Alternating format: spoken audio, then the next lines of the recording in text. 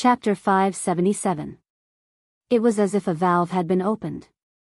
On the day the Flash woke up, the bank in Central City was robbed by a paranormal who could control the weather. The police could not do anything about it. Witnesses from all walks of life expressed their opinions on social media and criticized the government's inaction. Thea deeply despised the behavior of robbing a bank just because they had some ability. It was too scary to be ignorant. How much money could they have robbed? One day later, on the way home from work, Thea felt that something was amiss.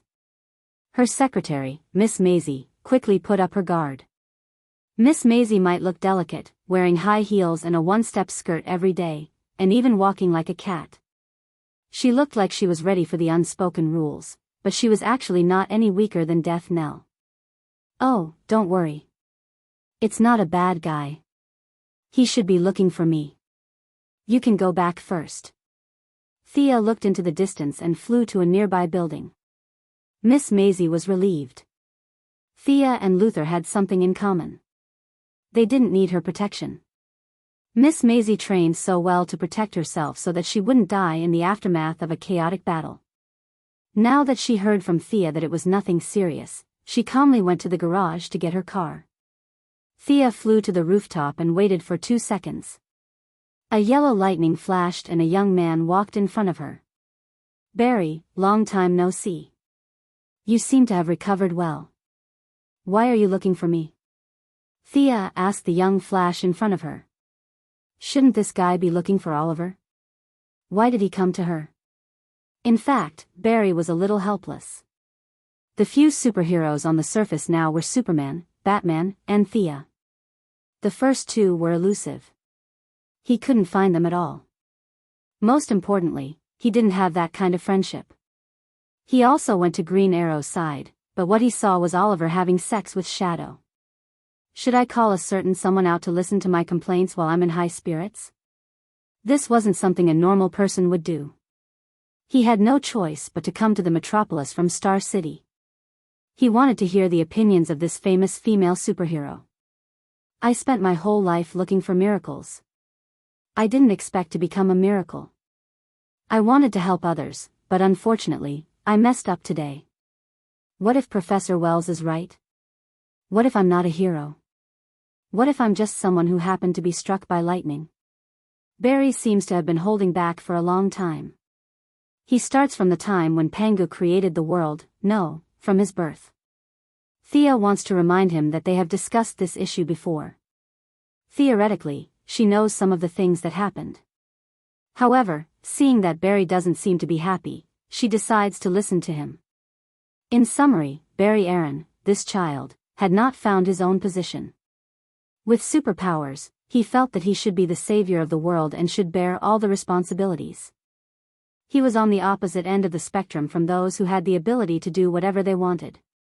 Thea had forgotten how Oliver had enlightened her in the original spacetime, but she had her own methods. She stretched out her hand and cast a water mirror spell. The water ripples, and soon, the image of an old man appeared. Thea knew that Barry didn't recognize him, so she started to tell him. "Dr. Savannah, he has been looking for miracles his whole life. Half a year ago, he finally received the favor of fate and obtained extraordinary powers. He thanked the heavens for their blessings and donated 1/3 of his family fortune. He also helps the poor from time to time. Now, he is still donating books and precious ancient books to various universities. He's already 60 years old, but he's still using light and heat." Thea felt a little guilty when she said this. Dr. Savannah was a proper villain in the original spacetime. Now that he had obtained 20% of Black Adam's divine power, in order to make a good impression on Thea, not only did he donate his family fortune, but he also built bridges and paved roads, planted trees, helped the poor, and helped the poor. He did a lot of good deeds. Thea didn't treat him unfairly. Naturally, she didn't give him the dummy version of the new creator's planet. Instead, she gave him a copy of the teaching notes that she used to teach Damien. If he had any questions, he could teach her remotely or leave a message. Seeing that Barry was deep in thought, she gave another example. This time, the image changed, and a little boy with green skin appeared. This boy's name is Carl Logan. His code name is Beast Boy. Due to an accident in the laboratory, he underwent a genetic mutation and can switch between animals. He's only 9 years old now. This is the image of him saving a traffic victim yesterday. In the image, Beast Boy turned into a pony, and in an instant, he pushed the victim from the front of the car that failed to brake to the other side of the road. Thea covered her face a little. It was hard to tell which was more painful, being hit by a car or being pushed by a pony. Barry, who saw this scene, was also a little embarrassed. This child was much fiercer than him. Thea coughed a little. Look, no matter if it's a 60-year-old man or a 9-year-old child, even if they do it clumsily, they are still doing it. It's better than not doing it at all. Everyone needs to grow, and heroes naturally need to grow as well. If they can't do it today, they can do it tomorrow. Heroes don't grow in a day, right? Do what you should do. It's not that lightning happened to hit you, it's that it chose you. Thea looked at the son of the god of speed, and said with a solemn and respectful tone. After laying out the facts and reasoning, Barry Allen regained his vigor and returned to Central City while singing. The first battle of the Flash. Thea stood there and thought for a while. It was better to go and observe. Compared to intelligence and charm, Thea wasn't good at speed. However, she had upgraded from a normal person's model to a lord's model. No matter how slow she was, she could still be faster than the rookie Flash. How could she run back like a wild donkey? Thea pursed her lips. She could still compete with him in speed in the future, but she wasn't in the mood now. She identified the direction and directly teleported to Central City. She put on an invisibility spell and entered the cutting-edge technology laboratory. Other than Caitlin, who noticed her visit, Psyker and Reverse Lightning didn't notice her at all.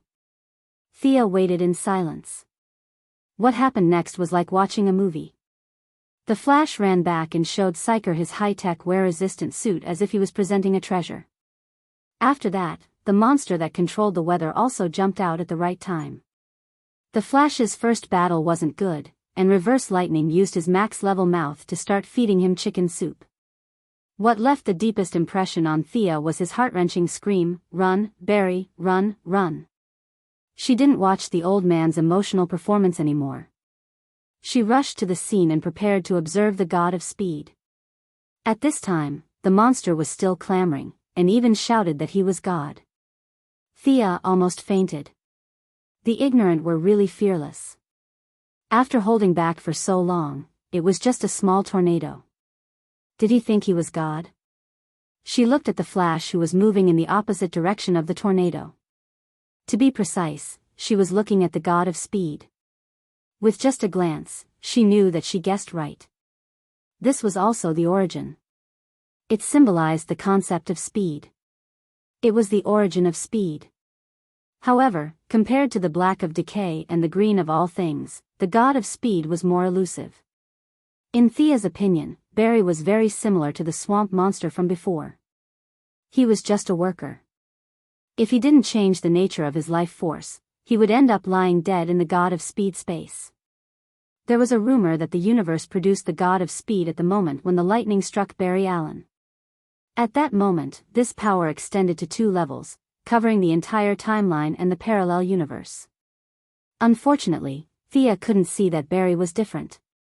Thea cast a few wind-type acceleration spells, trying to see if they could help the rookie Flash speed up, but unfortunately, they were all immune to the Flash's power. She tried to intercept a part of it, but this time, it disappeared into the air. Chapter 578. After trying several methods in a row, Thea could only give up. In the state of invisibility, more methods were not easy to use. She still had a lot of time, so she could slowly study it later. Unaware that there was someone spying on them, the soldiers were quickly killed by the Flash, who went berserk. Successfully obtaining the first experience of a hero, the fledgling Barry Allen ran back to the cutting-edge technology laboratory to celebrate with a few friends. The research on the power of speed came to an end, and the young lady naturally returned to her home. She had too many things to do, and the anti-lightning that was destined to die in this world was not worthy of her attention. In the next few days, the deeds of the Flash began to ferment, and various media reports began to talk about this lightning-like figure. There was no doubt that this was a superhero. Many rescued citizens could testify to this, but no one knew whether the hero was a man or a woman, old or young, or even an earthling or an alien. In just half a month, she defeated a superpower that could split and a superpower that could release poisonous gas. The comments on the internet began to show an explosive trend. What happened to our world? Would ordinary people still have a way to live in the future? This was not only the question of ordinary people, but also of several people who were in charge of the country's lifeline. Thea's evaluation of them was that they were a bunch of muddle-headed idiots. All questions about the Flash said that they did not know, which indirectly increased the worries of several people. They must immediately enter the interstellar era, and the technological level of the Earth made them feel very insecure. Do you know this person? In the place that Thea named the Hall of Justice, Batman asked and took out a few photos for her to see. It was amazing. Batman's black technology took a picture of Barry Allen's face, even though he was wearing an anti-wear suit and a mask. The Flash in the photo was rescuing a woman trapped in the house by a fire. He was running up the wall from the bottom. His technique was not very skilled, and his speed was a little slow. This gap was captured by Batman. After the image comparison, face recognition, face restoration, and dug out Barry's appearance. Well, I do know him. Barry Allen, a very kind person. He is a rare good person. Thea answered with certainty. Why can he run so fast? Is it a mutation? Batman asked. According to him, he was struck by lightning and became like this after that. Thea spread her hands. She knew Batman very well among the superheroes. This guy would definitely find a small notebook to write it down and think hard about how to deal with it. Catwoman said that he only slept for an hour a day and used all his energy to think about other people. However, Thea was still looking forward to his research. One had to know that the Fenrir armor's high-speed aiming device would be able to hit the pinnacle Flash in the future. She wondered how high the high-speed aiming device would be. She could only submit to this kind of unreasonable black technology. If this yellow lightning is a friend, then who is this red lightning? Batman threw out another stack of photos. There were photos of Gotham, Metropolis, Star City, Seaside City, and many other big cities. The only similarity was that there was a red lightning bolt in each photo. Defying lightning? Thea's face was expressionless, but countless thoughts were colliding in her mind. There were many theories about the origin of the power of lightning speed. Even those who were extremely fast could not figure out the source of their power, let alone an outsider like her. However, from defying lightning's painstaking efforts to cultivate the Flash for 14 years, some conclusions could be inferred. In short, if there was a Flash, there would be a power of lightning speed. Defying lightning came to this world. Because there was no Flash, his power of lightning speed disappeared directly. He could only cultivate Barry Allen himself.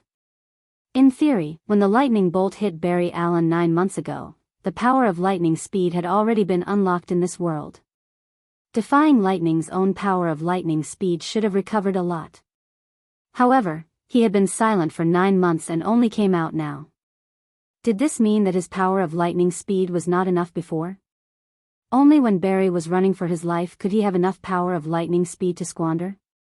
She was not an extremely fast person, so she could not understand the cause and effect of this. Thea only knew that defying lightning was now a little anxious. This world was too different from what he knew. He had to look around to confirm the next step of his plan. I'll take care of him. Thea took the photo of red lightning and said goodbye to Batman, then left the metropolis. That night, Thea flew high in the sky, looked down at the earth, and waited quietly. After waiting until the middle of the night, a red lightning bolt suddenly appeared at the end of her line of sight. The other party kept moving through the streets and alleys, stopping from time to time to search for something. Thea's supervision could see that defying lightning's face was getting more and more confused. This transmigrator from the 25th century was definitely not in a good mood at this time. When others were unhappy, Thea would generally be very happy. Seeing that defying lightning left Seaside City and was speeding on the highway, she was very unethical and pulled a magic rope on the side of the road. The rope was invisible and colorless, blending into the surrounding environment. In order to test the magic resistance of the power of lightning speed, she added a few triggering spells on the rope. She had just finished setting it up when the red lightning bolt was in front of her in the blink of an eye.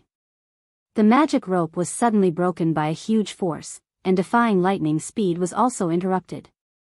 He rolled on the ground like a gourd, rolling 17 or 18 times on the ground. What the hell? Defying lightning looked around, a little confused. He dared to swear to God that he did not see anything just now. Thea was also very happy.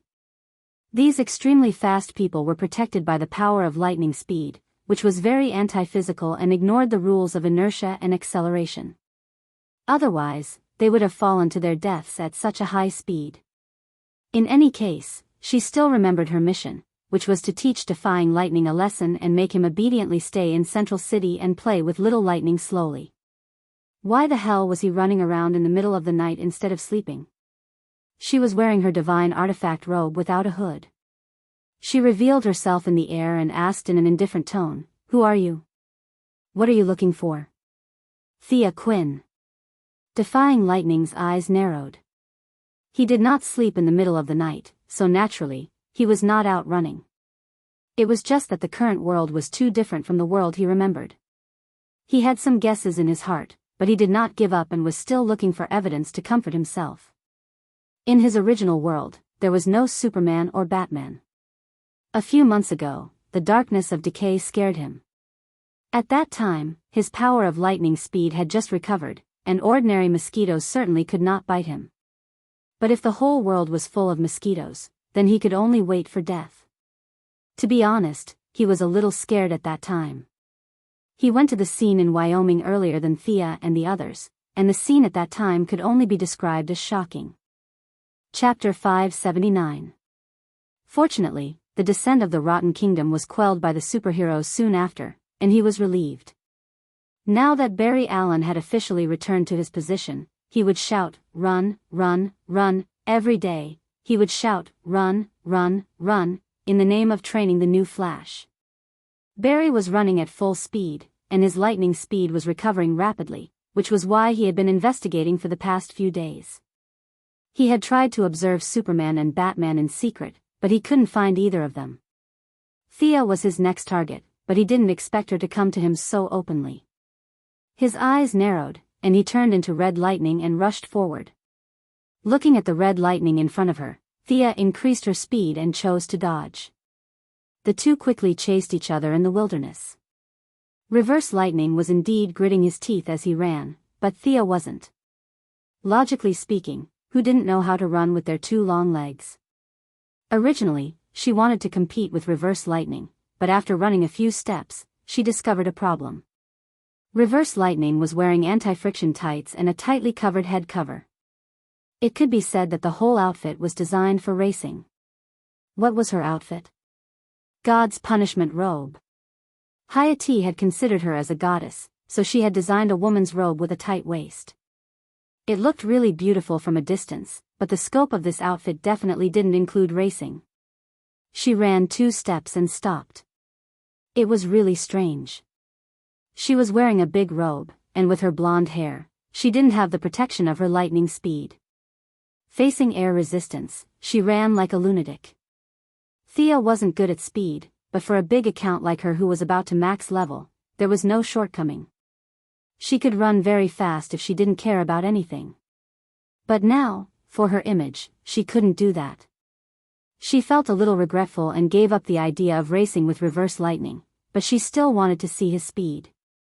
With her unparalleled mastery of teleportation, she began to use short-range teleportation to increase the distance between the two sides. From a distance, it looked like a mage flashing, rushing forward with a whoosh. Reverse lightning had never seen such a strange way of moving. He was very confident in his lightning speed. "I don't care where you run, I will chase with all my strength." For a moment, a sky-blue shadow was in front and a red lightning bolt was behind. The two of them began to compete in speed. They went west from Seaside, through Georgia, Alabama, Mississippi, Louisiana, and finally into Texas. The two of them didn't go to the big city, but instead ran as fast as lightning on the road. Of course, this was for against lightning. Thea herself didn't need to use much mana, and she also saw a lot of things along the way. From the perspective of the law of speed, reverse lightning was not too far away from the Flash himself. In other words, whatever speed the Flash had, reverse lightning had roughly the same speed. At this moment, Thea felt like she was a level 100 player fighting against a level 60 player. Was her opponent fast? It was indeed fast, and as time passed, the speed of reverse lightning also increased rapidly. However, it was not to the point of despair. According to her rough estimate, it was initially around 1,000 kilometers per hour, but now it had increased to around 1,500 kilometers per hour. There was no cover around the road, and reverse lightning couldn't catch up with Thea no matter how hard he tried. At this point, he already knew that he couldn't catch up with this woman, at least not with the lightning speed in his body. Panting and kicking, reverse lightning secretly gritted his teeth. When he recovered his full strength, he would definitely teach her a lesson. In an instant, he suddenly realized a problem. How could he be so tired? One must know that he could run hundreds of laps around the earth without stopping. Now, it was just a few minutes of chasing, how could he be tired? You noticed it? Let me see the essence of your power. The reason why reverse lightning was so tiring was naturally because of magic. Energy Drain, a very high-end necromancy spell, was naturally the quintessence of Morgan Le Fay's magic book. She had long since placed it on the magic rope, and it was directly triggered when reverse lightning was tripped. Thea not only absorbed his life force, but also a lot of his spiritual power, willpower, and a lot of other things, including his lightning speed. She couldn't do it when she was invisible in Central City, but naturally, she didn't have to worry about this today. She stretched out her hand, and a large red arc wrapped in divine power was taken out of his body. Damn! Seeing this scene, reverse lightning's eyes widened. I've always been the one to steal other people's lightning speed, but today, I'm the one being robbed. Are you still a hero of justice? I'm going to complain. The red arc was very rebellious. It kept hitting the divine power barrier, wanting to return to reverse lightning's body. What is this? She asked knowingly. I don't know. Reverse lightning answered simply.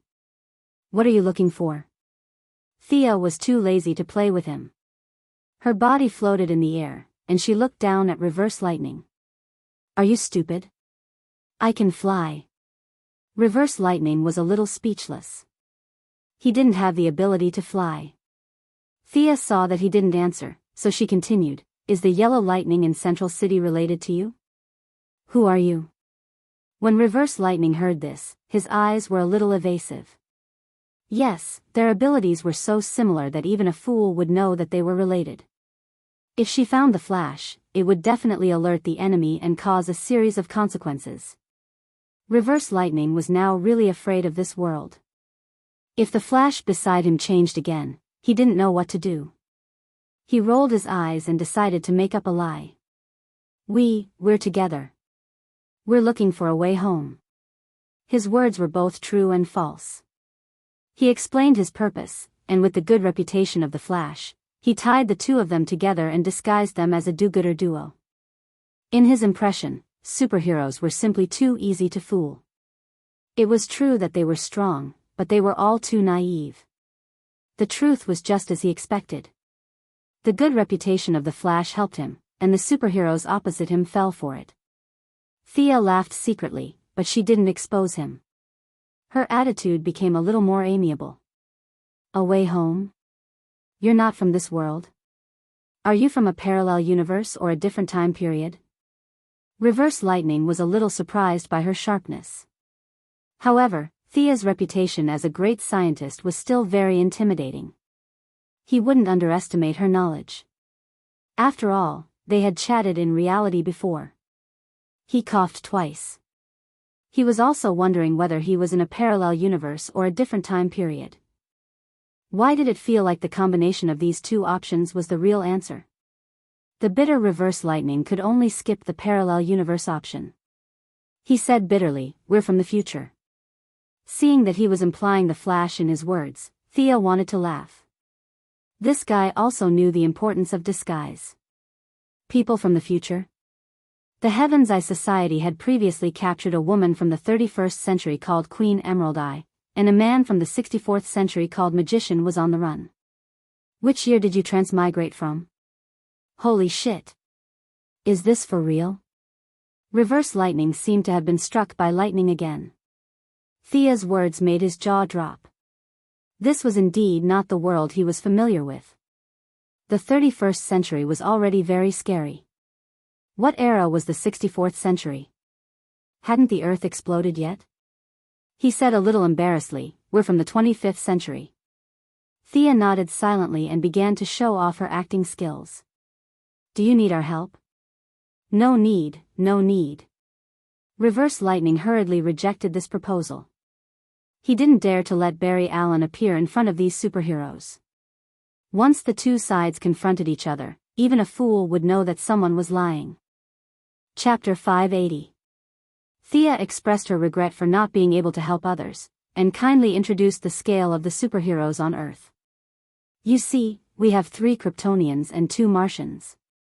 All of them are super powerful combat forces. The rest of the Earthlings have a lot of cheats, too many to count." Knowing that reverse lightning had never been to another planet, she took out the words she used to fool General Zod and introduced the universe to reverse lightning. Earth had 2,814 sectors, and there were 7,200 official Green Lanterns and the same number of reserve Green Lanterns in the universe. In short, we are all righteous people in this world. Are you happy to hear that? Reverse lightning, who was also a righteous person, hypnotized himself to express that he was very happy and excited. "We are just looking for a way home and doing some good deeds. We won't waste your time." After that, the two waved goodbye happily, and reverse lightning ran back to Central City with a bitter face. Thea went straight home. Reverse lightning should be quiet for a few days. Extreme Speed was such an unconventional and anti-scientific person. Thea decided to play with him. Back in the laboratory, she didn't rest. Instead, she took out the small ball of speed that she took from reverse lightning. After studying it for an hour, she had no choice but to seal it and put it away. Just as she couldn't understand death, she couldn't understand this extreme speed. Maybe it was contrary to her deity position. The god of trade and speed? The god of wealth and speed? The two didn't match at all. The source and the compatibility were too different. She could only comfort herself with this. Reverse lightning was so frightened by her that he trembled. He no longer dared to wander around in the middle of the night. Instead, he focused all his energy on training Barry Allen. Even Psyker and Caitlin had to work around the clock. The two of them complained that they couldn't take it. Reverse lightning ignored their complaints and focused on leveling up Barry Allen so that he could use his power to return to his own time and space. He didn't want to stay in such an unlucky world for a minute longer. At the end of the month, the Spaceship Explorer, which was jointly built by Quinn Group, Palmer Group, and Road Technologies, successfully arrived on Mars. More than 100 scientists and workers used mature nanotechnology equipment to build a simple residence on the surface of Mars. When the news spread back to the country, many media outlets went into a frenzy. Humanity had never been so close to the interstellar era. Thea continued to work hard to increase her reputation. Ray Palmer and Maxwell Rhodes from Rhodes Technologies also did not let go of this opportunity. The three of them used various opportunities to promote the convenience of the interstellar era. Naturally, the stocks of the three companies soared. The major countries in the world could not hold back their demands.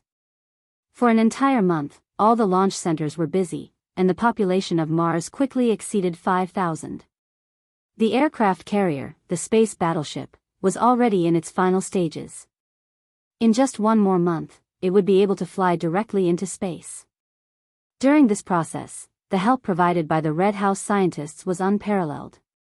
Although Dr. Sareth Stone was very unwilling to weaponize alien technology, he could only compromise in the big picture. He contributed a lot of practical individual weapons to prevent the possible interstellar war that might follow. Thea felt that his paranoia was quite serious, but she did not intervene too much. She could not tell the doctor that IBAN International Trade, a neutral interstellar business alliance, had long been secretly controlled by her. When the time came, all he needed to do was wave his flag and shout his battle cry, and it would be fine. Creating pressure for them and turning it into motivation was the right way to go. Therefore, she should still increase the sense of crisis that they should feel. Hey, Thea. Not long after she started work, Oliver, who had always been lazy, came looking for her. The two of them agreed to visit Barry Allen. In theory, because of Oliver's friendly match with Shadow, he still did not know that Barry had turned into the Flash. Oliver was a very stubborn person, but he was quite good to his friends. When he found out that Barry had just woken up after being in a coma for 9 months, Oliver prepared to call his sister, who had amazing medical skills, to visit him. Thea sorted out the order and felt that it was not against her principles. She also wanted to see if Reverse Lightning was behaving properly. The siblings drove directly to Central City. Thea was still slowly adjusting her state of mind. She did not want to become like Heron Mill one day, treating everyone as a burden. This was because, according to the Martian hunter, Heron Mill was once a very kind and caring god. However, time had eroded his mind. Countless years of life had caused him to forget his original intentions, resulting in a tragic end. Batman and the Martian hunter had said on various occasions that she was becoming more and more ethereal and unpredictable. The words of these two wise men rang an alarm bell in Thea. She no longer used magic in her daily life. She deliberately maintained a positive and enthusiastic attitude in an attempt to alleviate her psychological discomfort. Oliver's car was very fast. In less than 2 hours, they had entered the Central City. Speaking of cars, Thea had equipped the Green Arrow team with new equipment. Perhaps due to economic reasons in the original spacetime, Oliver's vehicle was a small motorcycle. How low was that? Look at Batman's equipment, and look at yours. Thea directly threw his small motorcycle into outer space. All kinds of black technology vehicles were installed on it. All kinds of polymer combat suits, fighter jets, gliders, tanks, robotic arms, and a set of speed-type power armor. The main material of the power armor was the body of the cheetah god that they had obtained when they arrested the leopard lady. Even if it was not as good as the Bat Cave, it could not be too shabby. After 2 years of accumulation, Oliver's driving skills were now at a level of 6. He could even be thrown into a Kena mountain to make a name for himself. Barry was now in good health. He certainly would not stroll around during work hours like the two idlers. He was still working in the Midtown police station. Thanks to Thea's high reputation and her sponsorship of the national police system, everyone knew her. Knowing that she was looking for Barry, everyone was envious and brought her into Barry's evidence collection office. The two siblings were waiting for him. Oliver was bored to death as he flipped through the newspaper. Thea looked up at the skylight. It was here that lightning struck Barry Allen and created the Flash. Why did the power of speed choose Barry among countless ordinary spacetime, countless universes, and countless planets? No one could tell whether it was inevitable or accidental. It could only be attributed to the wonders of fate. After a while, footsteps were heard. Barry Allen, who looked like a good student, opened the door. Oliver, Thea. The handsome boy greeted brightly. It was obvious that he had regained his confidence. Thea was a little speechless. What kind of eyes were you looking at? He saw Oliver the moment he entered the door, and then he saw Thea. It was a strange scene. Thea's charm attribute was almost exploding, and Oliver was just a handsome guy among ordinary people. Chapter 581. Let me introduce you to Ayers West. Barry introduced the dark-skinned girl beside him to the siblings. Speaking of which, the dark-skinned girl was also very strange. She grew up with Barry, but she didn't know that he liked her. Everyone around her knew that Barry liked her, but she was so slow that she didn't know. In the end, when the Flash mustered up his courage to confess, he made a big move, which was to say, I've always treated you like an older brother. The Flash's blood stained his clothes red. The four of them actually knew each other before, but they didn't talk much. They chatted for a while and then went to eat. Barry wanted to show off his ability to Oliver a few times, but because Ayres was beside him, he forced himself to hold back. Thea wanted to laugh when she saw Barry's hesitant look. What was even funnier was that she deliberately glanced at Reverse Lightning, who was in the cutting-edge technology laboratory, and he was as anxious as an ant on a hot pan. He couldn't help but be anxious.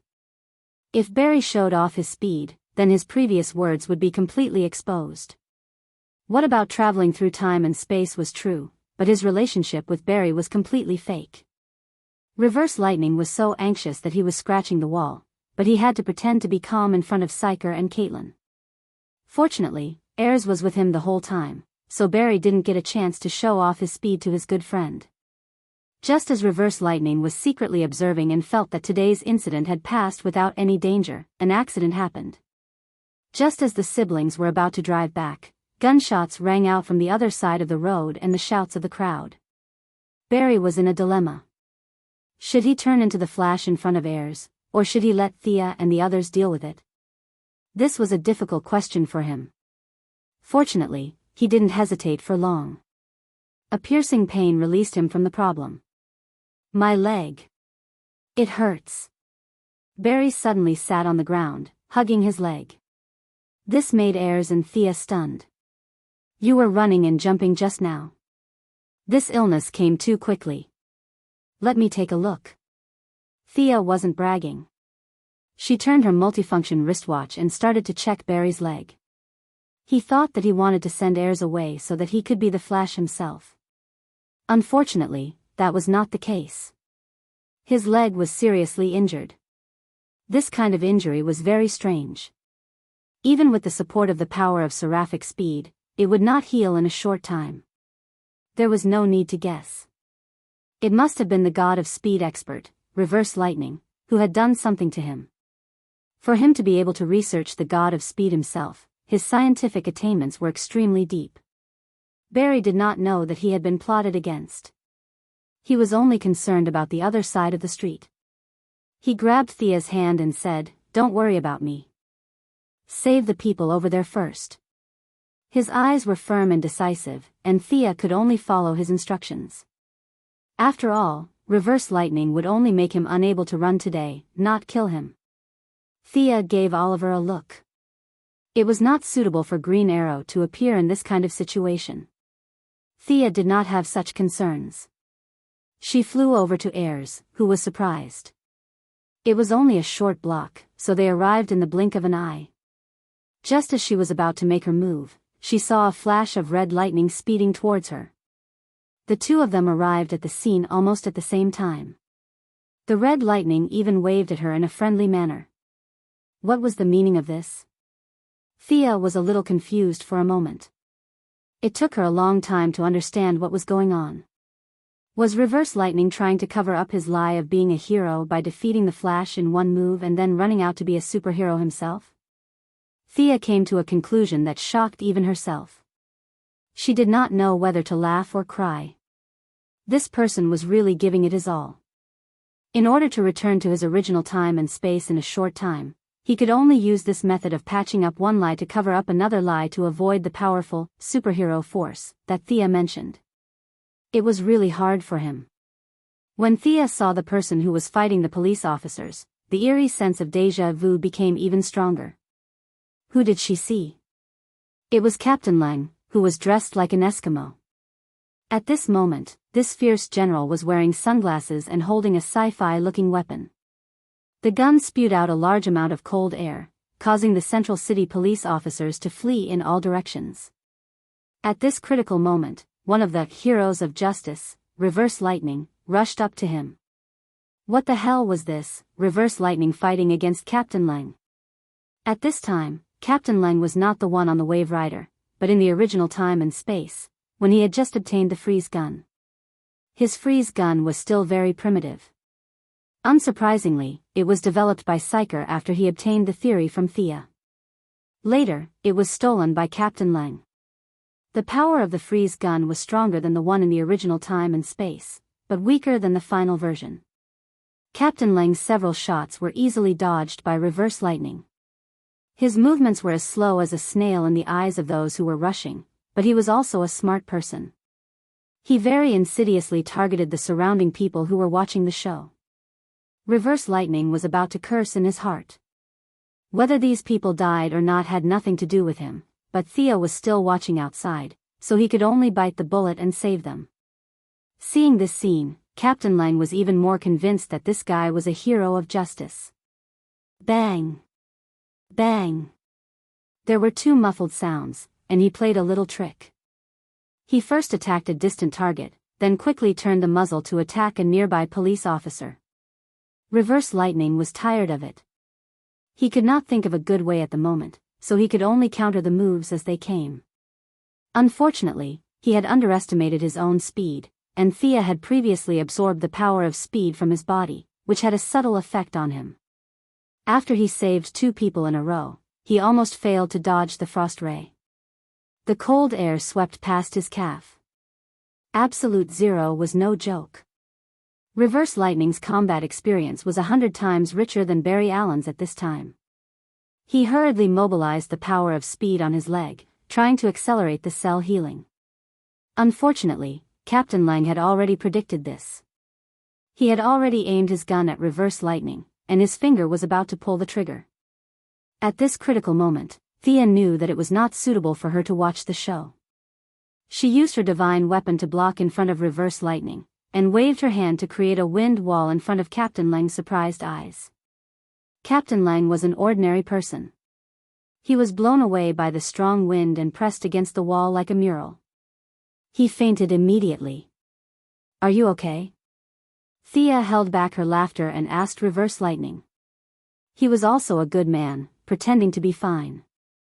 "Thank you for your help." He did not wait for Thea's reply and ran away like a wisp of smoke. He had no choice but to run. He had used the excuse of going to the toilet to escape. He had already wasted a few minutes saving people. Syker and Caitlin were smart people. It would be troublesome if they found out something was wrong. He had to go back immediately. He mobilized a large amount of the power of speed to wrap up his wound, and ran like the wind back to the cutting-edge laboratory. He quickly changed into the alias of Dr. Wales, and slowly walked in his wheelchair. There was no need to mention the gloominess in his heart. His leg had already been injured by the frost gun, and after running for a while, it had worsened the injury. Fortunately, he had the foresight to see that Dr. Wales was also in a wheelchair every day. Otherwise, it would be hard to explain how he could cripple his leg after going to the toilet. Chapter 582. Reverse Lightning didn't forget about Barry Allen. He also needed to treat his wounds. He sent Syker and Caitlin to pick him up. His excuse was ready-made. His good friend Barry was injured. Why didn't they hurry up and bring him back? After the two left, he finally had time to treat his wounds. It was a ghastly sight. There was a palm-sized area on his calf that was frostbitten. The regeneration of his cells was suppressed. Fortunately, Reverse Lightning's knowledge was not ordinary. He concocted a lot of medicine on the spot and applied it to the wound. However, it would take at least 10 days for the wound to recover. He had just finished treating the wound when the rest of the team came back. Thea, Olivier, the Flash, and a few of his friends ran back. Ayres was very anxious. "Don't worry, leave it to us. We have done a lot of research on his injuries." Reverse Lightning calmly comforted Ayres. At the same time, he kept looking at Thea. "Why is this girl still here? You have so many things to do. Staying in our central city will affect humanity's interstellar travel. You should hurry up and leave." His prayers came true. A few minutes later, Thea and her brother received a call at the same time. Olivier's team had found the Count of Vertigo's new stronghold. Thea received a call from the company, saying that there was an urgent matter to discuss with her.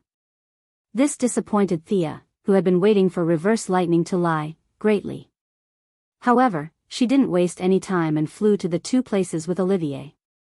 After dealing with the urgent matter, Thea turned her attention to reverse lightning. Reverse lightning gave Barry an excuse of muscle wear and tear. He also pointed out how unscientific and irregular his running movements were. In other words, this injury was caused by the accumulation of small problems from daily running. After that, he slapped Barry and sent him to the underground tunnel to practice running. The lie could be maintained for a while, but not forever. Reverse lightning just wanted to accumulate enough strength to return to his own world as soon as possible. He was annoyed by this group of superheroes. Unfortunately, he was smart, but others were not fools. After lying in bed for a whole day, Barry still discovered the problem. Reverse lightning was running back and forth under the watchful eyes of so many people. How could it not be noticed? Especially the matter about the red lightning that Barry had been pursuing for more than 20 years. Now that it seemed to be showing signs of surfacing, he could no longer hold back. He directly went to the metropolis to ask Thea, who had seen the red lightning that day. She did not hide anything, nor did she add anything to the story. She repeated what she had said about the lightning that day. "Barry, are you from the future?" She pretended to be curious and asked. "Future your sister. Why didn't I know that I was a transmigrator?" Barry immediately denied this conclusion. "I'm definitely not. My birth information and family records are all well documented. How can I be someone from the future? That's ridiculous. If I'm not, does that mean the red lightning bolt is someone from the future? Did he kill my mother? Why did he do that?" Thea naturally wouldn't say that he was copying history and creating the Flash. She immediately shook her head and didn't know. Barry didn't expect any outsiders to know about this, so he could only go back and think about it himself. He couldn't figure it out no matter how hard he tried. Naturally, he asked for help from a few friends in the cutting-edge laboratory. Reverse lightning pretended to be shocked and helped Barry come up with ideas to deal with him. The feeling was indescribable. This was also his helplessness. In fact, he could ignore the trouble caused by Captain Lang, but the identity of a hero of justice was a little useful to him. Should he provoke a bunch of superheroes to investigate him or let Barry investigate him alone? This was his choice before he deliberately exposed his whereabouts. He chose the latter. Barry was alone, and he was under his nose every day. It wasn't too difficult to fool him. The fight with Captain Lang was his proof of allegiance to the superheroes. Whether it was useful or not, he had to stabilize the forces outside first. If the superheroes outside didn't investigate him, he would have enough time to transmigrate back. Reverse lightning was betting that Barry wouldn't let outsiders participate in his mother's murder case. In the end, he won the bet. Barry only asked about the red lightning and didn't say anything about helping. He was focused on investigating the incident from beginning to end. Time passed slowly, and for a moment, everyone seemed to be very busy. Green Arrow was learning from the ninja master and fighting criminals. The Flash was looking for the real murderer, and Superman was living his life at home. Louise was pregnant, and a child that might have Earth and Kryptonian blood was about to be born. The Martian hunter was also busy teaching his niece. His niece was also a naughty child. After getting familiar with Earth for a few days, she accidentally saw Princess Starfire's live broadcast and said that she wanted to be a celebrity. This made the Martian hunter very worried. Batman was even busier. Because the interstellar travel plan was brought forward, this guy was moving his experimental base. He was very generous. Thea only had to build an underground laboratory, but this guy built his laboratory on the moon. The speed of human development on Mars was getting faster and faster. His lunar base could be discovered at any time, so he could only move it further away. After a few inspections, he finally moved to Dion. He was busy for half a month before the project was completed. Thea was also very busy. The modification of the mothership had entered a critical moment, and the military had invested a lot of effort into it. All kinds of materials, manpower, and technology were invested regardless of the cost. Almost all the scientists that could be gathered were gathered together, and they were doing the final adjustments. The military took out the USS Ford electromagnetic nuclear-powered aircraft carrier, which had not been in active service for a long time, to do a new modification. On this day, the sun was shining brightly. Many politicians, business tycoons, and scientists gathered at the U.S. military base in Guam. Among them were many scientists from the Quinn Group, Dr. Sareth Stone from the Red House, many generals in the military, the president who had not appeared in public for a long time, and a group of government officials. There was also Sia, Ray Palmer, Maxwell Rhodes, and a large number of financial groups that supported the military. They were all present. They were going to watch the entire process of the mothership's ignition and liftoff at the command center. The commander of the mothership was Major General Alice, a relatively young female general. Thea looked at it when she first heard the name, but she gave up when she found that it had nothing to do with Resident Evil. This test flight was a bit confidential. No one was confident that such a large ship could fly into the sky. Even Thea did not dare to make any guarantees. This was also the reason why she was there in person. If something went wrong in the middle and the whole thing fell, she would be able to catch it. No one dared to call the reporters. Everyone who had a stake in the project silently watched the preliminary inspection of the warship. The cost of the hull alone was more than $20 billion, and the cost of the later modification would be quadrupled. This was the main reason why the military could not withstand the pressure and took in the funds of the financial groups. As for how much the financial groups benefited from the government, they did not care. The young Major General Alice was methodically issuing orders. The nuclear-powered reactor began to operate, and the 4 rotors in pairs began to exert power. The rotors and the jet engine formed a combined force, slowly pushing the 80,000-ton aircraft carrier, which had been reduced to 50,000 tons by replacing the vacuum tube tungsten alloy with a large amount of hafnium metal, slowly into the air. It wasn't just the people in the command room who were nervous. Major General Alice, who was on the Ford, was also nervous. If such a big iron lump fell, she would be done for. Wasn't the plane equipped with an ejection parachute function? If such a big thing really fell, not many people would survive. Chapter 583. Alice, who held the rank of Major General, was well aware of the dangers involved, but she really had no other choice. The military had a ceiling for women. No matter how hard she worked, she would only be a Major General for the rest of her life. Rather than that, she might as well take the risk. So when she was selecting a commander, she was given this risky mission under the stunned gazes of all the male generals. Now she was in a state of confusion. To outsiders, the commander stood alone on the bridge with an extraordinary aura, but in fact, her heart was pounding and her palms were sweating. Seeing the mothership rise bit by bit, her fear did not lessen. Instead, it increased. She might survive if she fell half a meter off the ground, but if she fell 100 meters off the ground? Then she could only pray to God. The Ford was supposed to have a crew of 1,100, with a flight team of 600.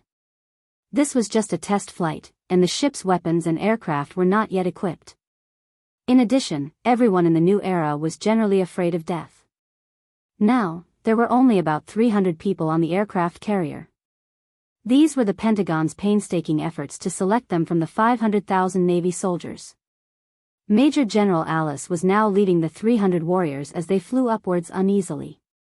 In the blink of an eye, they had flown over 1,000 meters. The nuclear power was working normally, and the 4 rotors were in line with the theoretical test data. But the ground command was still anxious. "I'll go out and take a look," Thea said and flew out. Her current situation was very similar to that of the Iron Man next door. Almost everyone knew she had superpowers. Except for the fact that she did not shout, "I'm the Iron Man," in front of the reporters like Tony did, she was treated pretty much the same. At first, everyone was a little afraid of her, but after a while, they realized they were not affected at all and gradually got used to it. The higher-ups were relieved to see her go out. At least it was a safety measure. Although there were no reporters, in fact, military satellites from various countries were watching Guam. If more than 300 people fell to their deaths, it would be difficult to explain. 1,500 meters, reporting to ground command. The mothership has taken off steadily and is beginning to accelerate. Major General Alice saw Thea too. She more or less knew what was going on, so she gave the order at the right time. The rotors began to rotate at full capacity, and the mothership rose rapidly. 5,000 meters, temperature drop. Activate the broadband active field thermostat. 15,000 meters, reporting to the ground. We are about to leave the troposphere, 28,000 meters. The mothership is operating normally in the stratosphere. The clouds here are beautiful. After rushing out of the troposphere, she suddenly realized that the clouds were already below her. Major General Alice was overwhelmed with emotions. She couldn't help but express her feelings of having survived a disaster. The Ground Command Center responded with warm applause. Although the cost of the project was too high, at least the experiment was a success. After the biggest difficulty of lifting off was solved, the rest was much easier to handle. The ground commander then directed the mothership to fly east back to Andrews Air Force Base. Yes, this thing took off from the naval base and flew back to the Air Force Base. The ownership of the mothership could no longer be divided between the Navy and the Air Force. Several generals from different military branches fought over this matter, but they still couldn't come to a conclusion. The propulsion system of the mothership was taken from them. The Red House scientists disassembled Aubin Su's spaceship and used a computer scan to install 5 high-powered propulsion systems on the mothership. The original speed of the mothership was only a few dozen knots on the surface of the sea, but now it was increased to Mach 3. The mothership timely activated the new protective shield developed by the former Quinn Corporation based on the Luther Corporation's foundation and flew back to Washington at lightning speed. Thea also followed along to protect them. There were no accidents until the mothership landed, which made her sigh in relief. After waiting for a few hours, many politicians took a special plane back to Washington and sent their late condolences to Major General Alice, who had accomplished this feat. The first few sentences were still normal, but as they spoke, they went off topic. The Navy believed that the flying unit of the mothership had to be Mach 3, while the Air Force believed that it had to be Mach 3. The two groups of people then argued about the personnel structure, clothing, military ranks, and a lot of other issues. It seemed like a small issue, but in fact, it was a matter of who would be the boss and who would be the second in command. The successful test flight of the mothership also meant that the Navy would gradually withdraw from the stage of history. Merging with the Air Force was the opinion of many knowledgeable people. Then came the question. Should they rely on the Navy at this stage to seize the leadership position and lead the Air Force, or should they be led by the Air Force? This was the question that the military leaders were most concerned about. Thea did not have time to listen to their nonsense. She told the vice president to report if there were any problems and returned to Star City alone. When she was in the sky just now, she received a call from Felicity. She did not say anything in detail. Thea was afraid that the mothership would fall, so she did not have time to deal with it. Now that things had come to an end, she finally had time to deal with it. Thea directly teleported to Felicity's villa. This big sister had been the vice president of the Quinn Corporation for many years, so her wallet was bulging. She did not hesitate to buy a mansion in Star City. What happened? Caitlin is also here. Oh, isn't this Ronnie? Aren't you dead? In addition to the two women in the room, there was also a destitute man sitting in the room. He turned his head, and Thea was slightly stunned when she saw his face. The man was Caitlin's fiancé, but he died in the explosion of the underground pipeline during the particle accelerator explosion in Central City. Caitlin was now the Frost Killer, but she did not forget their old relationship. This was also the reason why she immediately rushed over when Felicity contacted her. Professor Quinn, I'm not that young man, Ronnie Raymond. I'm Martin Stein. Do you remember me? The man asked nervously. She remembered, wasn't he the fat old man on the Wave Rider? Although Thea was not very familiar with many people, she still knew the first generation of Firestorm. Coincidentally, she also knew the two people who formed him, Ronnie Raymond and Martin Stein. Although she knew him, she could not immediately show that she already knew. After thinking for a while, she asked, Professor Martin Stein from the University of Chicago? Yes, we talked before. This young man, Ronnie, also said that he knew you. That's why we came to find you. The man was very excited. It was obvious that the fusion of the two people was driving him crazy. With all due respect, Professor, how did you become like this? The one who occupied Ronnie's body was the fat old man. He told Thea about the explosion that day. The creature chose? During the reconstruction, the creature chose the most optimal setting, which is Ronnie's young body and your excellent brain. So now you are the one who is controlling the body. Is that what you mean, Professor? Thea made her own judgment after hearing the connection. Yes, Professor Quinn is indeed an expert in biomedicine. You are absolutely right. The man wanted to hug her leg and cry. He finally met someone who understood. Chapter 584. Professor, you want me to help you separate the two of you, right? Thea asked again. Yes, you're absolutely right. Professor Stein almost shouted at her. Thea ignored Stein's salted face and split a portion of her spiritual energy to scan the two of them. After scanning for 2 minutes and combining it with the science she already knew, she sighed. Professor, because of nuclear fission, the molecular structure of the two of you has completely fused together. This is your expertise in nuclear physics. You should know that even if the two of you are separated, you will no longer be normal humans. Both your immune system and hematopoietic function will be severely damaged. Stein was depressed. I know that we have already missed the best treatment period, but at that time, the two of us were entangled with each other and were in a daze for a long time. We only gradually regained our consciousness recently. Thea also started to think. In the original timeline, Reverse Lightning acted as a living bomb and used the black technology on her battle suit to decompose the nuclear power that formed the foundation of the two of them. Did she have such a thing? She really didn't have it on hand at the moment. She had a few technological products that were somewhat related, but they needed major modifications. The technology aspect was a little troublesome, but she had magic. Just like how she decomposed Miss Abby and Professor Holland, she could separate the different souls and then find a dead body to reincarnate into. Everything would be fine. Unfortunately, she was a hero of justice and couldn't do it. The fat old man was so old-fashioned that he wouldn't agree to it. Basically, she couldn't use methods that involved moral aspects such as reincarnation, cloning, and so on. Thea could only think of another way. Separating from the original body was the only way. Professor, do you believe in magic? The fat old man didn't believe in it at all, but he didn't have a good idea at the moment. Now, as long as she could separate them, he would even try witchcraft and immortal arts, let alone magic. Nodding against her will, Thea snapped her fingers. That's easy. I'll suppress your body and then use an illusion to simulate the explosion that day. Let your body think that it went through another fission, then the two of you will be separated again. Hypnosis to mobilize my own subconscious. Stein continued to use scientific methods to forcefully explain Thea's treatment methods, making the young lady very helpless.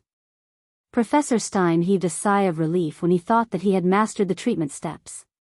He thought that he would have to use something like a blood sacrifice totem. Thea's treatment method did not deviate too much from what he knew.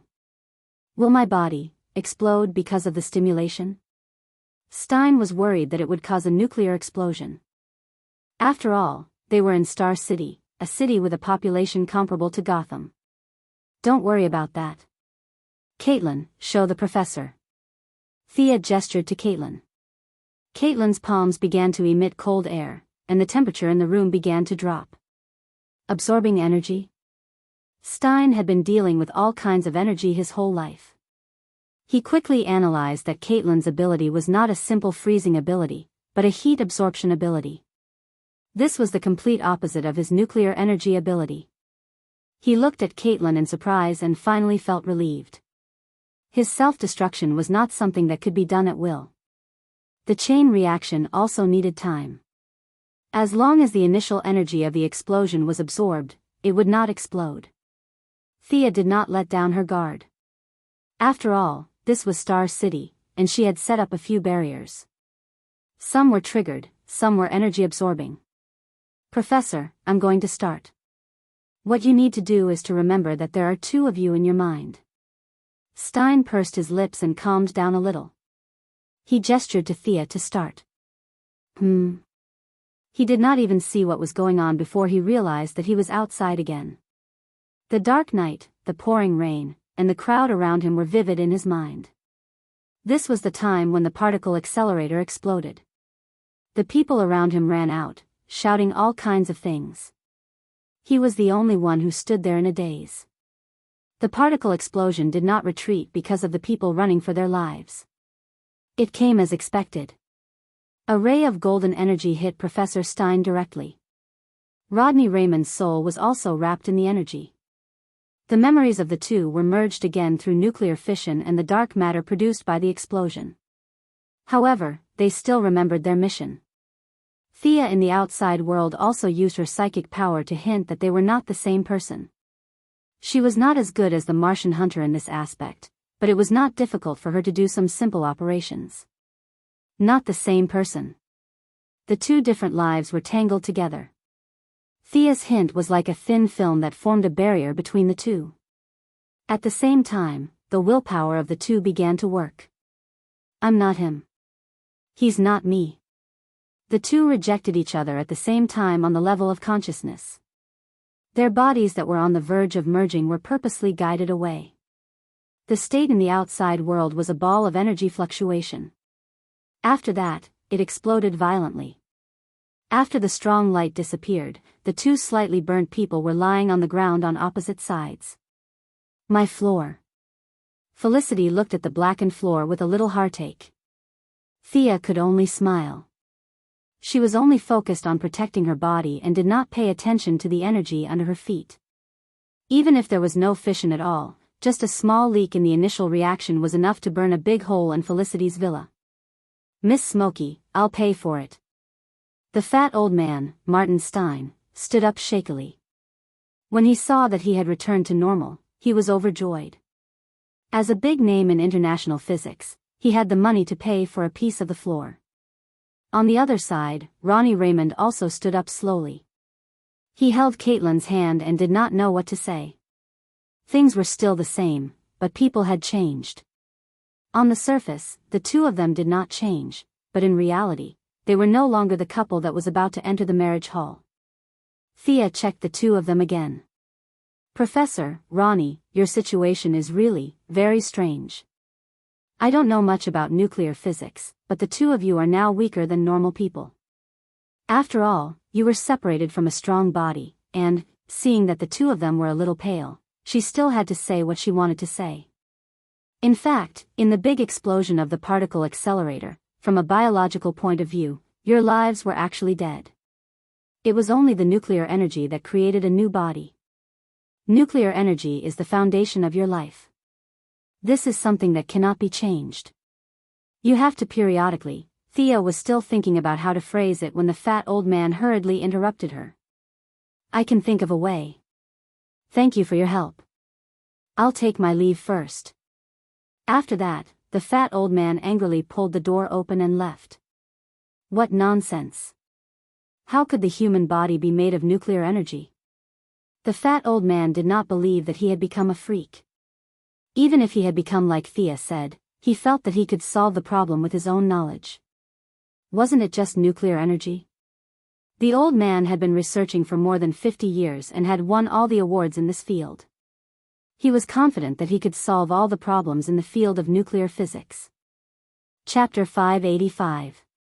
Thea was not angry about the fat old man slamming the door and leaving. After all, it was Felicity's house door that was slammed, and it had nothing to do with her. However, she had a new understanding of the old man's stubbornness. Wasn't it just a change in life form? Was there a need to react so strongly? Ronnie Redmond's expression was equally ugly. Although he wasn't as outstanding as Syker and Caitlin, he was still quite capable to have been chosen by reverse lightning. It wasn't hard to guess what Sia had left unsaid after connecting the dots. Using the excuse that his thoughts were in a mess, Ronnie quickly left. Both of their patients had run away. Fortunately, this was not a hospital, or they would have been beaten to death. Did you pay the medical fees and run away? With the patients gone, the three women were free. Thea had just finished working on the mothership and was preparing to rest for 2 days.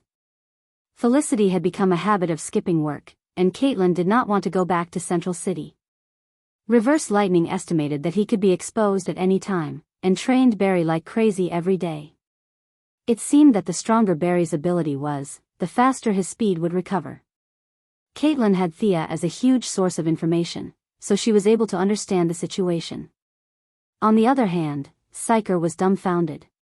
He did not know what had happened to Professor Wales, who had always been a nice guy, to train Barry so hard. Similarly, Barry had a black face full of question marks. He had a high IQ among the superheroes, but he lacked key clues. If he did not connect Reverse Lightning and Professor Wales together, he would never find the truth.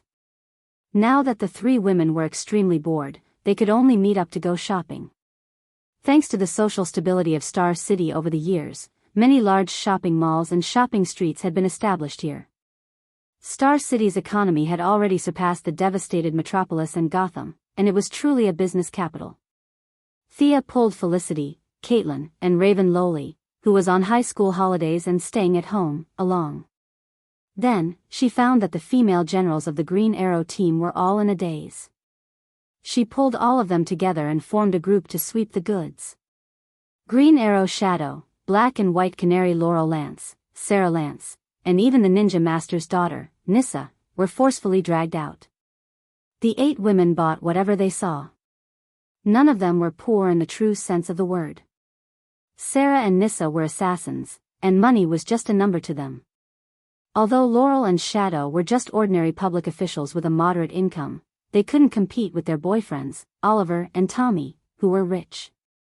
The two of them swiped their boyfriends' bank cards. She bought all kinds of spring and summer clothes, bags, accessories, and all sorts of other things. Laurel liked the black mesh stockings very much, so they accompanied her for a long time. She had thought that it was just Laurel's personal interest, but she didn't expect the other girls to be so interested. Felicity was one of them, while Caitlin and Raven chose black stockings. Sarah Lance chose white stockings, and Nissa, the Ninja Master's daughter, who had an illicit relationship with her, also chose a few pairs of stockings. Thea originally had no interest in stockings, but seeing the girls trying them out in high spirits, she also chose a few pairs of different colors. Maybe she should go back and encourage Diana to try it out. The long-legged goddess and she never wore stockings. Perhaps Diana could wear stockings and high heels, which would make it easier for her to have a good fight? The goddess of trade and wealth had a wicked thought. Every store had a door-to-door service. Swiping a card to pack up, someone would naturally deliver the goods to the address. The girls didn't need to carry large and small bags after shopping. After a crazy shopping spree, they went to the gym and went to the hot spring. Lying comfortably in the hot spring, Thea couldn't help but wonder if she should form a female Justice League in the future.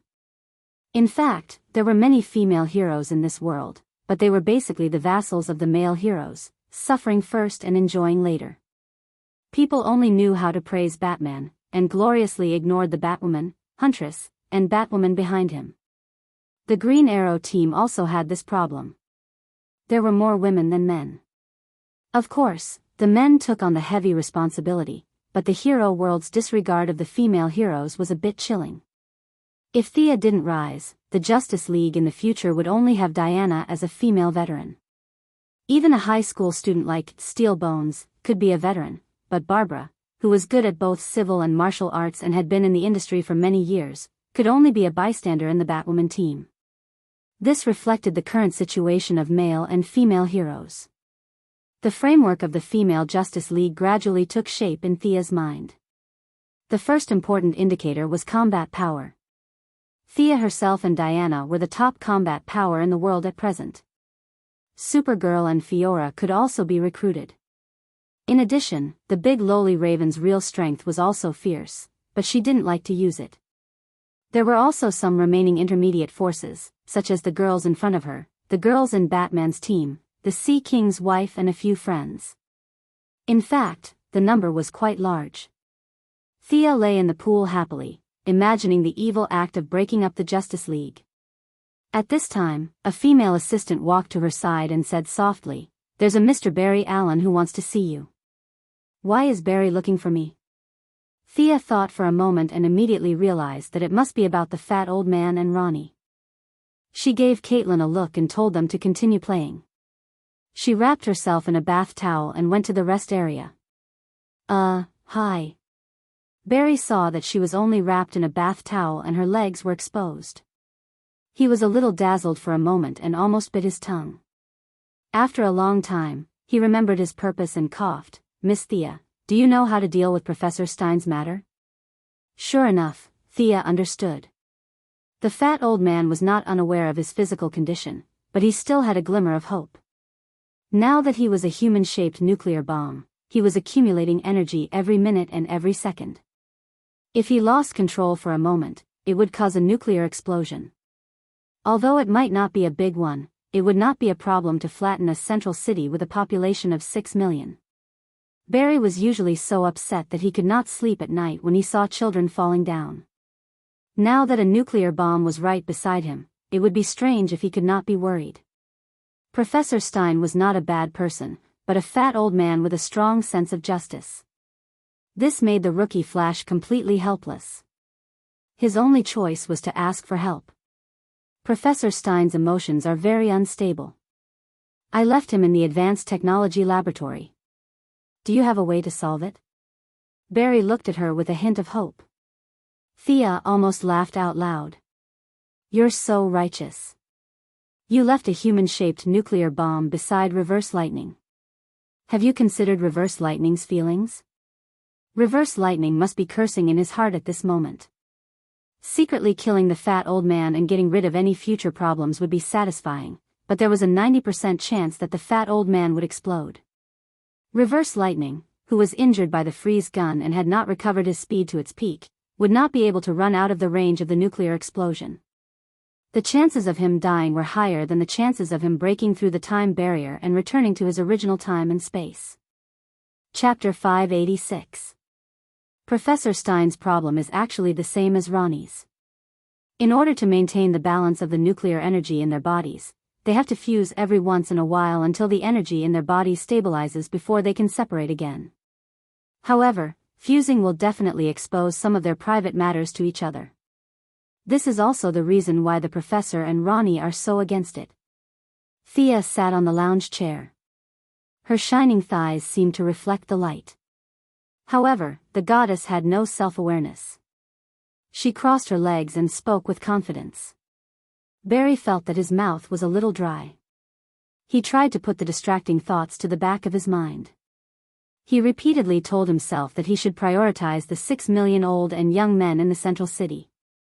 He also thought about his mother's death and his father's wrongful imprisonment. Finally, he managed to suppress the messy thoughts in his mind. The young lady really didn't realize that she had caused so much trouble for others. Let's go.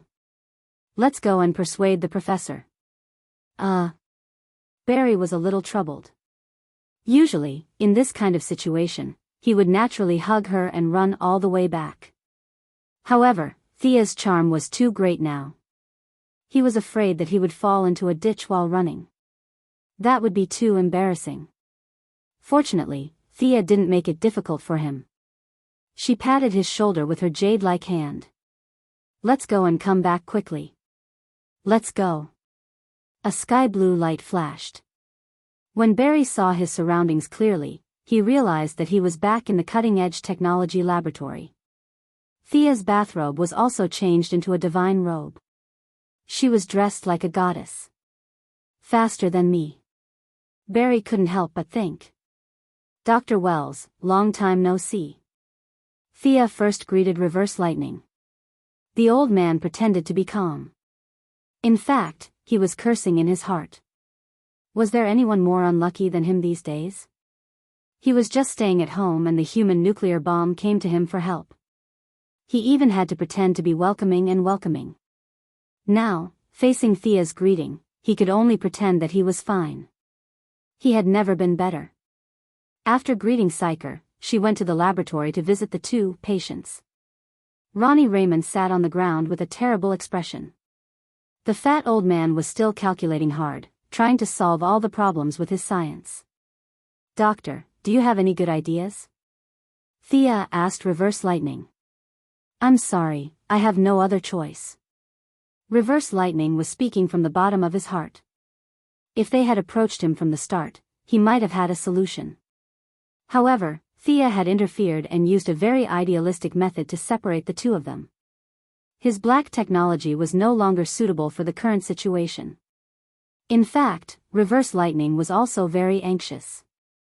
After all, no one wanted to see a nuclear bomb dangling in front of their eyes. However, he had no other choice. Nuclear energy was not a cutting-edge technology. In the 25th century, humans were all using clean energy. Nuclear energy, which was highly polluting and harmful, had long been abandoned. Reverse Lightning was a scientist, but he was not an all-rounder. In his time, no one researched nuclear energy. Purely from the perspective of nuclear physics, his attainments were not as good as Professor Stein's. "Professor, Ronnie, you don't have much time left. You have to merge immediately, or the consequences will be unimaginable," Thea advised coldly. If they didn't listen to her, she would have to use force. Although her motive was different from Barry and the other heroes of justice, she would not give away the lives of 6 million people as a favor. The fat old man calculated for a day and went through everything he had learned. He found that he really couldn't solve the problem with his body. He was a little depressed and asked, "What happens after merging?" Thea thought for a moment and said something to Barry in a low voice. The Flash ran back and forth with a swoosh and handed her a very sci-fi square device. "Professor, Ronnie, this is a portable nuclear power device that I developed. With just 4 devices, it can drive a behemoth like the Ford to fly continuously for a week. I'm now using its principle and operating it in reverse. It can absorb the excess nuclear energy in your body. There's also a regulating valve here. When the valve is open to the maximum, it will instantly absorb your energy, which means that you will be separated directly. When your body is full of energy, you will combine and use this device to separate. This is the only way I can think of. This is the only way." She briefly explained the principle to the old man. It was definitely not possible to use it directly. This finished product was from an aircraft carrier and had a diameter of more than 1 meter. Now, it needed to be miniaturized and portable. Thea still had to do some modifications. Fortunately, this was a laboratory. Whether it was Reverse Flash or the Flash's friends, they were all experts in technology. Especially the fat old man, who was a big shot in the nuclear physics field. Simplifying the chemical process wouldn't be a problem for them. "If we set the rotor in reverse, we can." Thea was changing the circuit when suddenly, her vision turned black. Her supervision automatically switched to night vision. Only then did she realize what had happened. The cutting-edge technology laboratory had a power outage.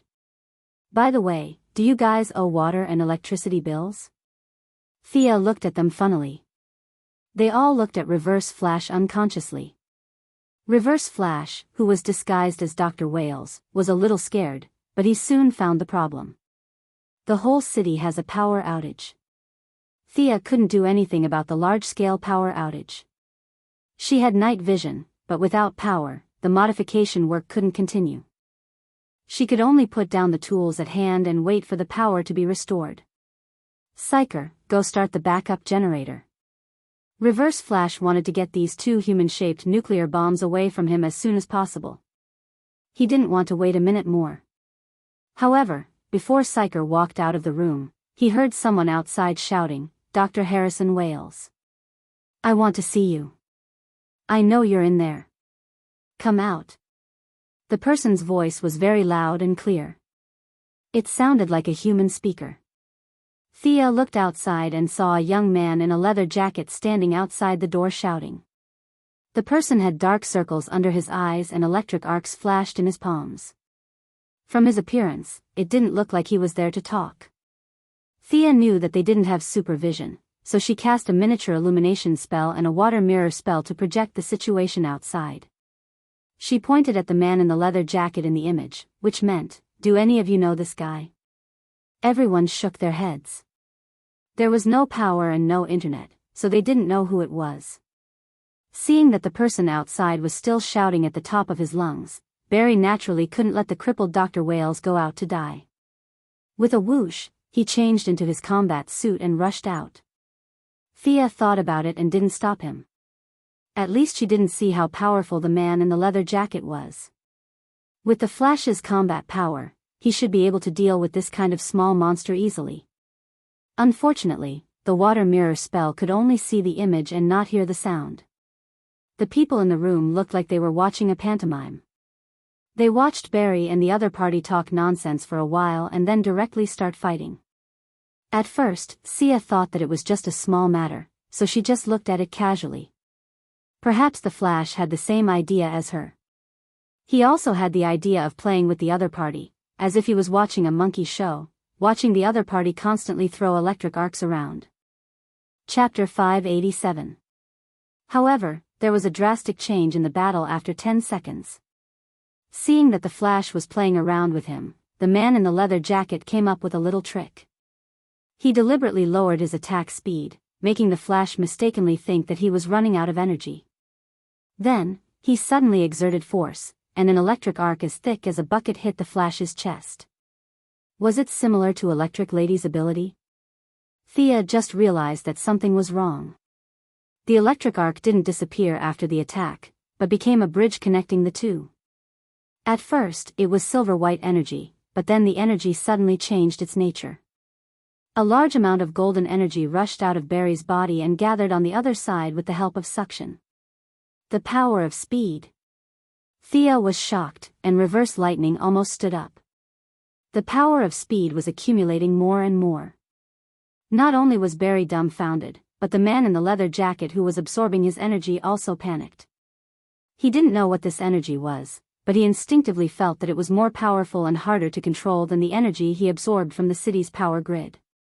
Stop him. Reverse Lightning was anxious. Thea also knew that this was a serious matter, so she directly teleported out. Unfortunately, she was still one step too late. The ability of the man in the leather jacket had a fatal flaw. He could only absorb energy, but he didn't know how to stop. Usually, he would absorb energy until there was no energy left. He always thought that his body could store unlimited energy, but today's encounter with the power of speed taught him a good lesson. A large amount of the power of speed was accumulating in his body, but he was not the son of the power of speed. He couldn't mobilize this energy at all. Before Thea could think of a magic to interrupt, his whole body exploded from the inside out.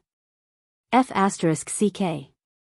Faced with the impact of the turbulent energy, Thea could only retreat to the subspace temporarily. When she came out, she found that the man in the leather jacket was like being possessed by a monster. There was a big hole in his chest and abdomen, and he was lying in a pool of blood with a frightened face. Half of his heart was blown away, and he died. On the other side, Barry didn't have the ability to retreat to the subspace. Fortunately, he was the son of the power of speed. The energy was all absorbed from his body, so it didn't cause too much damage to him. A minor character who wouldn't live for more than 2 chapters and didn't even have a name killed the Vanguard General of the Justice League, the Flash. Who would believe that? Thea looked at the pitch-black surroundings and directly took the jacket man's body. His body was very valuable for research. This guy's ability was like the DC version of the star-sucking great magic. Although the hidden dangers were huge, if used well, it could be very effective. If he could create thousands of clones while maintaining his abilities, he would be able to suck Darkseid's blood dry. After decorating the scene, he sprinkled some pieces of clothing and blood on the ground, proving that this person had been blown to smithereens. It would be even better if Reverse Lightning suspected that this person had been sucked into the Godspeed Force space. When she sent Barry back to the laboratory, everyone hurriedly started the backup power supply. There was another round of chaos. The Firestorm duo also helped. After a series of blood tests, everyone was dumbfounded. Barry's lightning speed was sucked dry, and he became an ordinary person. Everyone was very depressed. Thea looked at Reverse Lightning from the corner of her eyes. She saw that he had taken off his glasses and was holding his forehead. He was exuding a lingering sense of lethargy. Yes, the threat of the two human-shaped nuclear bombs was still there, and the Flash, whom she had spent so much effort cultivating, was now useless. Reverse Lightning was already acting like a cripple. Thea wasn't too worried. Barry's protagonist aura wasn't any worse than Batman's. The son of the Godspeed Force would at most be depressed for a while, and his Godspeed Force mother would definitely give him his abilities again. At the very least, Thea knew that reenacting the scene when he was struck by lightning would allow him to regain his Godspeed Force.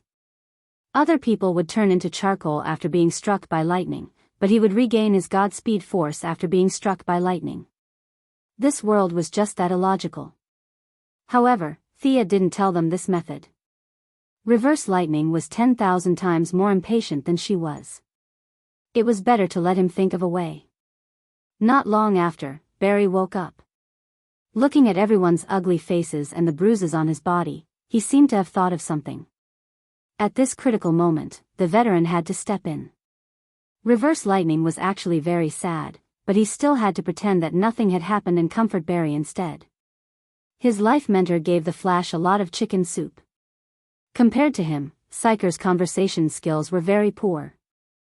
What did he mean by, Barry is still Barry without abilities? What did he mean by, you will always be our friend? These words were very depressing. How could having superpowers be the same as not having them? Thea saw that Reverse Lightning was about to beat Psycher up, so she quickly pulled him away. Everyone was silent, and only the rustling sound of Reverse Lightning looking at Barry's body data could be heard. Barry's matter was very urgent, but the matter of the two human-shaped nuclear bombs was even more urgent. The equipment that she had helped them develop was interrupted halfway by the power outage and the leather jacket cameo. Now, she couldn't stop work just because Barry had lost his speed. She had to continue. It was just that the originally enthusiastic atmosphere was a little cold, and the few of them were no longer as energetic as before. Thea could only helplessly liven up the atmosphere and use the opportunity of explaining the theory to distract their attention. This theory was also very interesting. It was a parting gift from the fat old man when they were on the Wave Rider. However, she had been getting stronger and stronger, so she hadn't found a use for it. Now, using its ability to absorb and recharge energy, it was like a switch that could help the Firestorm duo to merge and separate at any time and place. As soon as he heard that it was the result of nuclear physics research and not some magic or witchcraft, the fat old man's interest was immediately raised. He pestered Thea to ask about the operation. She explained it to him. When the old man heard that he understood most of it and could roughly understand a few parts, he immediately recovered some of his spirit. Thea was a little embarrassed. Using the old man's future research results to fool the current him was really a test of how thick his skin was. When the device was finally set up and the worries were solved, the two of them no longer hesitated. Even if they died, they would drag 6 million people down with them. Neither of them would do such an evil thing. The two of them clasped their hands together. With a muffled bang, the Firestorm with Ronnie as the main body and the fat old man as the auxiliary came into sight again.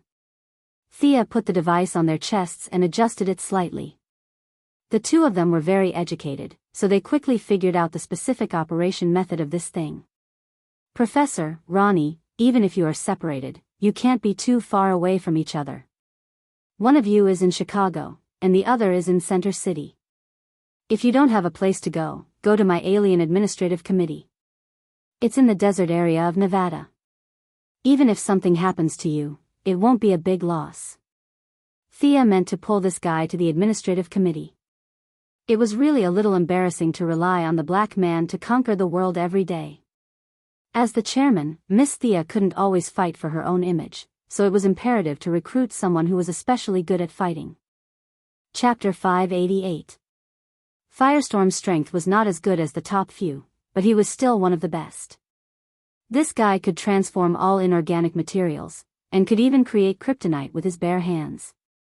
His body was strong, his intelligence was good, he could fly, and he could use energy attacks. He was a rare jack of all trades. What if we explode there? Firestorm was still a little hesitant. He even wanted to find a deserted place to die. "There are aliens there," Thea said casually. The few of them immediately understood. Were aliens human? That was for sure. But if they had to choose between sacrificing 6 million aliens and 6 million Earthlings, they would not hesitate.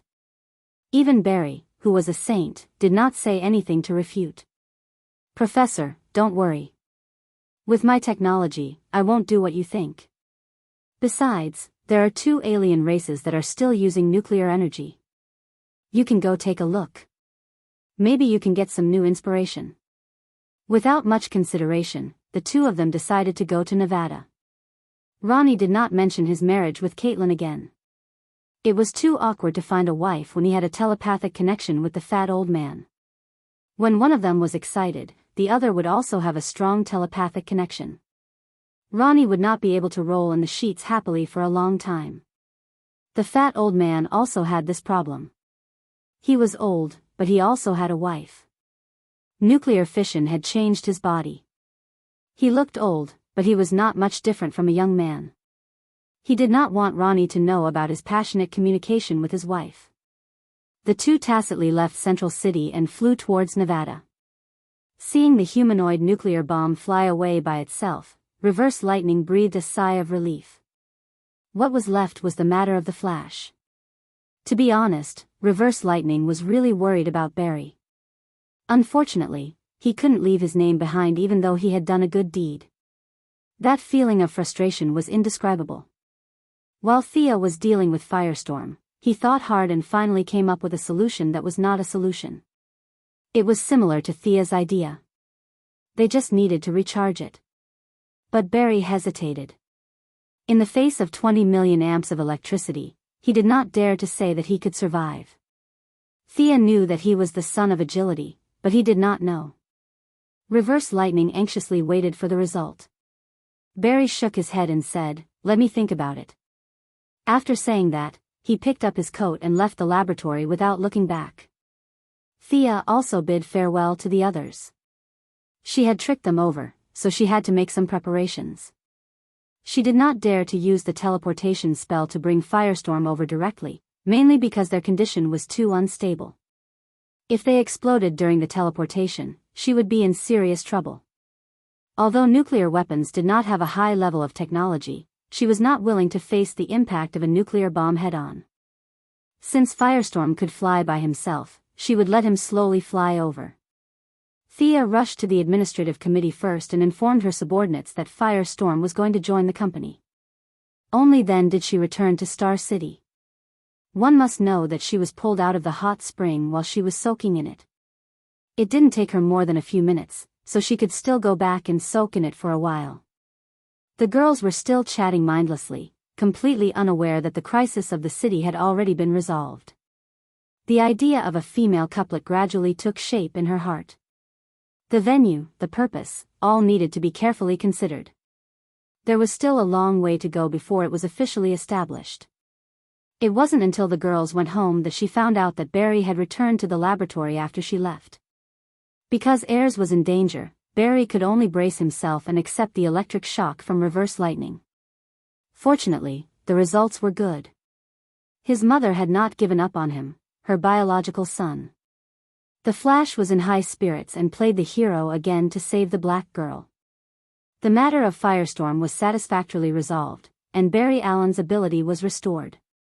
However, there was still no end to the hatred of his mother's murder. A vague fog shrouded him.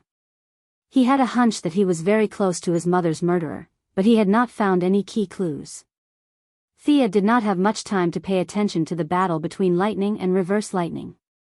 She was super busy now. She did not even have time to study the body of the man in the leather jacket. She was busy making a mascot. Moira won the party's primary election with a large number of votes. This first step was very stable. The next step was to give a national speech, a show, to let ordinary people know her political views and character. As a family member, Thea could only help to build momentum. Originally, Oliver was also a good choice, but compared to Thea's explosively good reputation, his reputation was too bad. The staff collectively rejected Oliver's proposal to walk around the country. They only asked him to be present in a few key cities. The rest of the time, the task of accompanying the mother fell on Thea's head. She did not have stage fright, but she had to be gentle, decent, approachable, and not steal the limelight from the mother.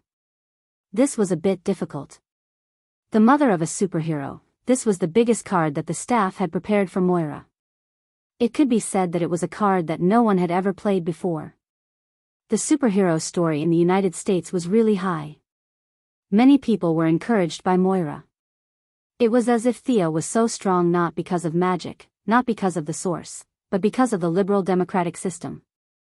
For a long time, the young lady became the other people's child in the mouth of everyone. A large number of middle-class people expressed confidence in Moira's ability to govern.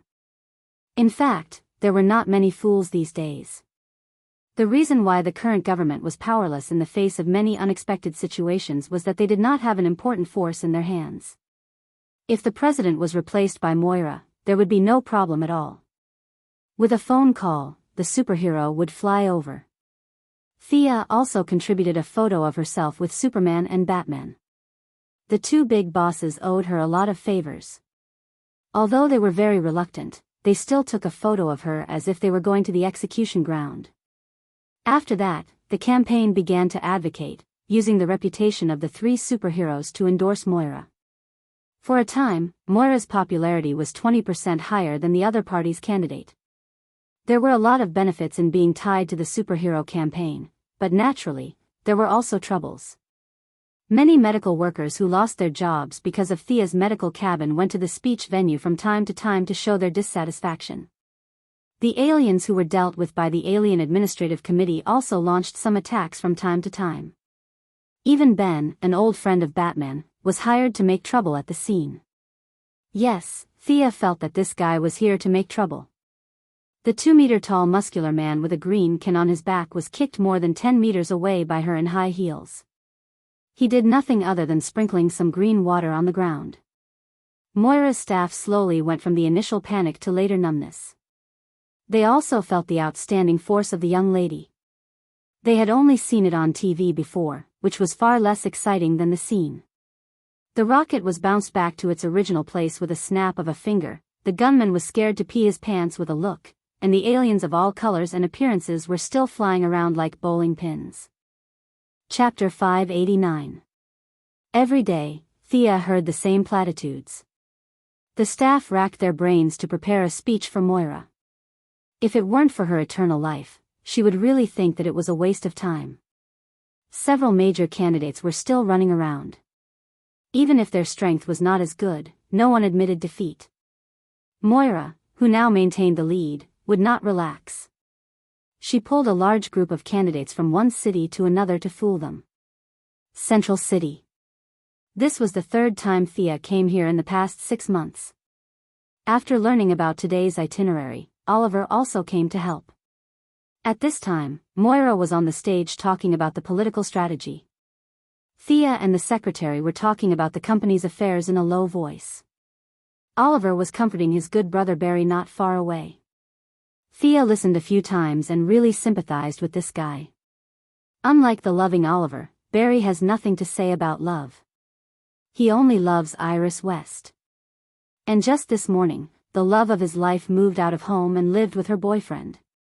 This boyfriend was not him. When Barry mustered up the courage to confess to her like a defeated dog, Blackie decisively rejected him. Most of the time, she said something like, "We are friends, you are a good person." This blow to Barry was no less than the disappearance of the power of Godspeed. It was hard to catch Oliver. Thea felt that she was gloating a little, but it was not good. But she wanted to laugh when she saw Barry. Barry would not know that in a place where he could not see, there was actually a person who was suffering more than him. That was Reverse Lightning. Because Iris's taste in men was very strange, she chose a police officer named Eddie Swan in the Sea of People. This handsome police officer was Reverse Lightning's 48th generation ancestor. He was his direct ancestor in the 21st century. His own direct ancestor and the Flash's wife were together. When the time came, would it still be his 47th generation ancestor? This was simply murdering reverse lightning at the source. Unfortunately, he couldn't use force against these two. Iris was too important. In the original timeline, she and Barry had a large number of speedsters. Reverse lightning didn't dare to make a move. The Silver Superman was able to kill his own mother regardless of karma, but reverse lightning didn't have that ability. Every time he saw his ancestor and heirs having sex, he felt like his heart was about to stop. If they had a child, his chances of survival would be infinitely close to zero.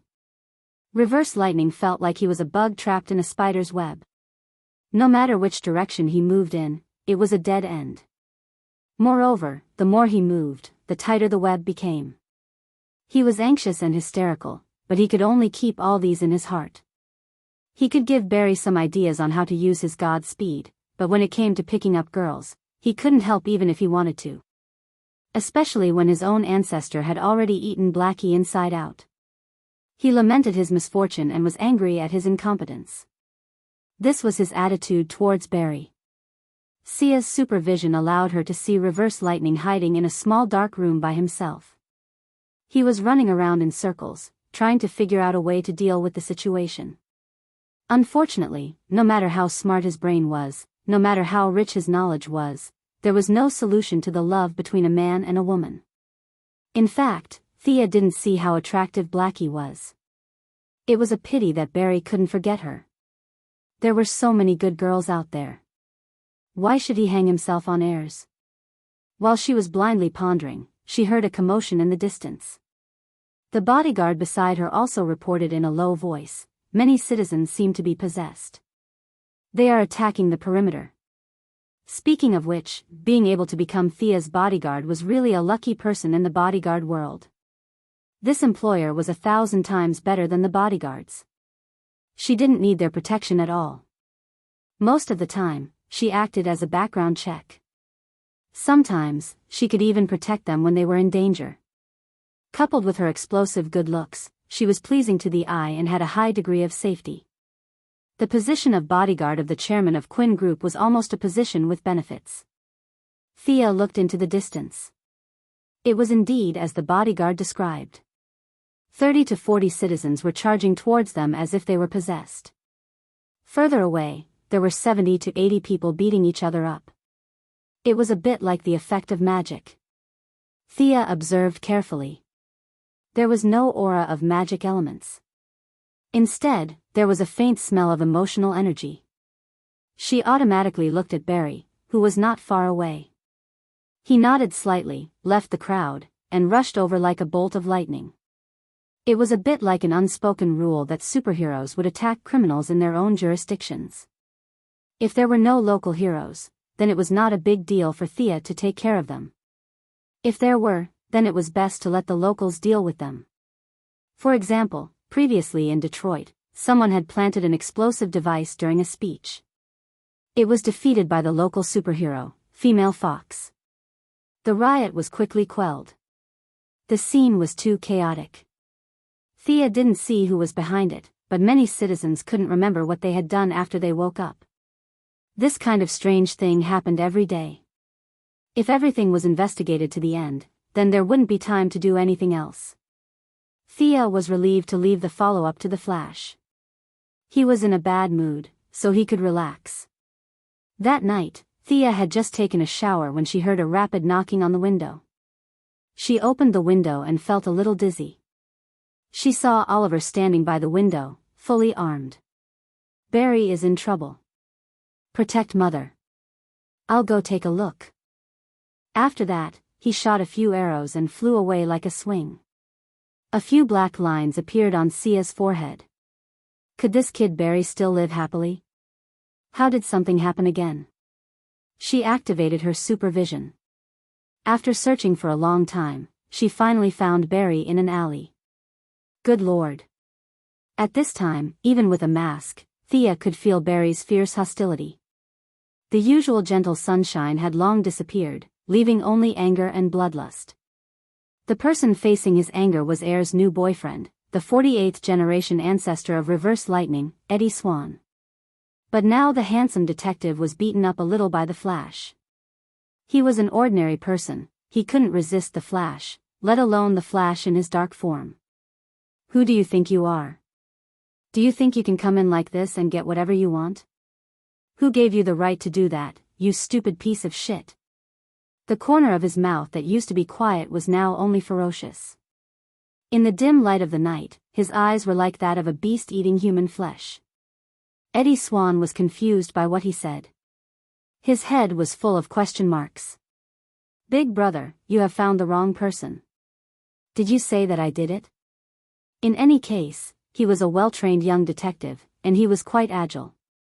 He rolled over and pulled out his pistol, aiming at Barry and shooting at him.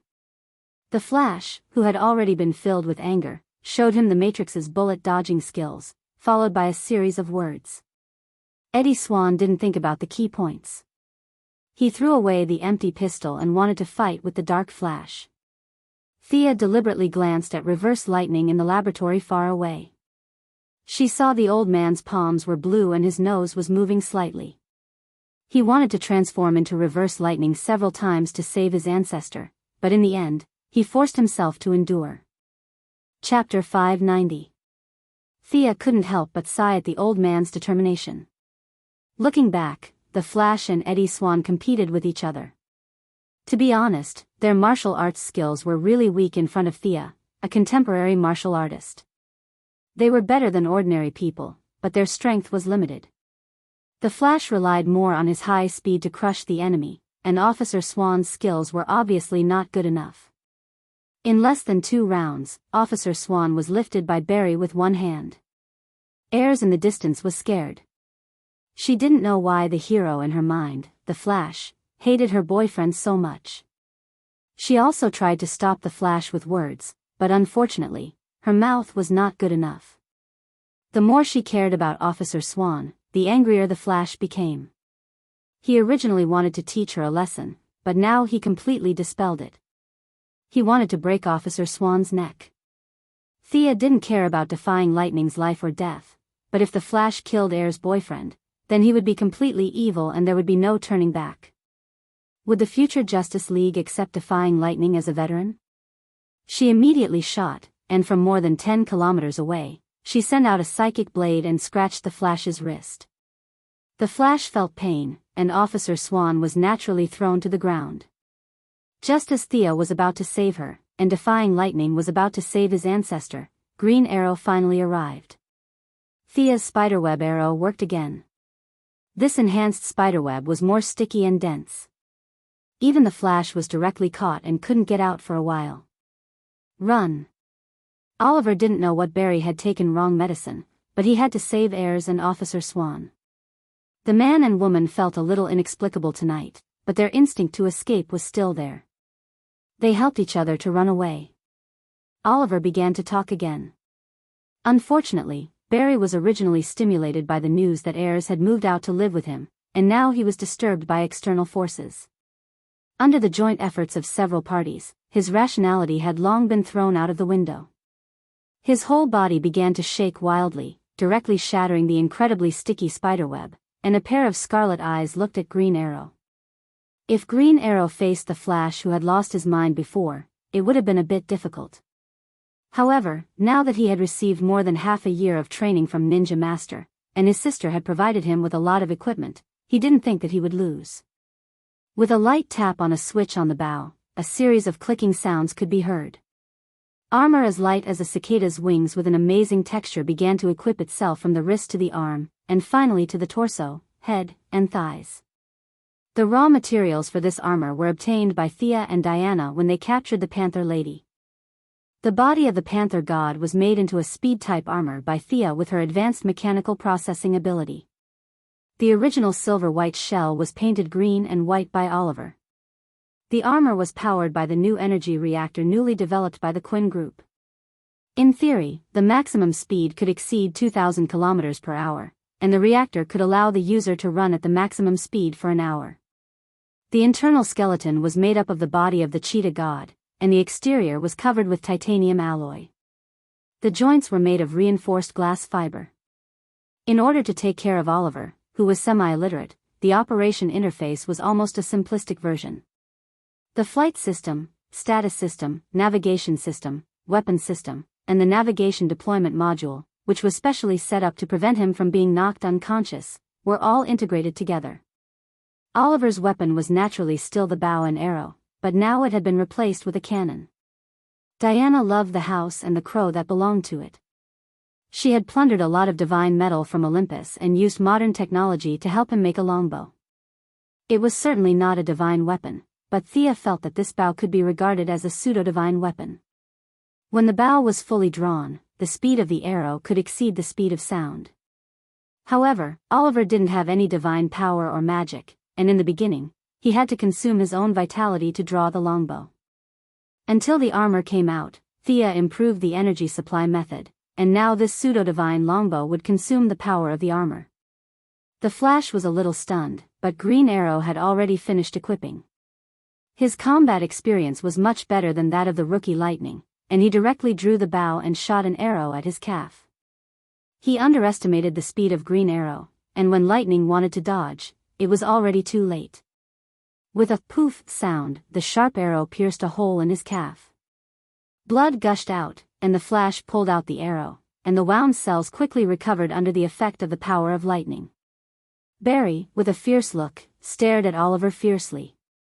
Anger had already taken over his reason, and he had forgotten all about good friends and brothers.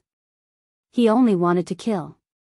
The rushing figure brought out a yellow lightning, and Barry angrily rushed to Oliver. Oliver's normal speed was faster than ordinary people, but it was incomparable to the speed of the Ultralisks. Now that he had the power armor, it was very different.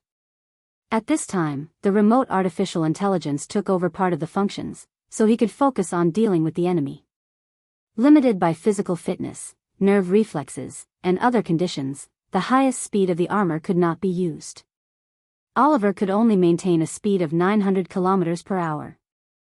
It was true that the blackened version was 5 times stronger, and the whitewashed version was 3 times weaker. The Flash, who had exceeded the speed of sound in his normal state, was now even faster. In terms of speed, the Green Arrow was unceremoniously crushed, but he, who had been through hundreds of battles, did not panic. He exchanged a few moves with the Flash. It was actually a polite way of saying it was exchanging moves, but in the eyes of outsiders, it was more like a one-sided beating.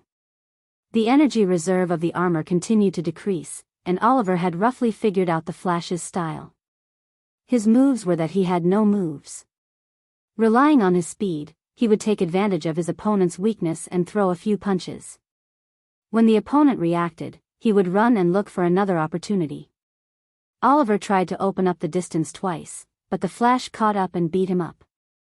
He could only use a trump card. With a flick of his wrist, the smoke bombs that were originally installed in the armor were launched 3 times in a row. The Flash did not know what it was, so he did not take it head-on, which created a good opportunity for Oliver. Thick and thick, as if it could not be dispersed, white fog covered most of the street. Oliver turned on the optical camouflage on the armor and disappeared into the thick fog as if he was invisible. "Do you think you can hide like this?" The Flash searched around but did not find any trace of Oliver. With a cruel smile, he began to run quickly on the spot. The air was stirred by his speed. Even if the smoke bombs were black technology from Batman, they were slowly dispersing. Oliver was very calm. He knew that Barry's recovery was amazing, and he also knew that his ability was mainly focused on his legs. His main aim was his legs. With his legs injured, no matter how capable he would not be able to run. Paw, he quickly pulled the bow, and the bowstring made a crisp buzzing sound. Because the movement was too fast, the sound was transmitted through the air and had a unique charm. Chapter 591. In less than 10 seconds, Oliver had shot hundreds of arrows. While shooting, he was also moving quickly to avoid being caught by the Flash. Hundreds of arrows were shot from different angles and heights. Every arrow was aimed at Barry. Regardless of the accuracy, the choice of direction, or the grasp of opportunities, Oliver could be said to be the best archery master in the world. There was no one who could compare to him. In terms of archery skills, not to mention the original Yao Fei, the current Thea, even Batman and Ninja Master were not as good as Oliver. If the maximum level of long-range attacks for others was level 10, then Oliver's maximum level was level 12. This was his talent. Now, after more than half a year of teaching by Ninja Master and the assistance of the black technology armor, his talent had been magnified by several times. To hit the Flash, who was running at a high speed, was a technical skill. Prediction and prediction were indispensable. The wind resistance caused by his crazy running was also a key issue for the archer to consider. Oliver did a good job in these aspects. Although more than half of the arrows were shot, the remaining arrows could still hit the target. The Flash realized the danger he was in. His speed, which was already much faster than usual, increased by a lot. Unfortunately, Oliver did not manage to dodge a few of his arrows. At the moment when they hit, the Flash also saw through his optical camouflage and learned to throw lightning without a teacher. This kind of lightning, which was produced when he ran, contained a trace of the power of speed. It was very fast and arrived in the blink of an eye. Obviously, it was later than Oliver's attack, but the golden lightning still hit Oliver first. The speed of the lightning was too fast, faster than Oliver's reaction speed. Even though the auxiliary system had detected the energy reaction, he still could not dodge it. The system could only use the backup plan, which was to activate the energy shield and take it head-on. With a boom, the lightning hit the shield, and the energy was quickly depleted. The collision between the golden lightning and the armor's energy finally ended with the armor's victory.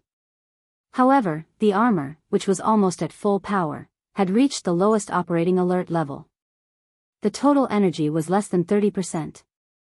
This attack had at least depleted more than half of the armor's energy. The Flash on the opposite side was even worse. Oliver had the armor to support him, but Barry completely relied on his flesh and blood to deal with the sharp arrows made of Olympian metal. Oliver's attack angle had been calculated by the onboard computer, and all possible dodging directions had been taken into consideration. Barry had tried his best, but there were still 6 arrows that he couldn't dodge. At this time, the Flash was extremely miserable. 6 arrows were stuck in his body from different angles. He was trembling and half kneeling on the ground. Blood was flowing out of several wounds. To outsiders, he looked like he was going to die at any time. When Oliver aimed again, the Flash lost too much blood and finally couldn't hold on any longer. He fell to the ground. "Bastard!" Someone roared from afar. Seeing that Oliver was still in the posture of drawing his bow, that person no longer had any scruples. He raised his arm and fired 2 shots. The Glock 18 reminded him at the right time and circled the attacker, which was displayed on Oliver's interface. How advanced! Normally, when he was fighting those drug dealers in Star City, he couldn't see the characteristics of this armor. But now, after fighting with Barry, Oliver finally understood many of the functions of this armor. There was no need to dodge ordinary handgun bullets, and there was no need to activate the protective shield. The armor's own defense could be ignored, not to mention that he knew this middle-aged black man with an anxious face. Barry Allen's adoptive father, Central City Detective Joe West, was also the father of Ayers West. His daughter didn't know the true identity of the Flash, but he did. Now that he saw Oliver shooting Barry like he was a target, he didn't even care about the professional ethics of a police officer. He only wanted to avenge his adopted son. "Barry is fine. He seems to have been bewitched by something," Oliver whispered with a voice changer. Before Joe could say anything, a few people from the Advanced Technology Laboratory drove to the scene. Reverse Lightning, who pretended to be a cripple, saw that Barry was fine and let out a sigh of relief. This kid was too good at courting death. Everyone wanted to go back to save Barry. Oliver thought for a while and followed them. On one hand, it was out of concern for his friend. On the other hand, he was afraid that Barry would still be the same when he woke up. What if he was still in his evil state and killed all the people in the laboratory in a fit of anger? He could at least be safe if he followed him. Different from the original time, Oliver was surrounded by weak chickens. In order to protect his family, he didn't dare to expose his identity. Now, with Thea stirring up trouble, even the natives of the South Pacific Island almost knew the name of the Quinn family. It didn't make much sense for him to hide his identity. Moreover, these people were Barry's friends. Oliver felt that they could be trusted. Soon after he got into the car, he took off his armor. After knowing his true identity, it naturally caused a wave of surprise. However, with Thea as a target, Oliver's identity wasn't too surprising. Not long after returning to the laboratory, Barry finally woke up. However, he was still very weak. Although Oliver had avoided his fatal spots, 6 supersonic arrows were shot on his body. Even with the enhancement of the speed of the cells, it would still take a long time for him to recover. Not to mention that he had lost a lot of blood. Is this the armor designed by Dr. Quinn? It's an extraordinary result. Reverse Lightning looked at the armor that Oliver took off and praised. Oliver was a serious sister con. When he heard people praise his sister, he was happier than when they praised himself. He smiled and chatted with Reverse Lightning for a while before finally asking the main question. What happened to Barry? This man is called Babulo. Psyker put the image on the big screen. On the screen was a middle-aged man. One was a picture of him as usual, and the other was a picture of him at the scene of a crime. His eyes were scarlet. His ability is very strange. Anyone who looks into his eyes will become abnormally angry. He had caused a few riots before, but it was all quelled by the flash. We thought that Barry was immune to Babulo's ability. Who would have thought? We should capture him as soon as possible. This man is very dangerous. Oliver was ready to capture him. Psyker clicked on another video awkwardly. When you were fighting the Flash, he was captured by a group of unknown people. Oliver put down his bow and looked at the video again. There were more than 10 fully armed men in the video. They were all wearing special glasses. It should be some kind of light filtering device. Psyker was afraid that Oliver didn't understand, so he explained. Unfortunately, no one paid attention to him. The unknown people were obviously well trained. They cooperated well. Some kicked the door, some covered, and some captured. The whole battle lasted less than 10 seconds. The middle-aged man named Brock was knocked to the ground. They ignored the bags of money that he had robbed and swiftly captured him. Chapter 592. The unknown person was extremely nimble. After taking the person away, he directly blew up the room, leaving no clues at the scene. Oliver watched the video twice but still found nothing. The other party revealed too little, so it was impossible to infer the truth from the known clues. Not long after, Barry Allen, who woke up, also used his professional skills as an evidence technology expert to investigate the scene, but the result was still no trace. The guns and explosives used by the other party were all from the black market. If they wanted to thoroughly investigate, they would need to share the information of the police all over the world. However, even a fool would know that this was impossible. Everyone in the laboratory took turns and used all kinds of technology. In the end, they could only give up without any results. The person who kidnapped Block was naturally Miss Thea. She watched Oliver and Barry fight like she was watching a play. She thought that Block's ability was good, so she directly ordered her subordinates in Central City to capture him. While Oliver and Barry were searching for clues, she left her incarnation to protect Moira and went somewhere in the underground of Central City. Death Knell, who was famous in the underground world, relied on her huge financial support and originally controlled many industries. After Thea obtained the divine position, the entire underground world seemed to be unguarded against her. The value of the underground world's existence was not to develop spiritual civilization. Its essence was trade, information trade, weapons trade, employment trade. This was the mainstream of the underground world. It could be said that every transaction was carried out under Thea's nose. Political leaders of various countries, the Crown Prince of the Middle East, African warlords, there were a lot of shady things going on in the underground world every day. If you don't take it, you will be punished. Sia knows the details of every transaction, so naturally, she won't be polite to this group of people. Using the advantage of having omniscient information, Death Knell personally took action and used all kinds of shocking methods to almost unify the underground world. It was not easy to find a small person like Block who only knew how to rob banks and only knew how to rob banks. Thea came to a villa area on the outskirts of Central City. The owner of this villa was one of the councilors of Central City. It was said that his family history could be traced back to the Mayflower. Unfortunately, the owner was very stubborn and refused to let go of the tradition. He could be described as a stubborn old man. No matter who it was in Central City, they would avoid this stinky and stubborn guy. In the eyes of outsiders and this owner, this was his residence. In fact, in the huge complex of buildings, whether it was the housekeeper or the workers, they had all been bribed. Except for a few rooms that the owner frequented, the rest of the buildings had been transformed into the stronghold of Death Knell and the others. Now, this unlucky Block was imprisoned in the basement. Thea sized up this middle-aged man and looked at the materials that her subordinates had prepared for her. Sure enough, Block was his fake name. This person's real name was Roy Bigelow. Roy G. Bigelow, abbreviated as RGB. Thea almost mistook it as another evil abbreviation. She did not continue to dwell on the name. This guy had committed many crimes and could barely be considered a second-rate villain. In the future, he would even have the nickname of Rainbow Bandit. If not for Thea's participation today, he would have continued to play with the Flash in the future.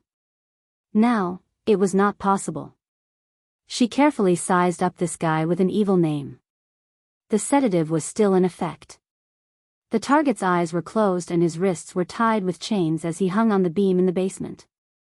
If other people were kidnapped, even if they were unconscious, their subconscious would still reveal some signals, such as an inadvertent frown or nervous trembling of their fingers. These signs did not appear on this middle-aged man. He was completely unconscious. He did not worry about his own situation. This did not mean that he had an iron will or a firm revolutionary belief. It was that this person did not have fear. His sensory function was completely filled with another emotion. Anger. In Thea's sight, his body was filled with a deep red emotional spectrum. Red was the color of anger. Amazing. Thea sighed inwardly. She did not know if this guy was too lucky or if she was too lucky. Mastering the 7 emotional spectrums had always been her goal. Currently, she had just obtained 2. Fear and pity. The red light of anger, the orange light of greed, the yellow light of fear, the green light of courage, the blue light of hope, the green light of compassion, and the purple light of love.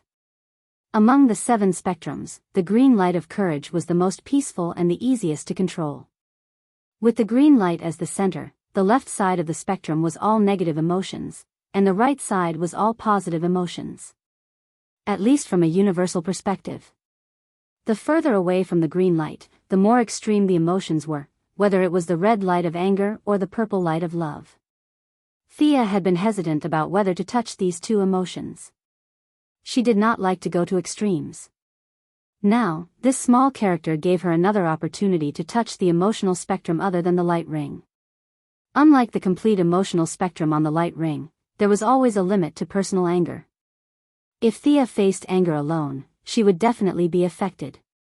But if she only faced a psychic, as a god facing a human, the probability of mental imbalance would be minimized. Come on, let me see your spiritual world.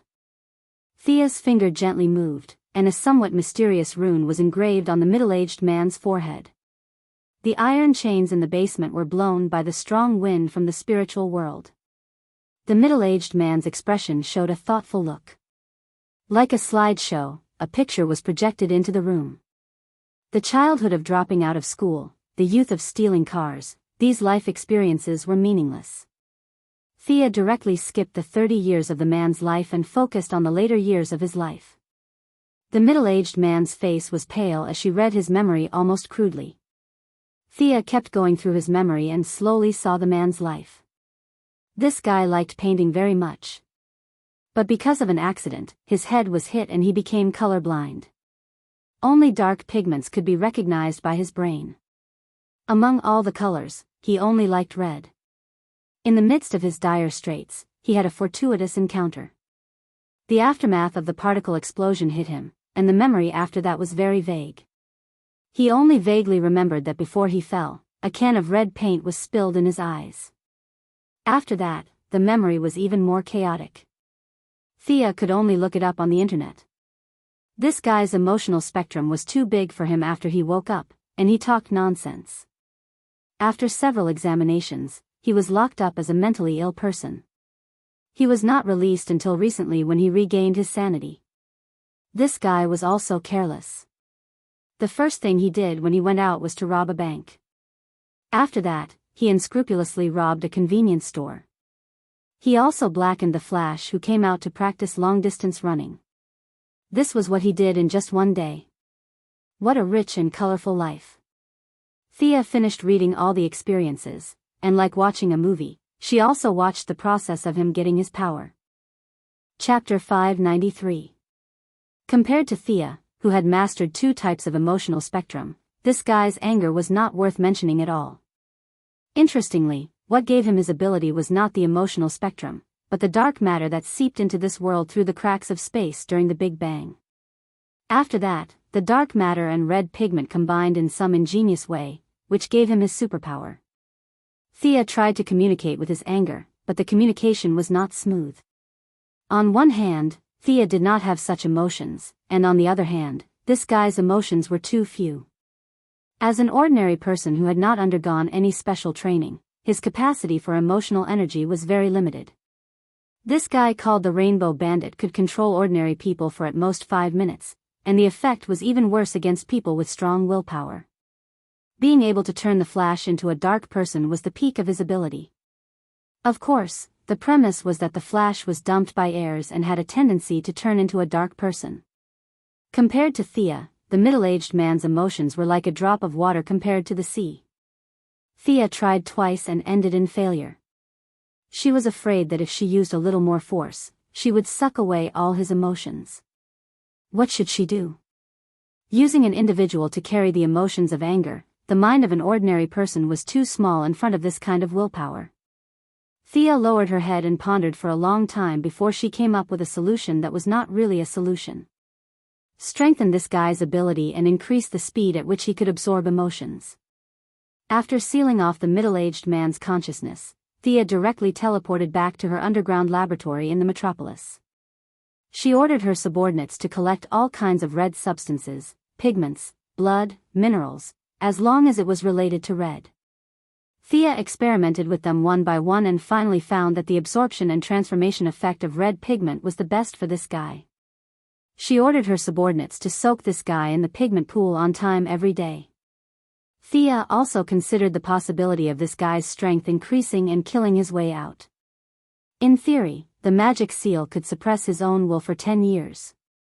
In order to prevent accidents, such as him suddenly giving birth to a new personality, Thea also set up a trigger alarm in the dark room. As long as there was an accident here, she would know. The middle-aged man's anger was at the level of the Red Lantern Corps at most. This level of strength was no longer in her eyes. When she returned to Central City again, Oliver had not returned yet. After chatting with Moira for a while, Thea went back to her room to sleep. The entire campaign team stayed in Central City for 3 days. They visited the city council, the police station, and the school one by one. Other than the hospital, which still did not welcome the young lady, everything else was considered harmonious. The team did not stay for too long and went on to fight in major cities. Moira's reputation began to rise under the influence of several parties. This warm atmosphere ushered in a big explosion in Star City. Regardless of whether it was true or not, at least the citizens showed a look of gratitude. Moira excitedly shook hands with every supporter, and the campaign team felt proud. The young miss was also excited for her mother's honor. No one would believe that these citizens were all spontaneously thanking her from the bottom of their hearts. However, Thea didn't mobilize so many people. Star City's largest central square and 2 nearby streets were completely jammed. A conservative estimate was that out of the tens of millions of citizens, at least 1 million had come to the scene. Excluding those who had received benefits, there were still 700,000 to 800,000 people left. This meant that Moira had been in power in Star City for 8 years and had gained the recognition of the citizens. Thea was very proud of her mother. Star City was Moira's base, and the remaining candidates did not have the courage to give speeches here. Moira, on the other hand, had a good time in her own territory and received a lot of praise before continuing her journey. 10 days later, in Gotham. Moira's journey was already more than half done. Several major polling organizations were optimistic that she would be elected. If there was no explosive news, her chances of being elected were very high. In the face of the future owner of the White House, many of Gotham's business and political elites had to give face. For example, Batman appeared in the election under the alias of Bruce Wayne. He had always maintained a limited cooperation with the U.S. government and the military, and even the Heaven's Eye Society. Now that Moira was about to enter the White House, he had an unspeakable awkwardness. In the past presidents, he had always used intimidation as his main tactic. He would pull the power switch for the president at the drop of a hat, stand at the window, and pretend to be mysterious. Otherwise, he would put important information in a bat dart and throw it on the president's desk or chair. This was not the case now. This was Thea and Oliver's mother, and behind these two siblings, there were a lot of heroes, such as Wonder Woman, The Flash, and Black Canary. If Batman did not want the hero faction to be split into two, he had to maintain respect. He had to restrain his arrogance. To be honest, this change in role made Batman a little uncomfortable. He advocated cooperation with the government, but Thea and the others were too close to the government, which was not in line with his intentions. However, he had no choice. No matter how powerful his dark technology was, he could not stop the election. He could only silently watch the situation slide into a situation that he did not like. "You've been nervous since 3 minutes ago. What's wrong?" Bruce stood beside Thea and asked in a low voice as his lips moved slightly. Thea was also very puzzled. 3 minutes ago, she felt an indescribable pressure. It did not seem like a sign of an impending crisis, but the divine position or source was reminding her of something. It seems that something is going to happen. This is the first time I have such a premonition. Is it about your mother? Thea sensed it with her heart and shook her head with certainty. No. Is it about Diana? This time, Thea sensed it more carefully and finally shook her head. Definitely not. That's strange. What exactly are you feeling? Batman was confused by her words. He was very annoyed by this kind of thing that was out of his control. Unfortunately, it was always a big thing. Thea rubbed her head, and her blonde hair looked like a bird's nest. However, with her explosive charm, there was a hint of decadent beauty, which attracted the attention of the people around her. However, she was so frustrated that she did not have the time to think about her image. It was like a huge rock was pressing down on her heart. She could not answer Batman's question, but she suddenly felt a heavy psychological pressure. For a moment, she even thought that Darkseid had come to kill them, but she soon realized that it was just wishful thinking. The sonic tunnel was not activated, and no matter how powerful Uncle Da was, he would not be able to come here. What was going on? If it was not Uncle Da, could it be something in space? Thea did not think so. Other than supernatural beings like Lantern No. 1 and Black Lantern, she was confident that she could deal with everything else. Then, there was only one answer: the problem was on Earth. Leaving a clone behind to cover the scene, Thea flew out of the atmosphere. With her supervision and artificial intelligence, she searched for an emergency on Earth. Metropolis, Gotham, Central City, Star City, and several other cities that were prone to accidents were searched, but there was no result. She even looked into the depths of Africa, in the rainforests of Brazil, in case there were cultists looking for trouble. Unfortunately, it was still useless. Everyone on Earth seemed to be living orderly lives. Occasionally, there would be a few bank robbers, but she could not see them causing much harm to Earth. Just as she was about to search for a second time, Gideon sent a message. Someone saw a tsunami forming at the south pier of the Central City waterfront. Central City again? Thea was speechless. How can we continue living like this? Chapter 594. Before the birth of the Flash, the broken Central City was a peaceful place. The citizens lived and worked in peace, and everyone was busy with their own things. Now, things were happening all the time, and every time something happened, it was a big deal. They listened to the wind and thunder in silence. According to Gideon's guidance, Thea finally found the culprit that made her feel uneasy, Barry Allen. The seawater around the central city was rising rapidly, forming waves that were dozens of meters high. They were rushing towards the city. It was as if this guy had taken an aphrodisiac. He was running around the central city at full speed, trying to create wind resistance to stop the waves. He ran faster and faster, and in a place where he couldn't see, Thea had seen signs of the time barrier breaking at any time. This guy had traveled through time after running wildly. Whether it was a day or two, Thea couldn't remember. She only knew that such a simple and violent travel through time was thousands of times more harmful to all intelligent life than the lives of the 6 million people in the central city. Out of the corner of her eye, she also saw the culprit who was causing trouble in the center of the dock. He was similar to the cameo that the Flash defeated in the first battle. This guy also had the ability to control the weather, but he was better than the cameo because he had a name, the Weather Wizard. What Weather Wizard was, of course, nonsense. He was just a person with the ability to control local weather. The Flash was also retarded. Why didn't you just take him down directly? Why did you follow his big move? The culprit was down, and the remaining waves were uncontrolled. At most, they would destroy some buildings, and the death toll might not exceed the single digits. If he traveled through time, the damage would be immense, and the entire universe would be affected. Maybe an accident that didn't happen would cause 2 planets to go to war directly. Maybe an office worker would have a traffic accident because he was late for work, or maybe an evil scientist would have a sudden inspiration and come up with something to destroy the world. All kinds of accidents would happen. The variability of time, even the most powerful computer and the greatest god couldn't predict and estimate it. It was too heavy. Thea herself would not be affected. Diana had merged with the source. Although the source was still slowly growing, it would not be affected. It was hard to say for others.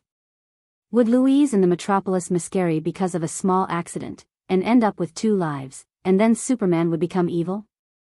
There was a chance of that happening. She did not know if anything would happen to Gotham's Batman, Damian, or even Moira and Oliver. Thea would never allow such a thing to happen. Barry's current speed was too fast. He had already surpassed Thea.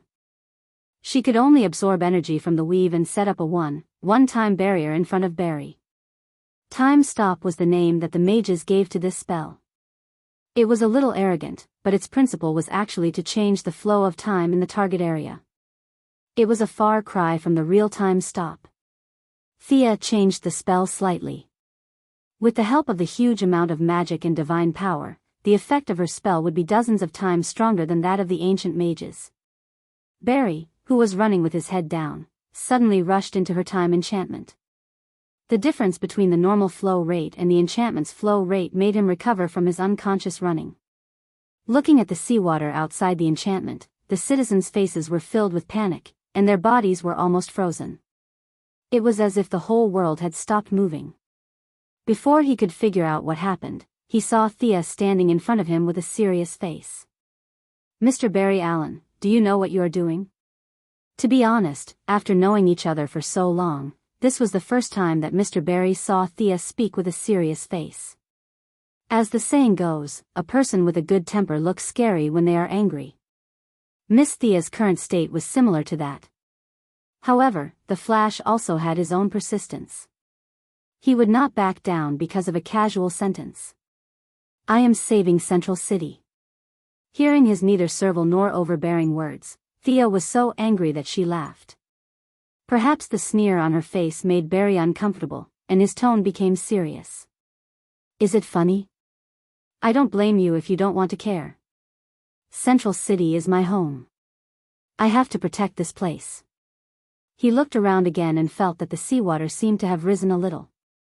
The citizens' limbs also moved slightly. "Where is this place? Let me out." This is a relatively static time buffer. If you use your ability to read 800 pages of papers in an instant, you can also achieve a similar effect. In Thea's impression, Superman and the Flash could chat in a world where the people around them were relatively static. They were different paths leading to the same goal. When a certain power reached its peak, it would almost have a similar ability. You keep saying that you are protecting the city. Why don't you just take down the psychic? Thea asked, a little puzzled. Barry looked left and right, but he could not see the mystery of this place. Time was static. Time was relatively static. He had not touched on these concepts yet, so he could not understand them. Now that he heard Thea's question, he asked, what about the seawater? Have you thought about how big of an impact the whole city would have?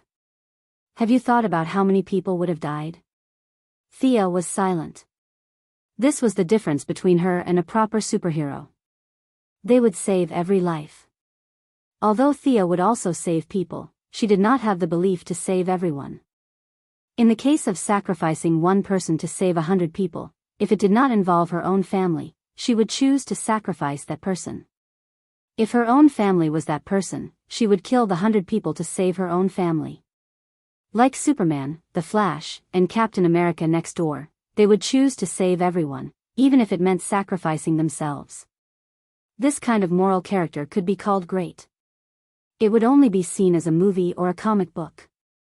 But when working with this group of people in reality, there would be a serious conflict of ideas. Thea stood in the future and looked at the Flash's actions.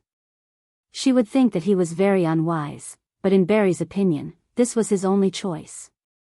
Mr. Barry Allen, I need to remind you that I'm afraid you don't know what you are doing. If you continue to run at the speed you just ran, you will pierce a big hole in the barrier of time. This kinetic energy is too big to be calculated with human units of measurement. Do you know the consequences of this? A hole in the barrier of time? What was that? He vaguely had some guesses, but he was not very sure. After all, he just wanted to run out of the wind wall. He did not intend to pierce a hole in the barrier of time. But when he saw Thea rushing over without even changing her clothes, he could not help but ask, what consequences? You can travel through time. Central City will definitely be saved because of the bearded guy in the long windbreaker over there. Thea pointed to the weather wizard who was still summoning the wind and rain in the distance. He will definitely be caught by you. This means that the tsunami in Central City did not exist at the time you passed through. Chapter 595. It was a good thing to be able to avert a disaster, right? Barry thought to himself. As long as it didn't involve heirs, his IQ was still working. Thea must have other reasons for stopping him so fiercely. He immediately calmed down and waited for her to continue. But what is the price, Barry? Can you bear the consequences of this? As long as I can save people, I will not regret it, Barry said firmly. He thought that the price would be something like damage to his body. Thea didn't know whether to laugh or cry. You don't know anything and you don't regret it? I haven't finished yet, right? You might as well change your name to Barry Boohooey. Thea stretched out a finger and pointed at the almost stagnant world outside. You will change everything in front of you and everything in the universe. Can you bear this price?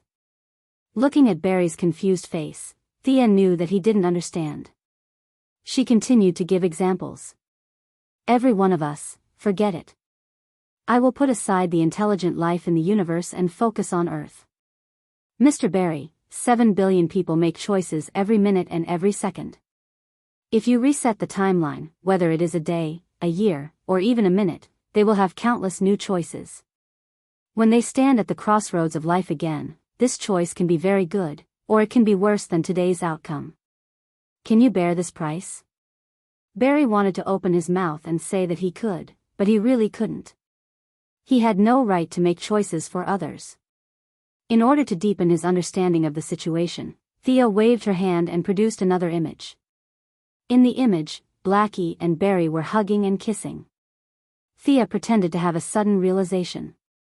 Oh, you finally took down heirs 10 seconds ago?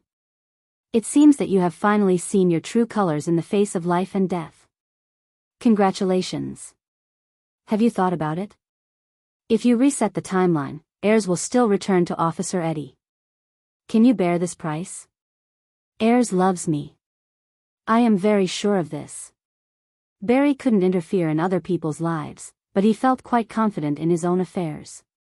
People have subconscious minds. I admit that Miss Iris loves you very much. Of course, you love her too. But the love between the two of you 10 seconds ago was a moment of crisis. If this crisis hadn't happened, a lot of moral values, human factors, environmental pressure, and work atmosphere would have affected her final judgment. Based on my judgment of Iris, she will continue to cohabit with Officer Eddie and ignore her own subconscious reminders. Mr. Barry, this is just a small example. You may have the spirit of sacrifice, but what about the others? What about the 7 billion humans on Earth? If they had to make countless choices, would it be better or worse than today?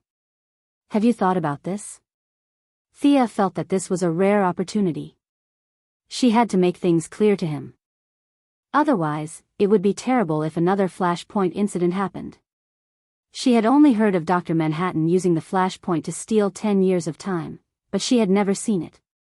In Thea's opinion, she couldn't care less about the affairs of those powerful people. She had to kill the ones in front of her. If she threaded the timeline like a sieve, she wouldn't be able to live.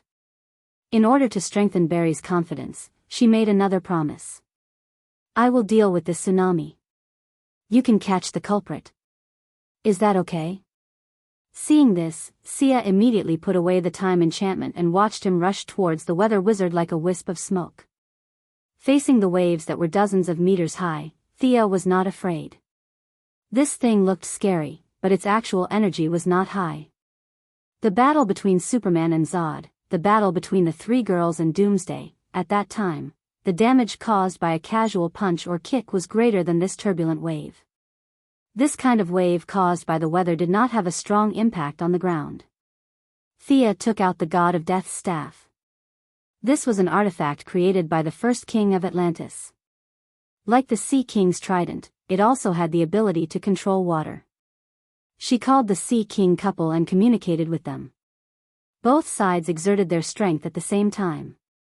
The waves that were originally covering the sky were completely suppressed, and the water surface was as flat as a mirror. As for the tornado caused by the weather wizard, in the eyes of a real mage, it was like Li Kuei had met Li Gui. Thea easily extinguished it. After solving the disaster, she had the time to look at Barry. She didn't pay much attention before, but now she saw that Barry's speed was even faster. Previously, all of his speed was sucked away by the man in the leather jacket, and he had to cultivate again. Then, he became evil again.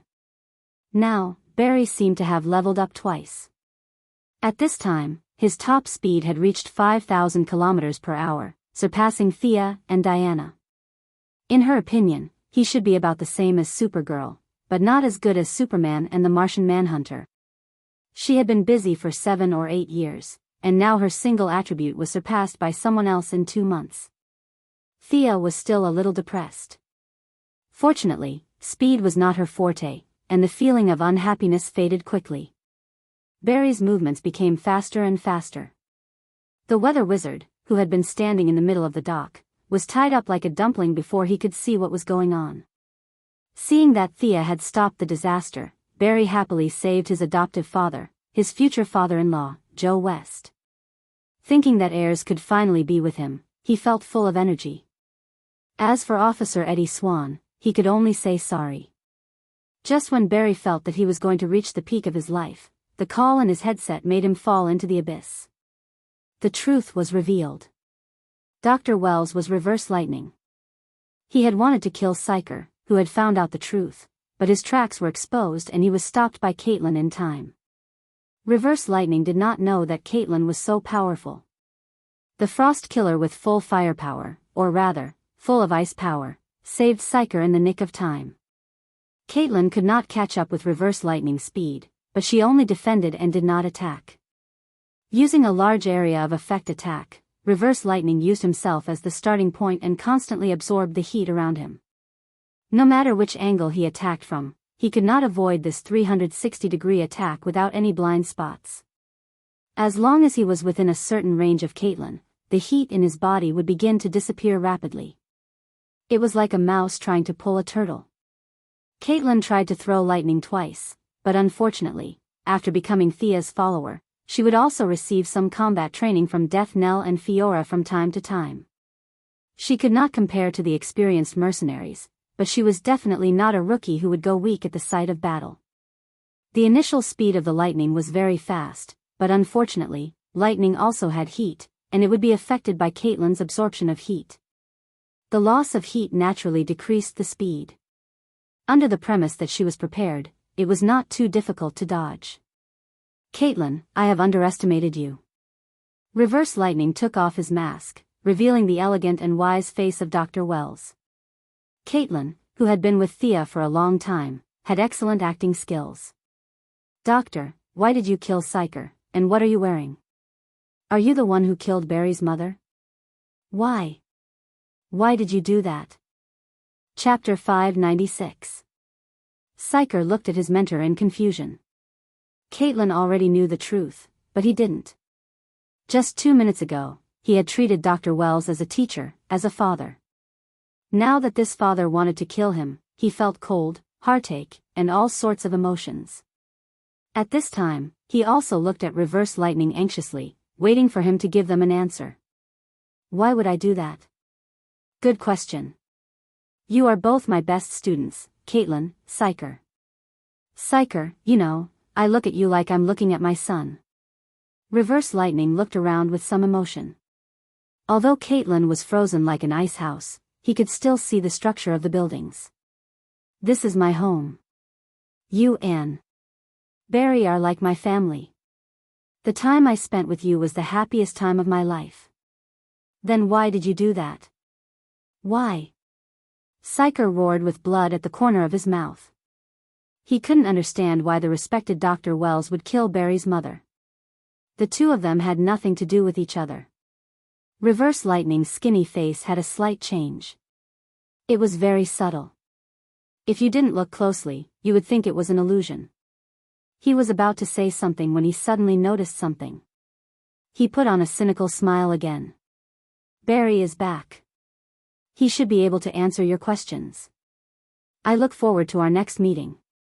After he finished, he turned into a red lightning and left. As soon as he left, Barry turned into a yellow lightning and rushed back to the lab. Seeing that the two of them were fine, he didn't bother to explain and chased after them. The two lightning bolts started an intense chase in Central City. Barry leveled up twice and Reverse Lightning also benefited from it. His speed was faster and more agile. Unlike Barry, his experience was unparalleled. He was also very familiar with the terrain. This chase was like a simulation in his mind countless times. Thea didn't participate in this race. Barry was still very young, so it wasn't a bad thing to accept some setbacks. Besides, Thea really couldn't catch up. Of course, she found many excuses for herself. She said that the grass was too soft and too hard, the weather was too cold and too hot, she didn't have her own sportswear and so on. After giving Psyker a simple treatment, Lin Sanjia realized that this silly boy had suffered quite a serious injury this time. The physical damage was still manageable, but the psychological damage could only be healed by himself. She asked about what had happened, and Psyker told her everything with a blank expression. The situation wasn't complicated at all. Reverse Lightning was truly frightened by the mess of adepts in Central City. He wasn't afraid of them, but he was afraid that one day, Barry wouldn't be able to hold on and die. If that happened, it would be too late for regrets. However, Barry was the kind of person who would die if he didn't help others. Reverse Lightning, who was so worried, could only pressure him in another way. Intentionally exposing his tracks, Reverse Lightning personally went into action. The two of them chased each other around Central City, and the result was undoubtedly Barry's complete defeat. Knowing that he had many shortcomings, Barry sought help from Dr. Whale's sock puppet account. He cried and shouted, "Coach, I want to play basketball." Reverse Lightning naturally did as he wished. Barry reduced his crime-fighting activities and focused on long-distance running with the coach. At the same time, in order to remove his sock puppet account from the list of suspects, Reverse Lightning set up another ruse. At that time, the effect was quite good. Barry clenched his teeth and calmed down for a few days, but loopholes were unavoidable. Finally, Psyker found them today. 1,000 miles of dike was destroyed by an ant's nest. A single mistake caused his entire plan to collapse. Thea sighed when she heard this. Putting aside the fact that reverse lightning killed Barry's mother, he really treated Barry and Psyker very well. It wasn't an exaggeration to say that he taught him everything he knew. Now, the three of them had turned against each other. The cutting-edge technology laboratory could no longer be restored to its former glory. It was a pity. Not long after, Barry ran back with his face covered in dirt. Even a blind person would know that he had lost his target. It was a wall. I saw him go straight through the wall. When I went around to look for him, he was already gone. The rookie Flash was very depressed. He thought that his speed was great, but he was taught a lesson by reverse lightning. He didn't know how to go through walls. When he gradually calmed down, the few of them began to exchange information. Psyker knew that reverse lightning was a transmigrator, and Barry knew why he was exposed. For a moment, the two of them were silent. That means he came from the future. He trained you to go back to the original time and space? And Barry, you had the chance to transmigrate tonight, but Thea stopped you? Psyker sorted out the relationship and finally felt that the fog in front of him wasn't as dense as before. Then why did he kill my mother? Reverse lightning's various abnormalities were explained, but Barry still couldn't figure out why he killed his mother. Psyker was also puzzled by this question. Thea didn't participate in the discussion. Her vision was getting more and more profound. Sometimes, she couldn't help but think. Was Barry's mother really such a person? Could she be the incarnation of the seraphic speed space? Did she come to Earth specifically to give birth to Barry? Or did she create an incarnation or simply possess an ordinary person's body? Otherwise, it really couldn't explain the close connection between Barry and the seraphic speed space. He was too special. If he was the biological son of the seraphic speed space, then everything could be explained. Like what was said before, it wasn't a coincidence that lightning struck him, but lightning chose him. This was fate. As for the reproductive isolation, it wasn't a problem at all. The Kryptonians could have children with Earth, the three palace magicians could have children with Earth, and Darkseid could have children with the ancient Earthlings and the current Amazons. There was no reason why the seraphic speed space couldn't. Although the genes of the Earthlings were weak, they were extremely tolerant. Thea felt that this was the most reasonable explanation. Barry's mother wasn't dead at all. She was just using reverse lightning to complete her mission. However, she didn't say such ridiculous words. Barry was still far from the seraphic speed space. She would let him find out the truth himself. What's your plan after this? Thea felt that there was nothing for her to do here. She still had to go back to be the mascot of the election. I want to catch him and ask him why he killed my mother. I also want to find evidence to clear my father's name. Barry had always been the deputy leader of the team. Now that the leader had run away, he had to make the decision. Do you need my help with your father's matter? Thea wasn't bragging. She didn't need magic or any means. With her current influence, the so-called justice could be done with just a word. It might be a little difficult to release him directly, but it wouldn't be a problem to get him out on medical parole. This simple sentence stumped Barry. He wasn't deaf or blind. He knew what Thea meant, but this was the main reason why he hesitated. Chapter 597. With his speed, saving his father from prison was as easy as buying a pizza, but he didn't want to use such a dishonorable method to get his father out of prison. Now that Thea had provided him with another method, although he knew that it wasn't fair, at least his father would be able to walk in front of people without having to hide all day. Barry, who had always valued relationships, was in a dilemma. Should he stick to justice or reunite with his father? Thea nodded. This kid had integrity. She just had to make a few calls and get him out. It was really easy to control the underworld and get someone out of prison. This matter would be done quietly, and Thea wouldn't be involved. Flash couldn't send his father back to prison when he saw him, right? He would most likely admit the truth when the time came.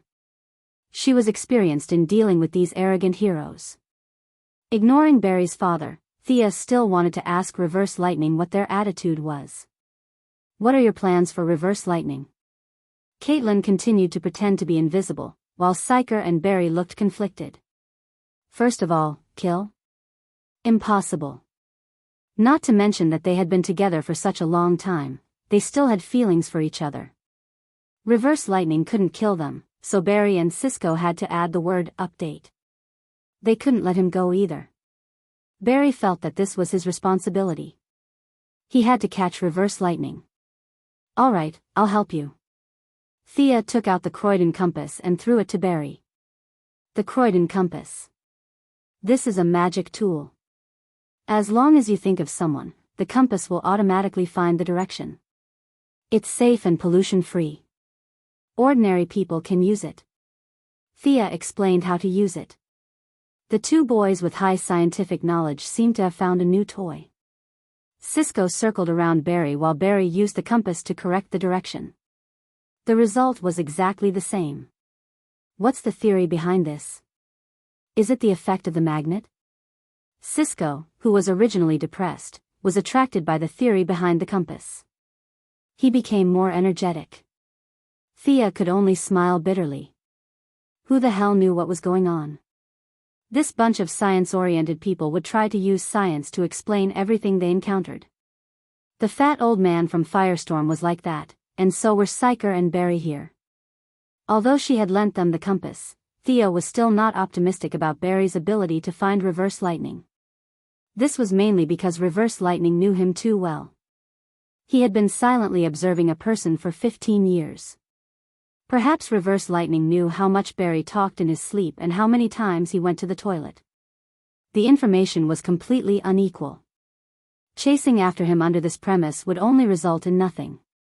In fact, the best way to deal with Reverse Lightning was to let Madame Xanadu divine his location. After that, a few heroes would go together and find this person. Then, a large number of speed-limiting spells would be thrown out. With a wave of skills from the heroes, Reverse Lightning would definitely die. However, judging from Barry's intention, he still wanted to investigate it himself. Thea didn't really want to see Shangdo now, mainly because their relationship was too awkward. In the past, it was just a simple relationship between an old senior and a new junior. Since old Ma and Xanadu rolled together, they had become a friendly senior and junior relationship. Illegitimate daughter and stepmother. The two who were originally unrelated had this strange connection because of old Ma's involvement. How could such a chaotic situation be described with the word awkward? After saying goodbye to the three, Thea returned to Gotham and continued to act as Moira's election backdrop. Midway, she instructed her subordinates to use a roundabout relationship to release Barry's father. For the next few days, Barry was in a state of excitement. The breakthrough with heirs was not abandoned because of the timeline reset. His biological father was also rescued. At this time, Barry only felt that his life was full of happiness. Of course, the process was not smooth. Officer Eddie Swan, whose wife was stolen, was burning with jealousy and chased after Barry Allen. Knowing that he was in the wrong, he did not fight back and was solidly beaten up. Feeling all kinds of strange gazes around him, Officer Eddie Swan left the Central City Police Station and disappeared from everyone's sight. Lady Blackie finally confirmed her true love. She stuck to Barry every day. If it wasn't for the pursuit of Reverse Lightning, Barry felt that he would have forgotten his surname. He should have left the Central City. A few days later, Barry said to Thea on the phone. Thea could only maintain a limited amount of attention. To be honest, Reverse Lightning was not a traditional bad person. He had definitely killed people, whether it was Barry's mother or the original Dr. Wells. But to say that he was so bad that it was hard to remember, it was not so bad that it was hard to remember. From a certain point of view, because he led the birth of the Flash earlier, the technological level of human society had improved by a few years. For example, Psyker, who had been learning from him for many years, had received a lot of cutting-edge knowledge of future technology. His vision and perspective had greatly improved. In short, Reverse Lightning was definitely at fault, but his achievements should not be ignored. Thea's attitude towards him was to let him be. There were countless people on Earth who were worse than him. It did not matter if there was one more or one less. She was just the goddess of trade and wealth, not the goddess of law and justice. She would leave Barry to worry about reverse lightning. Moira's trip to the country won a lot of praise. Some of the media sincerely praised her, while some received benefits. There were some who praised her, and some who criticized her. Thea deliberately allowed some of the media to smear her family. Under the current democratic system, let alone Moira, even if Jehovah were to be the president, there would be people who would scold and praise him. This was the main theme, which was very American. Under this system, it was impossible for people to praise him and shout, "Long live the Emperor." A few bold media outlets attacked Thea and other superheroes, while the timid ones began to use Oliver's gossip to hype things up. The writers of the media began to work hard. Like writing a novel, they wrote about Oliver's life experience before the shipwreck. 10,000 words a day, they wrote continuously for more than half a month. In Oliver's legend, the number of his female protagonists had exceeded the 30 mark. Every day, there were young girls who contacted the newspaper websites to introduce their stories with Oliver. Some of them were unscrupulous in order to become famous, while some were true. At least, Thea's investigation showed that among the 30 women, at least 22 had slept with Oliver.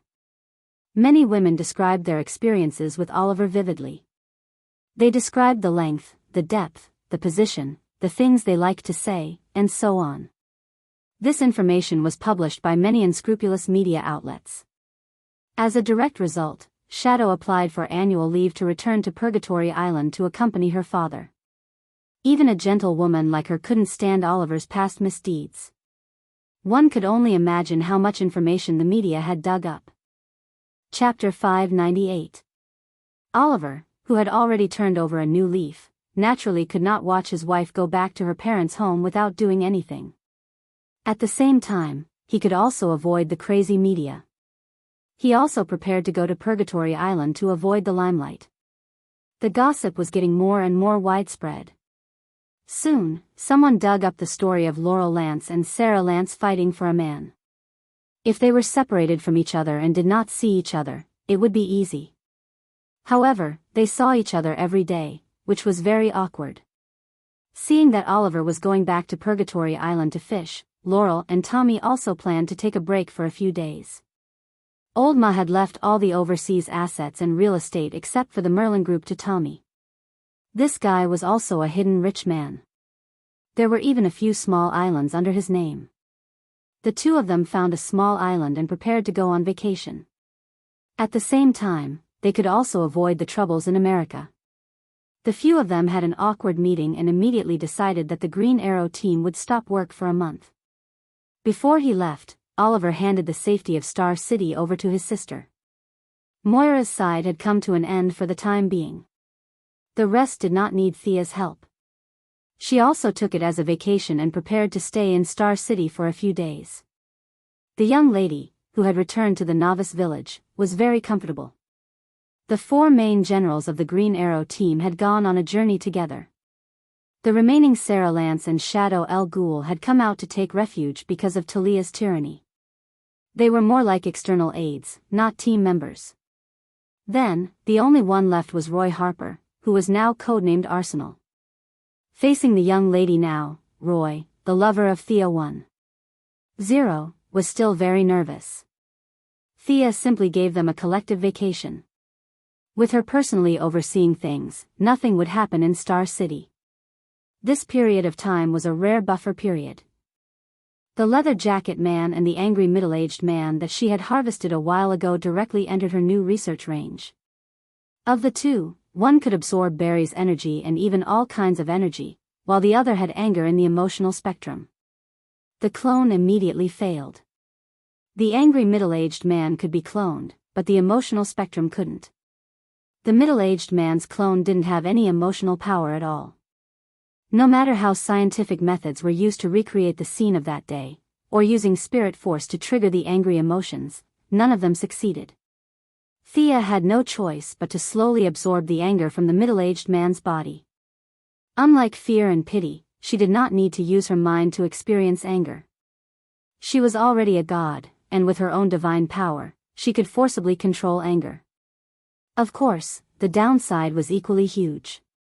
His anger towards Thea was like a rootless tree. If he used it, it would be gone. If he used it again, he would have to find a middle-aged man to absorb it. Every now and then, she would take a breath and watch the anger in her spiritual world grow from the size of a strand of hair to the size of a finger. This process would be very slow, but it would accumulate. When she could control the anger as much as a lamp ring, she would have completely mastered the emotion of anger. The research of the man in the leather jacket had reached a stalemate. There was nothing wrong with this guy's clone. It was just that the upper limit of his absorption was fixed. This was determined by genes. Unless Thea resurrected the man in the leather jacket and raised him by 2 levels, the clone would always be at his level when he was alive. Whether this ability was strong or not, Thea would say it was very strong. It was just that the man in the leather jacket was congenitally deficient. Thea had tried many ways, but she couldn't increase the limit of the clone at all. The idea of creating an army of hundreds and thousands of clones floated in Thea's mind, but she immediately rejected it. 1 or 2 clones could remove their brain functions at the embryonic stage, but it couldn't be done if there were too many of them. Moral factors needed to be considered, and those invisible causes and effects also needed to be paid attention to. Mortals were afraid of fruit and bodhisattvas were afraid of causes. The more Thea knew now, the more careful she would be when doing things. She directly sealed the body of the man in the leather jacket. Thea was about to leave the laboratory when she saw the secretary come in. Facing the many unknown bloodstains in the laboratory, Miss Maisie wasn't surprised at all. It was just that she had seen the same scene too often by Luther's side. Although the new boss's orientation was a bit of a criticism, the previous boss's orientation was also very problematic. In the dead of the night, the secretary couldn't help but wonder if these geniuses were all sick. "What's the matter, Miss Maisie?" "Yes, boss. 3 minutes ago, someone took control of the Star City TV station. It's now live broadcasting." The secretary then handed Thea a tablet. She summoned a ball of water to wash her hands. After drinking some water, she took the tablet and looked at it. In the picture was a young woman, but her taste in clothes was very poor.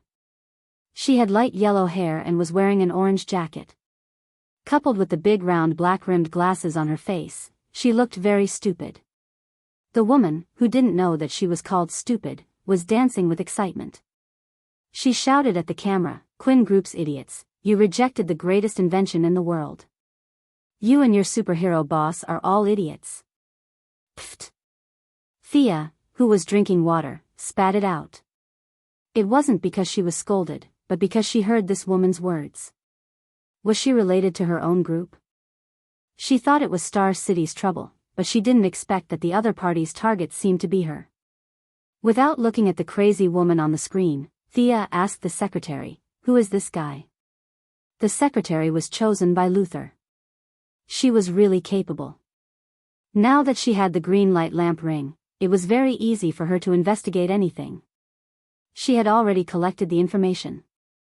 When she heard Thea's question, she directly answered, "This woman is called Brie Lavin. She graduated from the University of Chicago with a degree in biomechanical engineering. She came to work at Quinn Group 3 years ago. She was a very smart and creative roboticist. She had once developed microrobotic bees for agricultural use, but her pace was getting faster and faster.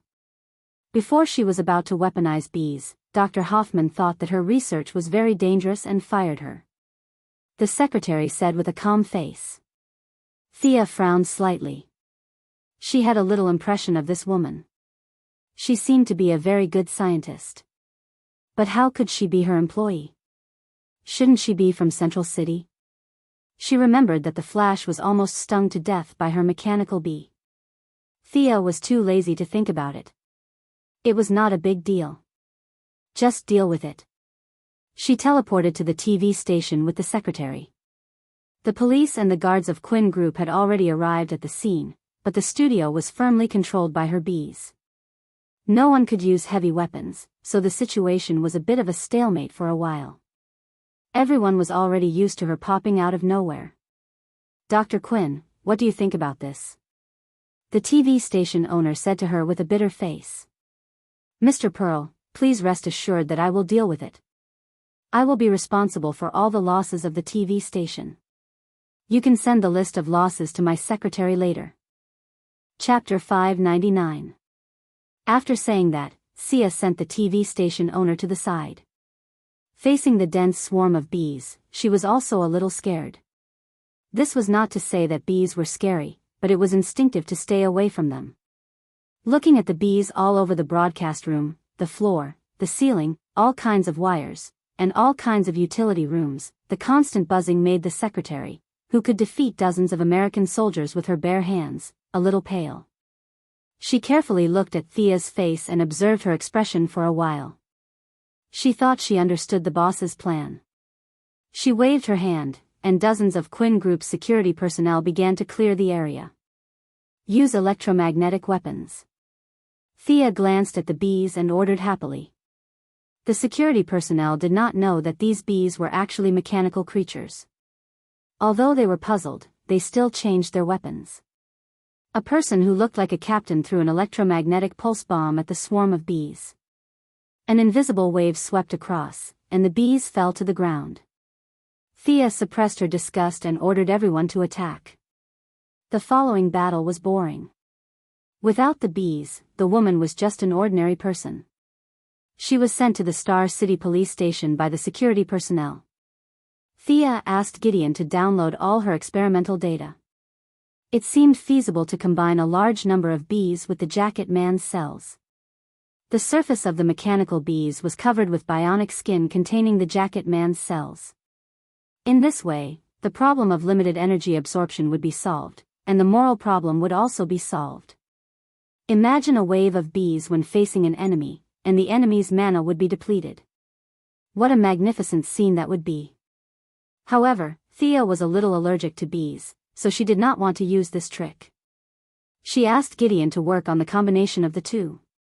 Thea did not use it herself, but others could use it. She was going to ask which fierce woman was not afraid of bees and teach her this trick. After staying in Star City for a week and defeating 2 gangs, Milady's current strength was like using an atomic bomb to kill chickens. Olivier went fishing, Tommy went swimming, Superman stayed at home with his wife, and the Flash and heirs were intimate every day. Since they all went on strike, Thea felt that she could not treat herself badly. She didn't have any conscience to blame her at all.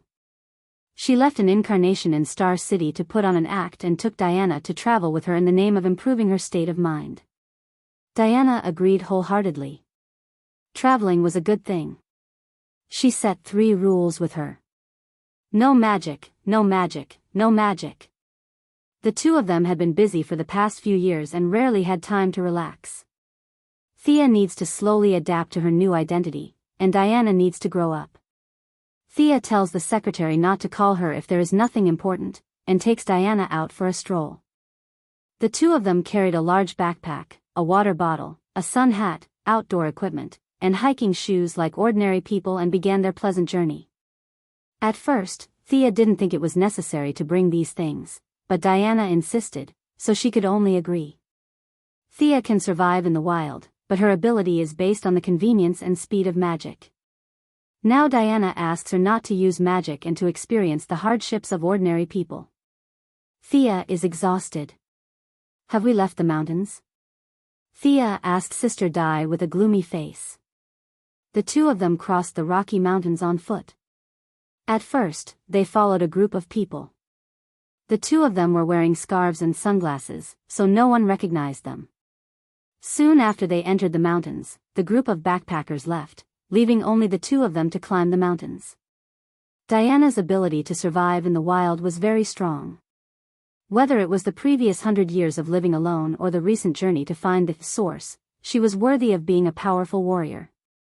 Diana repeatedly said that she could not use magic, so Thea could only follow her on the long journey. Fortunately, she had a divine body. Otherwise, how could she drag an ordinary woman to climb the mountains with her? She was exhausted. Unfortunately, they met a black bear before. Sister Di stopped her idea of using lightning to barbecue the bear, so the two of them fled in the forest like ordinary people. The silly black bear didn't know how lucky it was. It chased the two of them for nearly a day. In the end, maybe it was wondering why the two of them were so strong, or maybe it was just too tired. Anyway, Thea and Diana found that it was gone. The two of them breathed a sigh of relief. This bear was too persistent. Haha. Diana laughed as she clutched her stomach when she saw that Thea's face was as messy as a cat.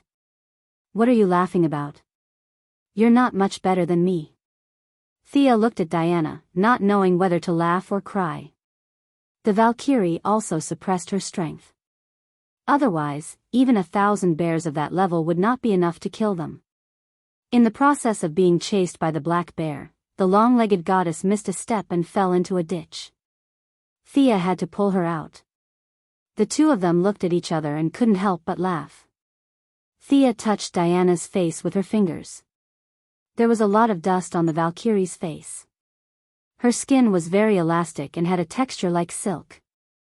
Diana Prince, has anyone ever told you that you're too beautiful? It's my honor to meet you. Why are you suddenly so serious? Diana was a little stunned. Then she saw Thea's sincere eyes, and she was also infected. You're the real beauty. Even Aphrodite can't compare to you. My lover is the most beautiful goddess in the world. At this moment, words were no longer effective. Everything was explained by actions. The two women's lips were close together. Diana's lips were thick and dark, while Thea's lips were thin and light. Their lips and teeth were touching, and their tongues were gently stirring. Thea didn't expect Diana to be so passionate. She was a little unprepared and couldn't help but swallow lightly. Diana caught her slight movement and her tongue suddenly opened her mouth, wantonly enjoying the tip of the goddess of wealth's tongue. Woo! Thea was annoyed. This Diana's personality was too strong. She always wanted to take the initiative. She wanted to tell her that she wasn't someone to be trifled with. While Diana was in a daze, she directly opened up a second battlefield. Her hand was originally behind her head, but now it went down and brushed against her slender neck. Her hot breath blew on the tip of her nose and the side of her face. At the same time, Thea's eyes were also electrifying. Her watery eyes disintegrated Diana's consciousness of resistance. Thea took advantage of the victory and pressed her lips together. She grabbed Diana's hands and put them behind her back. Just as Diana felt that something was wrong, Thea freed up a hand and pressed her down. The two women's indescribable bodies were tightly pressed together. The goddess of wealth was above, and the guardian goddess was below.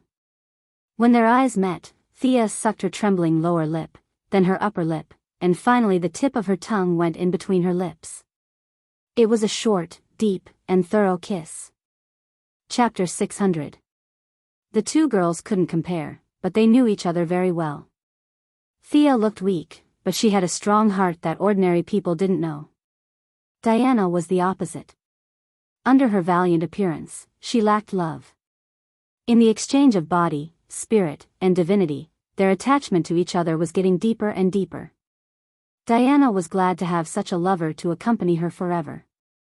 Thea also liked the Valkyrie to fill her inner world.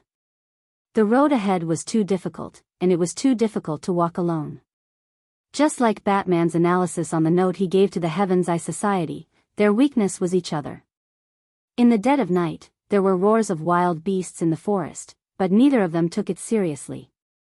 Diana was in a good mood and didn't care about the promise that they couldn't use magic.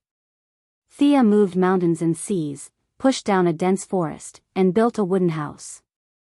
The two of them chatted in the hot pool. You seem to have become bigger here. Also softer. Is it because of the divine position? Diana touched Thea's neck with a playful look. The young lady didn't know whether to laugh or cry, but she had to admit that Diana's observation was very meticulous. She noticed such a small difference, but she couldn't tell why.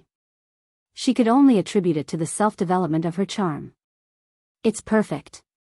Diana, who had the essence of Greek aesthetics, couldn't resist this kind of beauty at all. She played with her like a toy for a long time. Diana's figure was also very good, but she was more inclined to be a warrior. Some parts of her body were not as beautiful as Thea's. "How dare you tease me?" Thea also didn't want to be outdone. Her hands began to touch her long legs, and all the way up. This time, the battle was more intense than before. Halfway through, Thea suddenly thought of finding a few pairs of silk stockings for Diana. Her long legs with black stockings really had a unique flavor.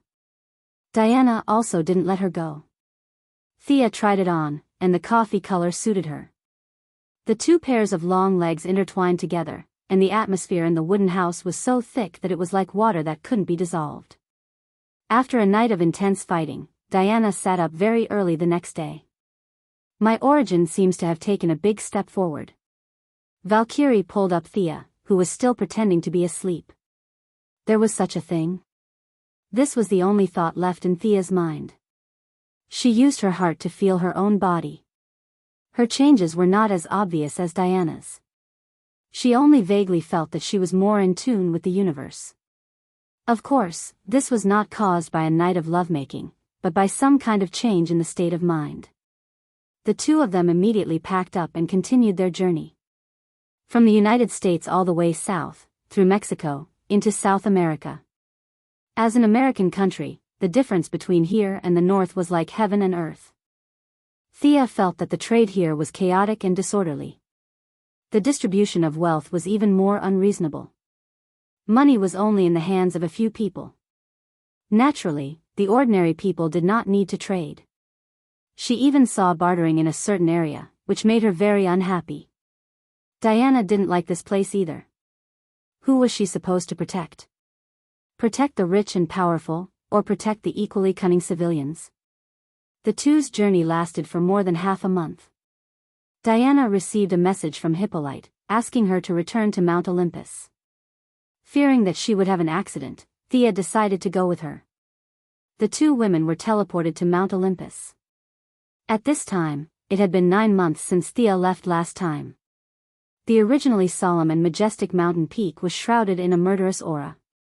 Many Amazons were busy preparing. The time of the prophecy has come. The eldest son of Zeus is about to kill his brothers and sisters and ascend to his father's throne.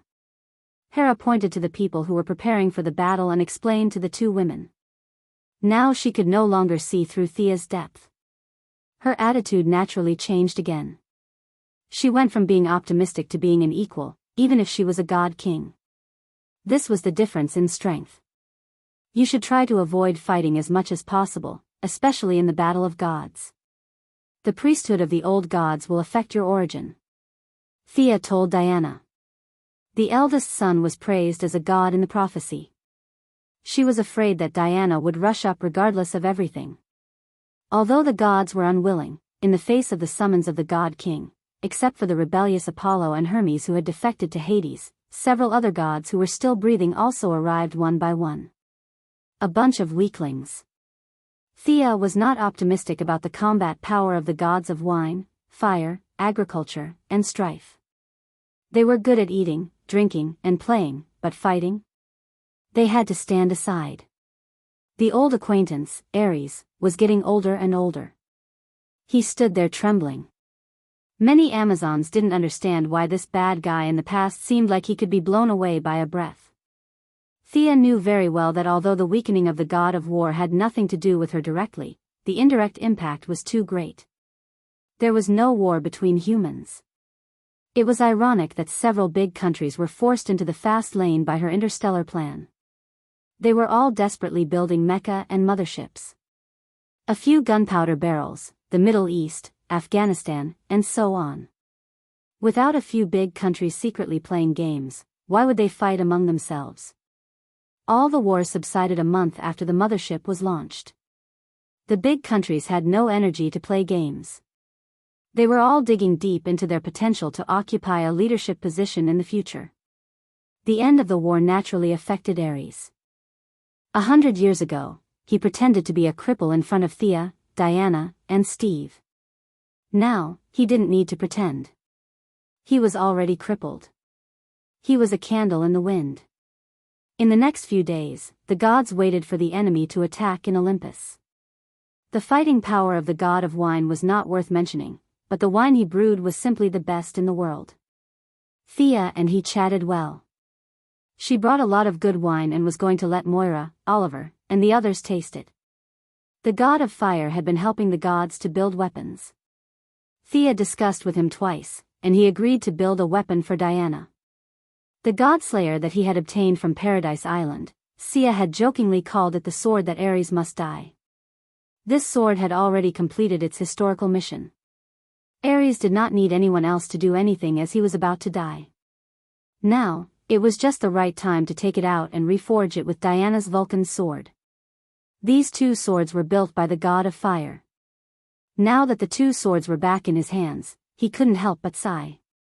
After asking Diana about her fighting habits, the two swords were returned to the furnace to be forged. 3 days later, a pair of blue swords was handed to Diana. 2 swords, this was her fighting style in the future.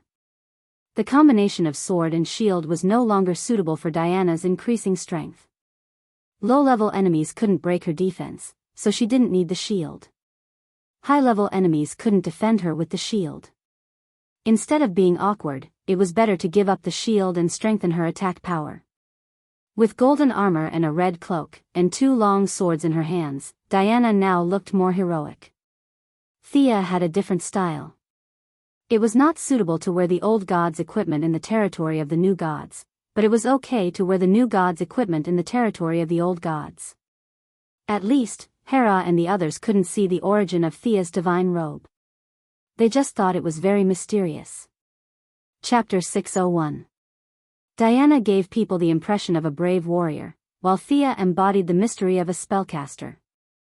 The hood covered most of her face, and her beautiful chin, slightly opened lips, and the occasional strand of golden hair peeking out from the hood were filled with a tranquil aura. The gods waited for 10 days, and the enemies in the prophecy finally appeared. Mount Olympus, which was covered in starlight, seemed to have been hit by something, and a deep crater suddenly appeared on the empty ground. Countless evil creatures descended upon the land of the gods. The leader was a tall and strong man with a fierce face and an open chest full of scars. His hair and beard were like weeds, and his equipment was very simple, as if he had stripped off the skin of some animal and put it on his body. However, no one would underestimate this leather outfit. This was dragon skin, the skin of an adult black dragon. It was barbaric, coarse, and violent. Even from thousands of miles away, one could still feel the bone-deep hatred from this person. He hated this place, hated everyone here. He was a nameless god, the eldest son of Zeus and Hera. When he was born, he was abandoned by his biological parents because of the prophecy that he would sit on the throne of the gods. He grew up in the wilderness and fought with wolves during his childhood. When he became an adult, he tried to prove his worth to Mount Olympus, killing evil dragons and fighting everywhere. Unfortunately, his bravery was not valued. Instead, it aroused fear. Zeus personally took action and sealed him in the depths of the earth's core. With hatred for Mount Olympus and the whole world, he climbed with his bare hands for 6,000 years. After countless hardships, he finally saw the light of day again. He wanted revenge and to take back what belonged to him. He was the eldest son. The appearance of the evil creatures naturally attracted the attention of the gods. At this time, Thea was chatting with her new friend. It was Aramani, who had the upper body of a woman and the lower body of a spider. She had followed Thea out when Hera was wreaking havoc in the underworld. She was also at the level of a demigod and was one of the few important combat forces under Hera's command. Thea happened to pass by and saw her spinning silk at the same time, which attracted her interest. After that, they started chatting casually. Even though Sia was now in the camp of the Greek gods, she still felt that these gods were quite ked up. Back when Aramani was immortal, she was the wife of a king. Her hobby was weaving, which was completely harmless to humans and animals. Not only that, it also had a very positive effect on ordinary women. Men would farm and go to war, while women would weave. Logically speaking, such a harmonious and positive scene should be a good thing. Unfortunately, the goddess Athena heard of her good weaving skills, and Athena, who had nothing better to do, personally descended to the mortal world to compete with her. Naturally, ordinary people couldn't compare to the gods who had cheats, and Aramani couldn't take it anymore and committed suicide. If things stopped here, it would already be too much, but the worst was yet to come. For some unknown reason, Athena captured her soul and reincarnated her into a half-human, half-spider. How could such a vile thing be described with the word F***ck? Do whatever you want, submit to me and prosper, oppose me and perish. Even if you die, you have to carry shame with you. This was the thinking of the gods at that time. After listening to the outrageous story, Thea couldn't help but look askance. Others were afraid of Athena, but she didn't have to. Athena wouldn't send a group of Saint Seias to push her, so what was there to be afraid of? She stood in Aramani's position and scolded Athena. Only then did the spider woman and her have a little friendship. Over the next few days, Thea chatted with her every now and then. The two of them could barely be considered friends, and Thea made her request. She wanted to use her divine spider silk to weave stockings. She wanted a variety of colors so that she could spar with the long-legged goddess in the future. Ordinary people's stockings were too easy to wear and tear. Only quasi-divine items could match them. The spider woman, who didn't understand her evil intentions, was puzzled. What was the purpose of weaving stockings with spider silk that was as thin as a cicada's wing? Was it for defense or to increase one's speed? Although she couldn't figure out the purpose, Aramani, who could spit spider silk and had max-level tailoring skills, made a few pairs of stockings according to her request even though she had turned into a spider. Aramani, who felt like she had found a treasure, returned the favor and helped the spider woman check it. Athena's technique wasn't brilliant. Originally, Thea could have helped her return to her original form, but unfortunately, her spider form had been completely fixed during the process of her returning from the underworld to the world of the living. Even with Thea's ability, she couldn't change this situation. She could only take a step back and cast a permanent human transformation spell on the spider woman. This spell allowed her to maintain her human form for 4 hours a day. This simple effort gained the spider woman's strong goodwill. In the end, Thea received a large number of silk products and said that if she needed more, she would have more in the future. When the firstborn arrived, she and the spider woman were researching how to make new underwear. Since the stockings had been changed, they might as well upgrade the underwear too. Both of them were unhappy that their research was interrupted. Thea brought Aramani a lot of information about the development of clothing and clothing on modern Earth, which made the spider woman feel like she had found a treasure. Although the aesthetic of ancient Greece was different from that of modern times, it was still very useful. Thea also told the spider woman her favorite style of clothing and asked her to make a few sets according to it. Unfortunately, the enemy had come, so the two could only stop their research and run outside to do the fighting. When they arrived outside, the enemy army had already begun to form up. The main force was the wild wolves that had raised the firstborn. Because they had been contaminated with a lot of divinity, some of the wild wolves had already shown signs of walking upright. Most of the rest were ghost wolves. These animals had already reached the end of their lives, but because of the influence of the firstborn's divinity, they were still lingering on the border of life and death. Now, they had all been recruited by the firstborn to fight. In addition, there were many ghost creatures in different shapes and sizes. Some were humans, some were beasts, and some were strangely shaped like humans and beasts. The gods reckoned that these creatures were the cannon fodder that the firstborn had recruited. Their role was to consume the magic power of the gods. Compared to the organized army of the Amazons on Mount Olympus, the army of the firstborn could be said to be endless. These cannon fodder were valuable as long as they could contain one god. The evil army began to march toward Mount Olympus in silence, as if dark clouds were pressing down on the city. "What do you think?" Diana whispered to Thea. She was referring to the firstborn. It was similar to how the Heavenly Father dealt with Darkseid. In a battle of this level, the battle between small soldiers would not affect the overall situation at all. As long as the firstborn could be dealt with, the ghost creatures would not be of any help. Thea looked a little serious. The strength of the firstborn was not a bluff. Just looking at its powerful and murderous appearance, she was not very confident. Chapter 602. It was a battle of revenge, a battle to the death, not to mention true divine power. Thea could not compare with the other party in terms of momentum. The other party had suppressed his anger for thousands of years, and it was said that it took him 6,000 years to climb back to the ground from the core of the earth. A minute ago, Hera was still discussing the issue of stockings and underwear, and the other party came at her. Unless there was a crushing difference in strength, it would be strange if she could defeat him. It was not the same style at all. And she was the goddess of trade and wealth, which had nothing to do with fighting. And this firstborn was similar to Hercules. They were both old gods who had escaped the twilight of the gods and were in relatively good condition. No one knew what his specific clergy was, but in Thea's view, it was very similar to fighting and revenge.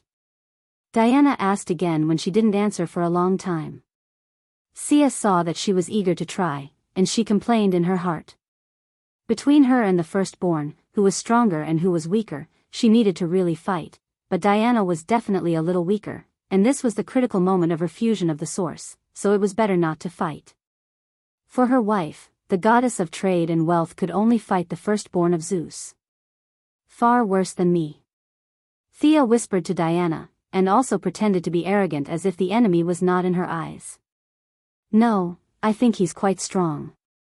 Diana had not seriously fought with Thea for a while. She really did not know the true strength of Thea after she became a god. Seeing her firmly guarantee, she slowly relaxed. The huge ghost army seemed to be moving slowly, but in fact, it was moving quickly towards Mount Olympus, and an invisible pressure began to envelop everyone's heads. Antiope, who replaced Hippolyte, was commanding the Amazons to set up a line of defense. Bundles of magic arrows, many enchanted swords, shields, and armors were sent to each warrior. The Amazons were the most elite warriors of this era, and Hera was not stingy with them. She opened the treasury of Mount Olympus and took out many precious equipment from ancient times. Unlike Hippolyte, Antiope was a pure warrior. She knew that the Amazons did not have the advantage in numbers, so she directly set up 3 lines of defense on the periphery and prepared a group of cavalry for mobility. The advantage of the firstborn's army was their numbers. There were endless ghosts and beasts, and the ratio of their numbers to the Amazons was almost 100 to 1. It was his idea to use quantity to fight quality. That was why he dared to come to Mount Olympus with his massive army and his own martial arts prowess. The advantage of the Greek gods was that they had a large number of gods. Even the most useless gods were more powerful than the monsters and beasts. They could defeat a large number of them with a wave of their hands. The only weakness was that they were forcibly conscripted by Hera. They could fight a favorable battle, but it was impossible to expect them to risk their lives against the firstborn. The depressing atmosphere lasted for an hour. All the gods came to the mountain peak to watch. A few of them were exchanging glances. The prophecy had clearly stated that the eldest son of Zeus would kill his brother and eventually ascend to the throne. The gods on the mountain were all in line with the prophecy.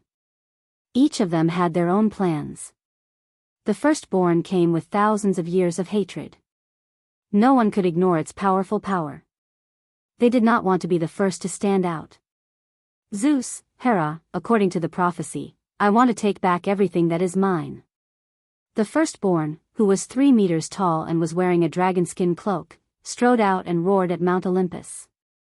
Following his words, the spirits and beasts also roared at the sky. The hatred contained in their roars made the gods take a step back involuntarily. Hera looked a little sad. She was not in a good mood to fight with her own son. But seeing that both sides were waiting for her reply, she reluctantly stood up. Child, I am your mother.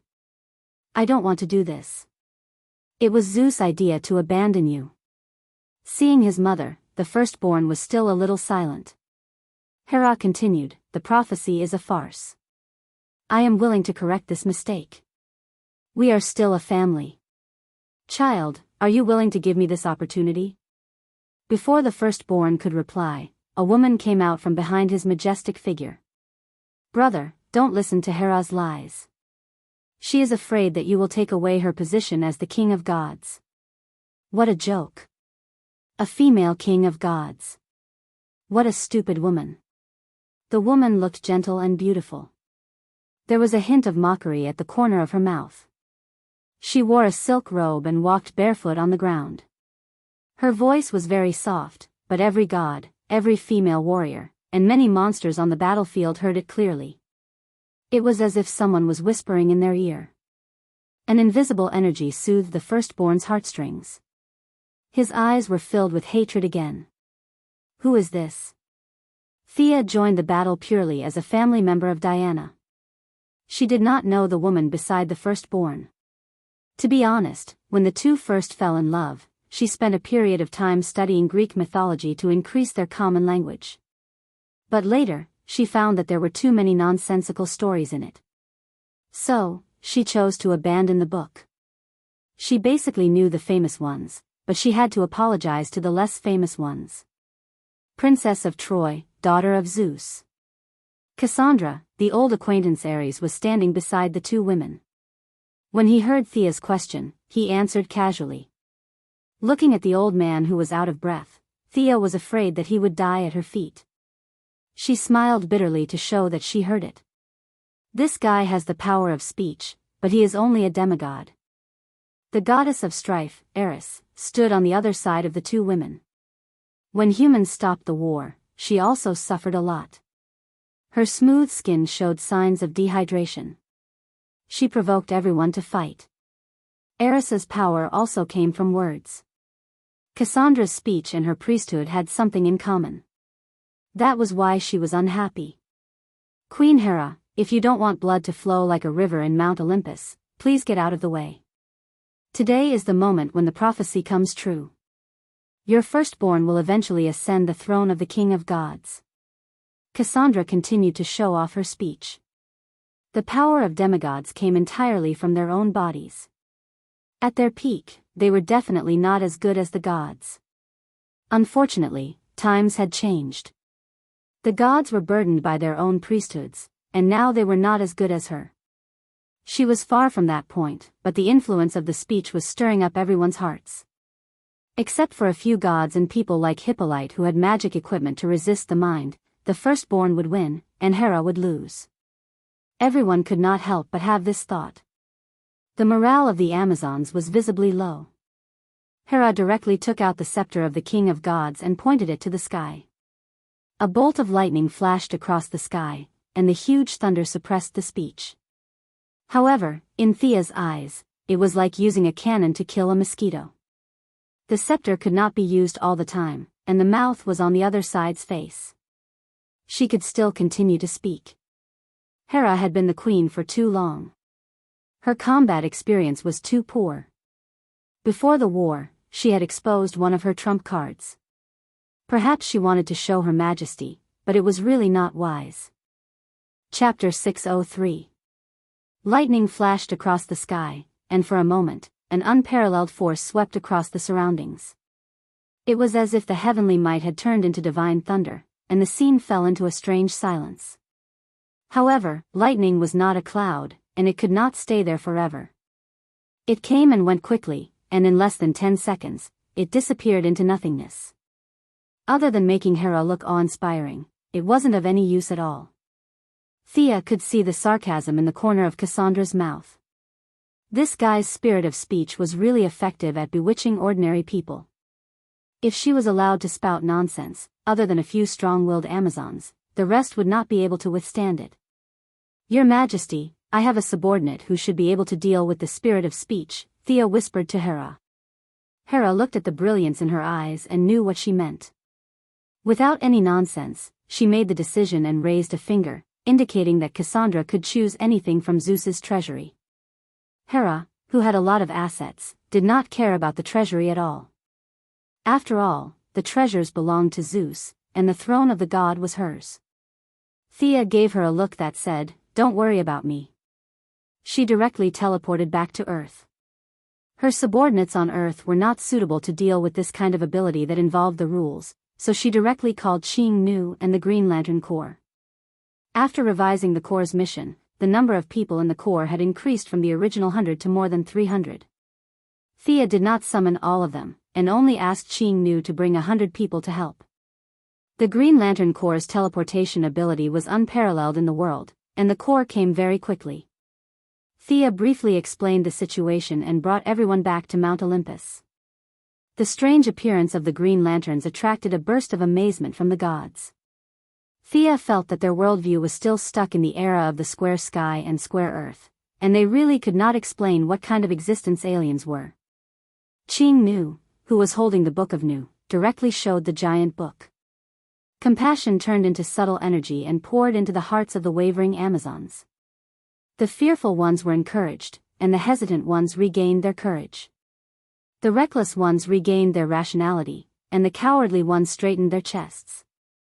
The remaining Green Lanterns established a new line of defense, a line of defense for the soul. Compassion was incomparably inclusive. It could accept good words, and it could also absorb evil words. This was the purpose of Thea calling them here. That person really needs to be pitted. Qing Nu saw her eldest son and said in a calm voice, "You want to brainwash a god?" Thea looked at Qing Nu, who was becoming more and more otherworldly by the day, and her mind began to churn. To be honest, this was a good idea. The firstborn's strength was similar to hers. If he was washed into the green lamp, the green lamp's weak fighting power would be improved. In addition, it would allow the eldest son to let go of his hatred and reunite with Hera and her son. It could be said to be a great thing. But the premise is that you have to subdue him first. How about shooting light waves to brainwash him? Thea didn't have the ability to do that. The resistance of the gods was too high. She needed some ingenious plans to carry it out. While Thea was thinking about the feasibility of brainwashing the firstborn, Cassandra was still talking at the foot of the mountain until her throat was dry. She found that there was no movement on the mountain and looked at the firstborn awkwardly. Trash. The ferocious firstborn pushed Cassandra away like a ferocious beast. His eyes were murderous.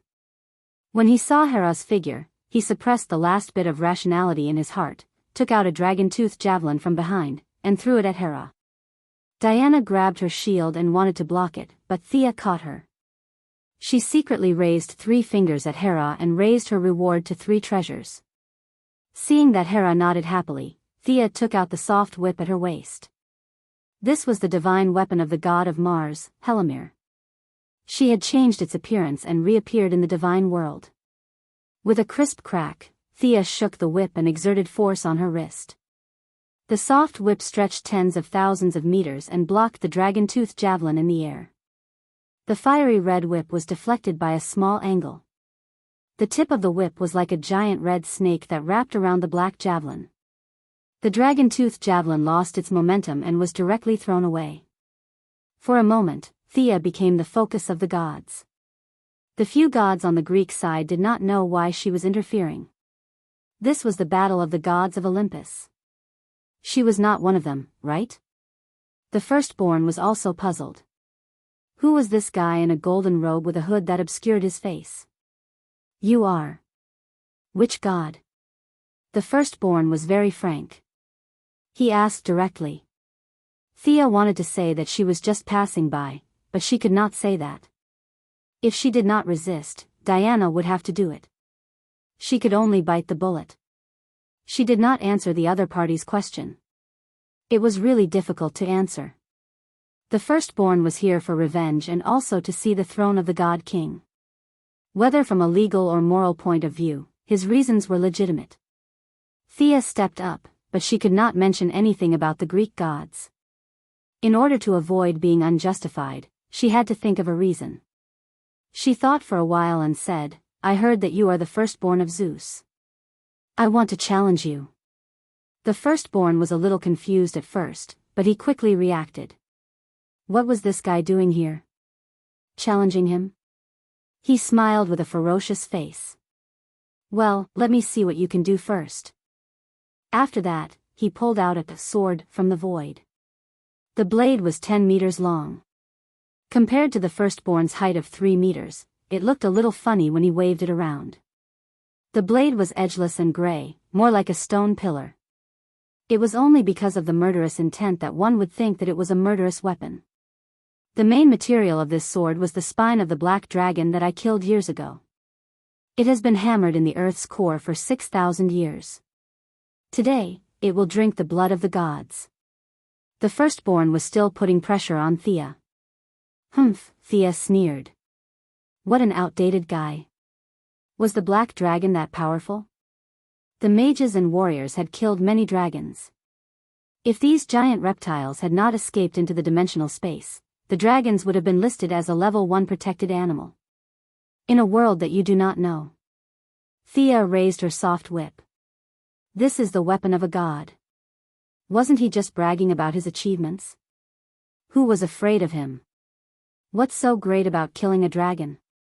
I killed a god. The firstborn did not want to waste any more time with her. He stood up and rushed towards her with the 10-meter-long sword in his hand. Bravado. 2 gods fighting on the mountain would inevitably hurt the innocent. Thea set the battlefield to be in the air. She swung the soft whip in her hand and poured magic into it. A silver-white flame ignited on the tip of the whip. Silver fire. This was the technique that Thea learned from Hromir's living fire. Unlike the firstborn who extracted it from a huge amount of spiritual power, Thea could only use pure magic to imitate it. The uniqueness of the living fire disappeared and was replaced by the flexibility of magic power. The firstborn was caught off guard and the whip wrapped around his ankle. He hurriedly swung his sword at the soft whip. Thea pulled back the whip, but the silver fire was still attached to the firstborn. The dragon leather boots with amazing magic resistance sizzled as they were burned. Not bad. The firstborn reached out his huge palm and grabbed the silver fire. He exerted force with both hands and crushed the flame. I'm very capable. The silver flames that filled the sky were continuously danced by her. Chapter 604. You can take 1 or 2 balls of fire, but try hundreds or thousands of balls. Thea's magic quickly transformed. Her whip was like a snake, constantly flinging out silver flames. For a moment, the originally starry realm of the gods seemed to have multiplied. Countless silver flames with deadly light shrouded the whole sky. Try my silver flame cage. The flames were controlled by Thea, advancing and retreating in an orderly manner like a group of well-trained soldiers. The firstborn swung its long sword with all its might. The dragon's sword, tempered by the core of the earth, was not afraid of the silver flames. The flames transformed from the purest magic were shattered by the firstborn. The residue fell to the ground, but it could still burn the spirits into ashes. Cassandra, who was in command of the army, hurriedly led the army away from the battlefield. The firstborn's fight was not ineffective. It was just that the firstborn was fast, but Thea was faster. The colorless and transparent silver flames gradually piled up in the sky. The firstborn saw that the flames were increasing. It immediately stopped slashing and increased its speed to the maximum, ready to fight Thea in close combat. The firstborn ignored the flames. Its dragon skin with amazing magic resistance was burning black smoke. A large part of its open chest was also burned by the flames. But the distance between the two was rapidly closing. Your father is the god of thunder and lightning. I don't know how resistant you are to thunder and lightning. Thea's long whip kept dancing. It wrapped around the firstborn's wrist that was holding the sword. Her left hand gathered an amazing amount of thunder and lightning, and she threw it at the firstborn's face. Sparks danced. The gorgeous and deadly lightning struck the firstborn with an invincible momentum. The god who could make Zeus afraid did not hesitate.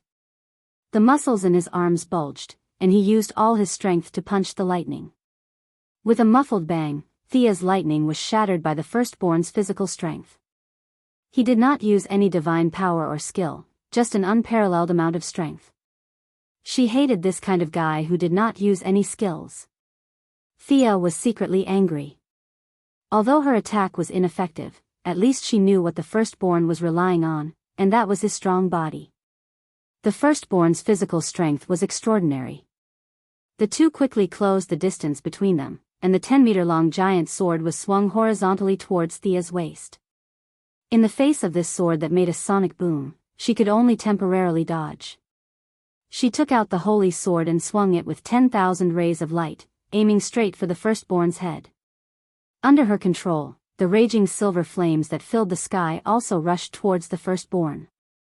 This guy ignored the burning of the silver fire, ignored the dazzling light, and focused on fighting Thea.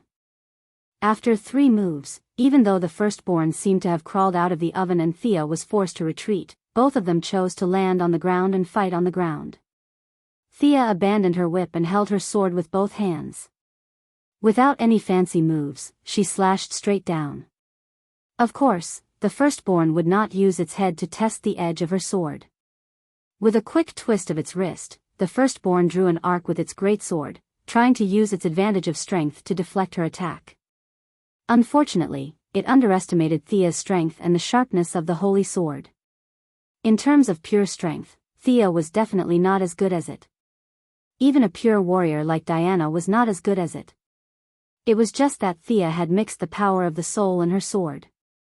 The power of the soul could be strong or weak. The Martian hunter could slay gods with this power, but she had not reached that level. She just added the power of the soul to herself, and for a short time, it was enough to contend with the firstborn. The firstborn, who had underestimated its opponent, did not expect that this slender opponent had so much strength. Not only did it not deflect her attack, but it also left itself wide open. The holy sword with great force was about to hit the firstborn's head. The firstborn's weapon was too long, and it was too late to turn back, so it could only stretch out its left arm to block. The firstborn had a gauntlet on each of its arms. She did not see it clearly before, but now Thea saw that it was not a gauntlet, but 2 huge dragon teeth. The dragon teeth that resisted the holy sword were naturally the dragon teeth. They were as white as jade, and there were bursts of dragon aura emanating from them. However, against Thea, even the black dragon himself would be finished, let alone a dead tooth. With a crisp crack, the bright holy sword cut directly into the dragon teeth. At first, there was a slight delay, but soon it went all the way down, cutting the giant tooth in half from the middle. The holy sword did not stop and directly cut through the firstborn's dragon skin armor. Seeing that it was about to hurt the firstborn's body, the firstborn sacrificed the armor to buy himself less than 1/10 of a second. The firstborn's giant sword also turned to attack Thea. He relied on his own body and traded injuries for injuries. As the eldest son who relied on himself to fight since birth, he had suffered countless injuries. His strongest weapon was not so much the great sword, but rather his tempered body. If Thea continued to cut, even if she could cut off the firstborn's arm, she would also be injured. She was only there to help, so naturally, she would not risk her life so much. She stepped on the ground and left the firstborn's attack range.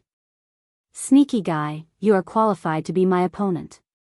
The firstborn's fighting spirit was completely aroused.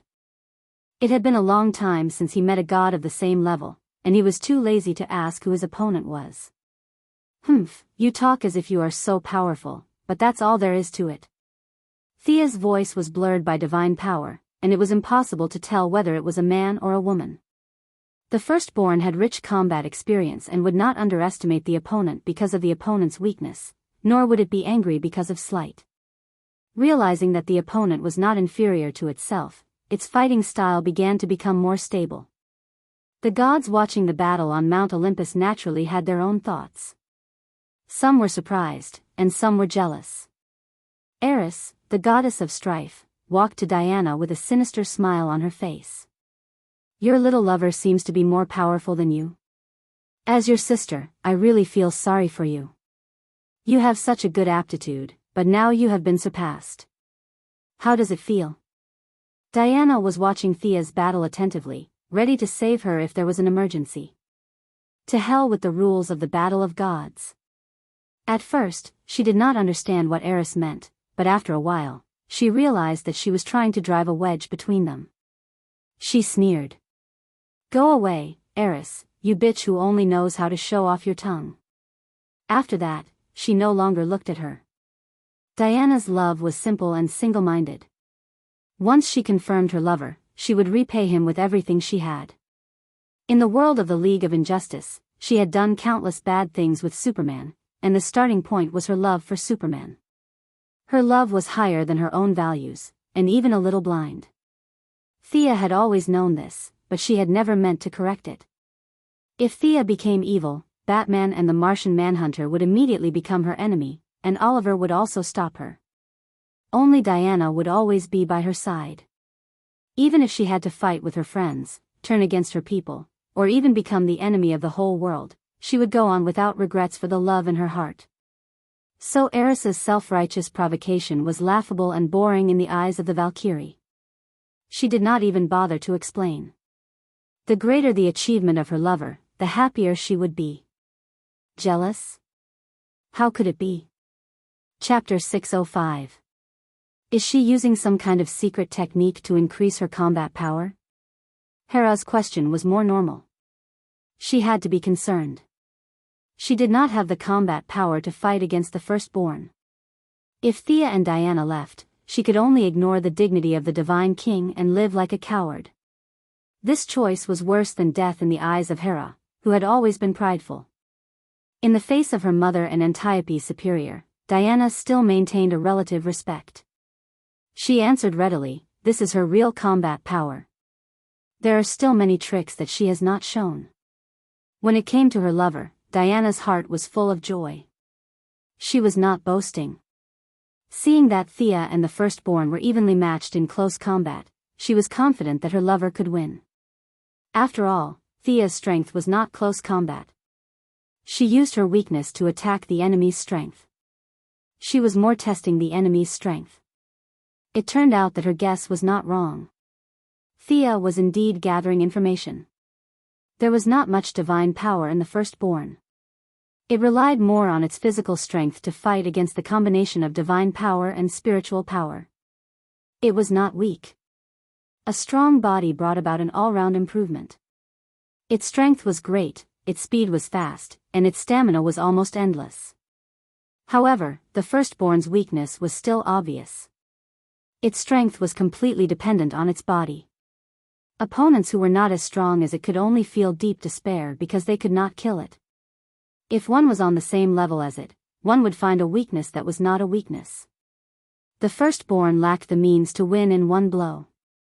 Thea, who was confident, began to attack. The strong confidence made her spiritual power rise to another level. The Firstborn on the opposite side had the trait of becoming more and more courageous as it fought. It also squeezed out physical strength crazily in the fierce battle. And as the number of injuries increased, its physical attack power became more and more powerful. The Holy Sword and the Giant Sword kept colliding.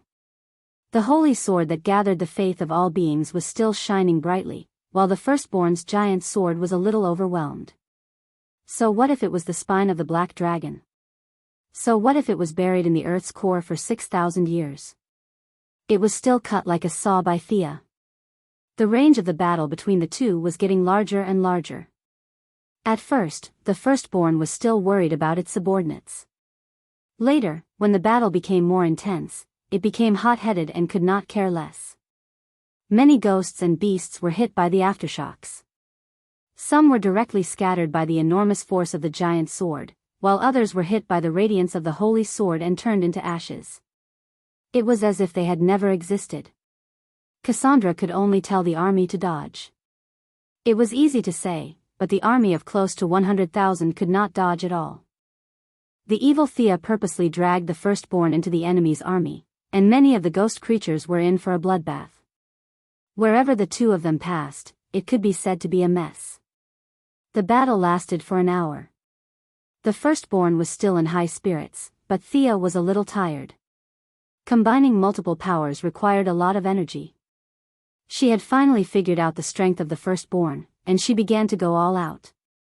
Spotting an opening, Thea infused a large amount of soul power, divine power, and mana into her holy sword as she slashed down at the Firstborn who could not dodge in time. Not knowing why the opponents suddenly attacked, the Firstborn chose to defend cautiously. It moved its greatsword horizontally, trying to block the attack. What happened next stunned him. Thea did not intend to hurt the enemy at all. She wanted to destroy the firstborn's sword. The firstborn's parry missed. Without the support of his power, the great sword could only rely on its own material to block the oncoming holy sword. With a crisp clang, 1/3 of the great sword was cut off by the holy sword. She wants to destroy my weapon. The firstborn felt very distressed for a moment, and thought that he understood Thea's sinister intentions. However, this was all an illusion. To deal with a person who could create miracles with great power, one had to use a dirty trick. Using the loophole in his mind, Thea finally began to use the divine power of wealth when the two of them passed by each other. She took off her hood and revealed her stunning face. "Look into my eyes."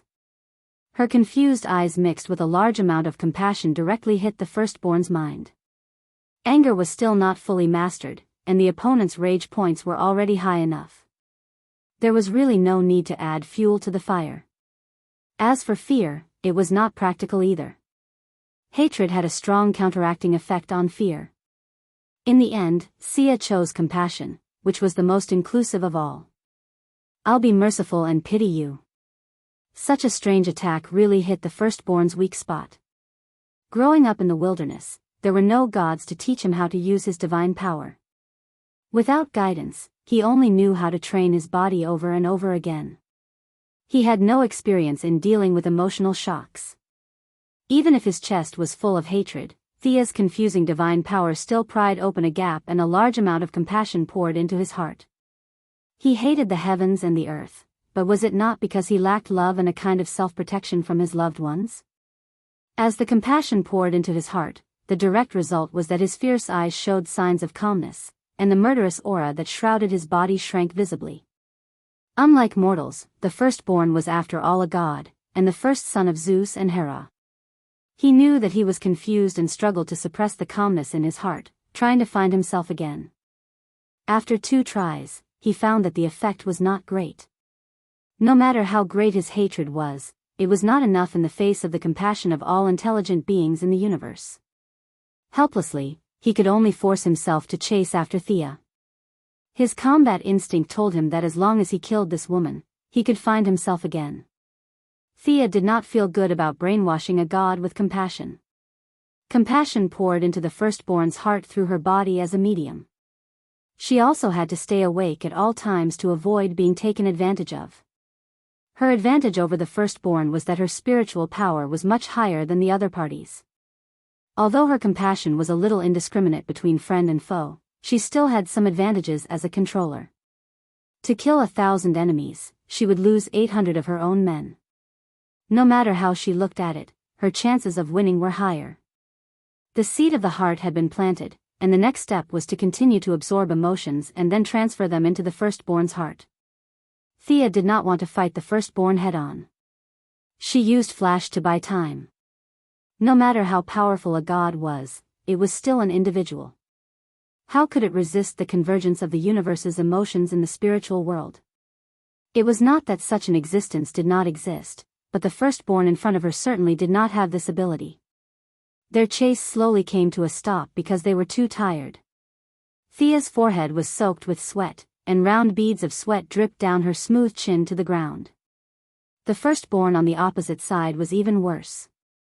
He barely stood there with his long sword, his whole body covered in sweat. The speed of losing control of the spiritual world was accelerating, and the external symptoms were that half of his face was calm and peaceful, while the other half was full of tension and resentment. Thea did not expect this guy to be so resistant. He was using his strong points to attack the enemy's weak points, and it was so tiring. But seeing that victory was in sight, she unilaterally increased the output of emotions. She had to convert this guy before the two armies. Chapter 606. The gods were watching. Some of them did not know what Thea and the firstborn were doing. Gods like Ares, the god of war, and Dionysus, the god of wine, could not understand. Some knew, such as Hera and Eris, the goddess of strife. These magic and spiritual types could feel the emotions violently attacking the self-consciousness of the firstborn. Hera, the biological mother, was a little conflicted about the brainwashing of the firstborn, but it was not a bad thing to be brainwashed. As for Diana, who knew Thea best, there was only nervousness left. The confrontation in the spiritual world was very dangerous, and she could only look at her lover worriedly. Most of the gods were watching with an optimistic attitude. The firstborn was defeated, and Thea had the upper hand. This could be seen without a deep vision. Cassandra, who was leading the army of the firstborn, could only watch. Limited by her realm, she could only be anxious and helpless. Just as she was hesitating, a subtle and undetectable voice floated into her ears. After a little hesitation, she finally made up her mind. Firstborn, think about your past. Your revenge has not been avenged. You were exiled at birth and persisted for 6,000 years. Remember your mission, remember the injustice of fate. Remember. Cassandra spoke quickly.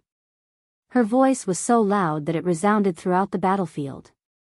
The firstborn, who was getting more and more confused, finally managed to suppress the erosion of compassion with the power of the spirit of speech.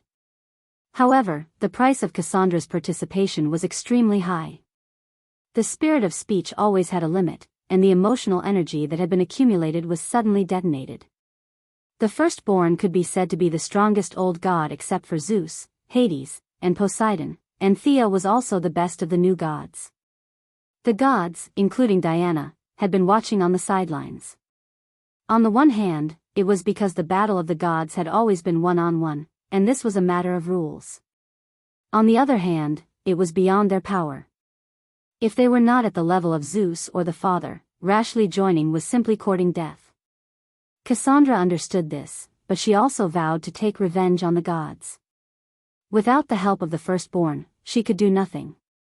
If the firstborn was instigated by the other party, it would be even more disastrous. Therefore, after receiving the secret reminder, even if she knew the price, she still rushed into this battle. The firstborn's strong resistance and Thea's crazy infusion were all withstood by her. She was just an ordinary demigod. How could she withstand the combined attack of two true gods? Puff! With a loud explosion, a large amount of blood spurted out. Unlike ordinary people who vomited blood from their mouths, Cassandra vomited blood from her throat. The violent emotional energy directly exploded in her throat, and her vocal cords, trachea, and throat were blown to pieces. Her innate gift of speech was directly crippled, and her neck was badly mangled. She fell to the ground, and it was unknown whether she was dead or alive. On the other side, the two true gods were also suffering. The firstborn barely kept his consciousness and escaped the fate of being brainwashed, but he looked extremely tired. His original brown-black skin was now as white as paper.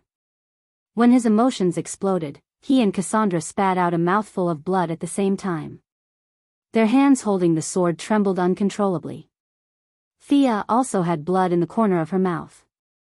The emotional backlash made her very uncomfortable. But her spiritual resistance was much higher than the firstborn's, and she had been the one on the attack, so she suffered less damage. Thea's eyes wandered, and she automatically looked at the empty space on the other side of the battlefield.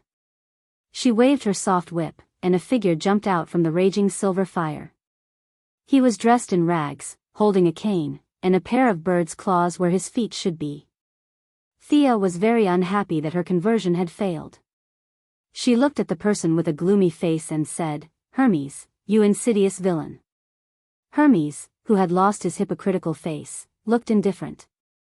He looked coldly at Cassandra and the firstborn, and the corner of his mouth drew a contemptuous arc. His eyes could not help but look at Thea. "Your strength is so strong that you can suppress the firstborn of Zeus. You are really extraordinary. But how much strength do you have left now?" Hermes said as he gently stroked his cane and pulled out a very thin blade. Thea wiped the blood from the corner of her mouth and said, "This firstborn did consume a lot of my divine power, but I still have companions." "What do you have?" Following her words, Diana also came to her side. The Valkyrie looked coldly at Hermes, the guy who had deceived her. "Tell us where Zola and her child are, and we can spare your life." Diana stood in front of Thea with two swords in her hands and asked sternly. Hermes let out a burst of silent ridicule, filled with disdain and contempt. Thea was disgusted by his attitude. She resisted the discomfort and set up a time-stop enchantment. She wanted to join hands with Diana to take down this annoying bug. But the accident still happened. Hermes turned into a stream of light and ran out of her enchantment in an instant. Huh. In Thea's view, this speed was not inferior to Barry's. Hermes was not so fast in the past. There was the twilight of the gods, and then there was the rise of the god of speed. Hermes, who had speed as his priesthood, should be lying in the nursing home with Ares. How could he suddenly burst into such high speed? Surprised? I was faster than this when I was at my peak. This is only half of my speed. As if he had expected their doubts, Hermes smiled grimly and pointed at the gods on the mountain peak. Since we are brothers and sisters, let me remind you that His Majesty Hades' army is about to flatten Mount Olympus. Think carefully about your position. After that, he took out a black whistle from his arms. An obscure sound wave shrouded the army of the firstborn. All the spirits seemed to have received some kind of signal, and one by one, they rushed to the Amazon camp. Hermes teleported away with the firstborn under Thea and Diana's angry eyes. As for Cassandra, who was lying in a pool of blood, he did not even look at her. The army of nearly 100,000 spirits did not distinguish between friend and foe. The werewolves of the firstborn and the Amazons were all within their attack range. The battlefield was in chaos. The gods were shocked by the news of Hades' impending arrival. Antiope, who was facing the attack, fought hard, but still had some of his subordinates injured. I'm fine. You go and help. Thea certainly could not stop Diana. This kind of low-intensity battle would not affect her. Fighting side by side with her people may further understand the meaning of protection. As for herself, she was sore all over and did not have much combat power at the moment. After teleporting back to the top of the mountain, the gods also felt that it was beneath their dignity to be frightened by a sentence. They all began to clean up the army of spirits. The green lamps helped Thea to calm her spiritual world and shared the burden of compassion. With the help of the gods, the Amazons' defense line quickly stabilized. Javelins, crossbows, and many other weapons that were infused with magical light entered the battle.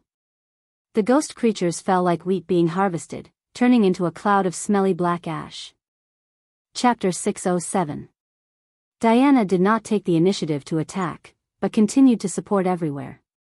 Even if there were a few injured female warriors, she would send them to the rear in time. With the help of Qing Nu's Book of Nu, they would quickly recover. The battle lasted for a whole day, and a large number of ghostly creatures were finally wiped out by the gods. The werewolves, who were loyal to the firstborn, fled the battlefield soon after the battle. One of the key figures of the war, Cassandra, was captured by the Amazons who were inspecting the battlefield. The Princess of Troy was still alive, but her injuries were too serious and she was still in a coma. The broken part of the firstborn's greatsword was also picked up by Diana. Even if it was only 1/3 of the sword, it was still nearly 3 meters long. The spine of the black dragon had been forged in the core of the earth, and Diana, who was also proficient in forging, felt that it would be a good material no matter what weapon it was made of. Thea finally eased her discomfort with the help of the green lanterns, and Diana entered her spiritual world again to help her slowly stabilize. The Valkyrie was also exhausted. She was a very pure warrior goddess, and she liked swords, fists, and feet more than spiritual power. Fortunately, her level was high, and her shortcomings were not obvious. She also knew how to use spiritual power. After 3 full days, the 2 goddesses, mainly Thea, finally recovered. Occasionally, she would have a headache, but it did not affect the overall situation. Her spiritual power was less than half of her peak, and she could not brainwash the firstborn in a short time. Plus, the other party was prepared and would not be fooled again. Thea was quite regretful that she had lost this good opportunity. The firstborn was very powerful, and it would be a super fierce fighter in the Green Lantern Corps. Yes, she worked so hard to brainwash firstborn, but not for Hera. Thea did not intend to return him in the first place. An appropriate ceasefire would have been enough. You didn't take your own son with you, and now that he has reached the maximum level, you want to repair the relationship. How could there be such a good thing? Unfortunately, all her plans fell through. An insignificant character ruined her plan, and Thea was very upset. When she heard that Cassandra was captured, she took Diana to have a look. Miserable, really miserable.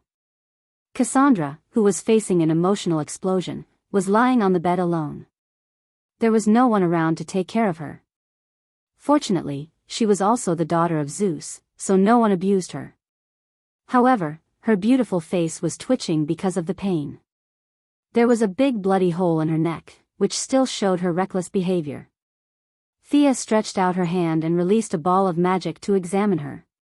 After a while, she snorted coldly. This troublemaker could be said to be completely crippled. Her vocal organs had exploded into a bloody mist. Even if her skin and flesh grew back, her talent had already left her forever along with her vocal cords. In order to take revenge against the gods, this woman was willing to sacrifice herself in order to retain the power to challenge the gods. Needless to say, it was similar to the Spider-Woman Aramani. There must be a tragic story behind this. Thea could only say that the Greek gods had done too many immoral things, and she had to take the blame for them again. Walking out of the lounge, he saw that the Amazons were still passionately preparing for battle. However, the gods were a little disappointed. The Netherworld King had given them too much pressure. In the evening, Hera gathered the gods to discuss the next step of the plan. There were 2 empty chairs at the scene. The goddess of agriculture and the goddess of strife had run away. The only one left was Ares, the god of war, who was on his last breath. The old man sat on the chair with his eyes half closed. If it weren't for his weak breathing, Thea would have thought that he was dead. The other 2 present were Dionysus, the god of wine, and Hephaestus, the god of fire. The god of fire had a good relationship with Diana and Thea. Unfortunately, he had a good clergy in vain. Because of his hobbies, he had changed his talent tree from the original god of fire to the current god of blacksmiths. He was also a god of faith. Where could you find a blacksmith in the 21st century? He was supposed to be a fierce warrior in the front lines, but now he had completely become a support staff and was extremely weak. The remaining god of wine had some fighting power. There were people who liked wine in all ages. He did not have many believers, but it had never stopped. He could be said to be the god in the best condition. But the god of wine. Just by hearing his name, one could tell that he was weak. It was impossible to expect him to defeat Hades. Hera was speechless as she looked at her subordinates. The old were old, and the weak were weak. This was also the reason why she hurriedly invited Thea and Diana when she heard that they had recovered. "Your Majesty Hera, what's with Hermes' speed?" Thea asked her own question first. Unlike Barry's reverse lightning, the resistance of mortals to magic was completely different from that of gods. If many speed reduction spells did not work, Thea would be very passive when dealing with an extremely fast enemy. It should be that Hades gave him something from the underworld. If I'm not wrong, Hermes' way of life has been rewritten. He doesn't look like a living being now. Without the disadvantage of being jealous, Hera's knowledge was unparalleled after following Zeus for so many years. She analyzed calmly. Undead? Lich? Zombie? These were the things that came to Thea's mind. Sacrificing one's life to turn oneself into a high-level undead creature. But Hermes' sacrifice was not a small one. Giving up the dignity of a god and becoming Hades' henchman was not a good decision. However, Hermes had recovered a lot of strength, which troubled Thea. Speed was really not something she was good at. Hera lowered her head and pondered. The army of the underworld was boundless. Even Zeus couldn't ignore it when he was still alive. Due to the rules, the number of dead in the underworld had to be maintained at a certain level. Hades couldn't mobilize all of his forces, but even 1/10 of them was a terrifying number. Judging from the fact that Hermes could control those ghost creatures, the firstborn and Hades must have some behind-the-scenes deals. The difficult situation gave Hera a headache. She looked at Thea. "The next time the firstborn comes, can you still stop him?" Thea thought for a moment. She did not want to give up the firstborn as an excellent fighter. Olivier was stubborn. In fact, she also had this trait in her character, but she thought it was called persistence. He must be prepared. I can't guarantee it. Our comprehensive strength is about the same. He's good at close combat, and I'm good at long range. It's hard to say who will win. Of course, Thea would not guarantee it. At the same time, she thought to herself that the firstborn would attack again. If she did not recover to her best state, perhaps she should gather all the green lamps together next time? The meeting ended hastily, and no one could make any constructive suggestions. In order to encourage or comfort Thea, Hera directly opened Zeus's collection room and let her choose 3 treasures. This was a deal for Thea. Her friendship with Hera was far from the point where she would stand up for her. Getting paid for doing things was in line with the purpose of the goddess of wealth and trade. In the face of the wide-open treasury, she did not stand on ceremony. She pulled Diana and walked in. As a powerful and restless god-king, Zeus's treasury could be said to be the best in the world. Unlike the heavenly father who liked to stay at home and did not step out of the house, Zeus's old man was young at heart. He wandered around the world and found many little girls, and he did not let go of any treasures. He was powerful and had a good eye.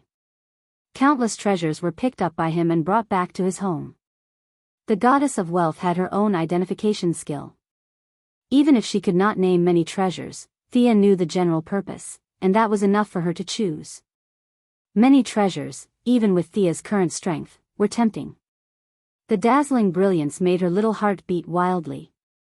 She was not a law-abiding person. She could not help but think, how nice it would be if these treasures were hers. Chapter 608. However, she also knew that this was just wishful thinking. After all, Boss Zeus was still alive. Making a deal with Hera was fair and just. No one would say anything if she took a few treasures, but if she took them away in the dark of the night, she would be in big trouble. The trouble with happiness was that there were too many choices. Back on Paradise Island, Thea was happy for a few nights with a fake godslayer. At that time, she thought that there were very few treasures in the world and that it was not easy to find them. Until today, Thea realized that it was not that there were few treasures in the world, but that Zeus had taken all the treasures back home in advance. Taking advantage of the fact that he had created his account early, this boss had probably ransacked the entire place, which was why the outside world was so clean. Even a piece of divine artifact could be used as a treasure, while the treasures in his own home were piled up like a mountain. Boss Zeus had fully demonstrated what it meant to walk the path of others and leave them with no way out. What should she choose? Thea stroked her chin and pondered. Diana was looking at these treasures with the intention of broadening her horizons. She could not give any constructive suggestions. Thea looked at Hera, who was standing outside the door of the treasury. This person was also very cunning. She seemed to be generous and let Thea choose whatever she wanted. In fact, there were definitely good and bad treasures in here. If she picked a good one, she would have profited. If she picked a bad one, she could only blame it on her bad luck. Hera was not responsible for explaining. Everything depended on her. Thea could only concentrate her divine power in her eyes. She wanted to use her position as the god of wealth to find the most valuable item in this treasury. Her eyes were full of radiance. Thea could not name many treasures, so she could only judge by the god of wealth. A nameless gauntlet, 1 meter of golden light. Thea picked it up and looked at it, then put it down. She turned her head and saw a black iron arrow, 1 meter of golden light. This is the hidden arrow that killed Achilles. Diana explained. Thea weighed the arrow in her hand. She did not like this kind of weapon that hurt people secretly, so she put the iron arrow back to its original position and continued to search. As she walked, she found a good item. It was a shiny golden cup. The eye of wealth determined that this cup was very valuable. Leto used the sunlight of the Aegean Sea to forge the Holy Grail for her son, Apollo. It shines like the sun even in the dark night. Legend has it that it can even eliminate negative emotions and all kinds of darkness. Diana looked at it for a long time this time and compared it with her memory. Thea felt that this thing was not bad, mainly because of its ability to eliminate negative emotions. It was very convenient for her to control anger. She ticked this holy grail in her heart and left it for last. After that, she saw many treasures. She wasn't lacking in weapons and armor at the moment, so her gaze was all on those treasures with miraculous effects. Most of the evil items were not in his consideration. His main focus was on the legendary treasures, such as Odysseus' ruby, which was given to him by his wife, Penelope, on the eve of his expedition to Troy. The ruby contained the love of a wife. Thea also saw the famous golden apple. As long as she carried this apple with her, it would increase her charm. Her charm attribute was about to explode. It was better to leave it for Hera to admire. While she was strolling around, a ball in the corner suddenly caught her attention. Golden fleece? A furry ball of fleece was casually piled up in the corner. Compared to the many divine weapons and subdivine weapons, this ball of fleece was insignificant. However, Thea's divine power of wealth told her that this thing was priceless. How could this be? Thea touched the fleece. Other than being a little soft, there didn't seem to be anything unusual. What was she going to do with this thing? Was she going to make a scarf? Thea's thoughts diverged as she pondered about its use. She shook her head and smiled secretly. She stood up and was about to continue looking at other things. However, just as she took a step, a strong premonition in her heart told her that she would miss something if she left. The premonition came without reason. She turned back. That's right, this ball of fleece was the most dazzling thing in the entire treasure room. Perhaps it had an unknown use or contained some secrets. Trust your intuition.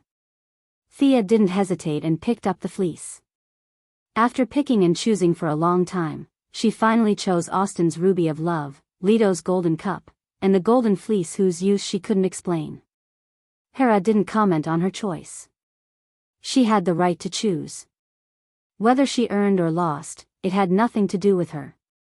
The ruby of love could provide her with enough love and emotions, but the process of absorbing them would come after anger. The golden cup would automatically take effect when placed next to her. It could eliminate all kinds of negative emotions. For her, who dealt with all kinds of emotions every day, it was a rare divine weapon. Thea carried the golden fleece back to her room. She and Diana closed the door to study it. The two studied from myths and legends to the golden fleece's diet and genetic mutation, but they didn't find anything. Did I make the wrong choice? Thea was a little unconfident. What could this thing be used for? Could it be used to make long johns for the long-legged goddess? Just as she was letting her thoughts run wild, she noticed something out of the corner of her eye. Among the golden fleece, a small thread caught her attention. Although it was also yellow, the fleece was golden. What caught her attention was a pale yellow thread. The moment Thea saw the thread, she seemed to see quicksand passing through her fingertips.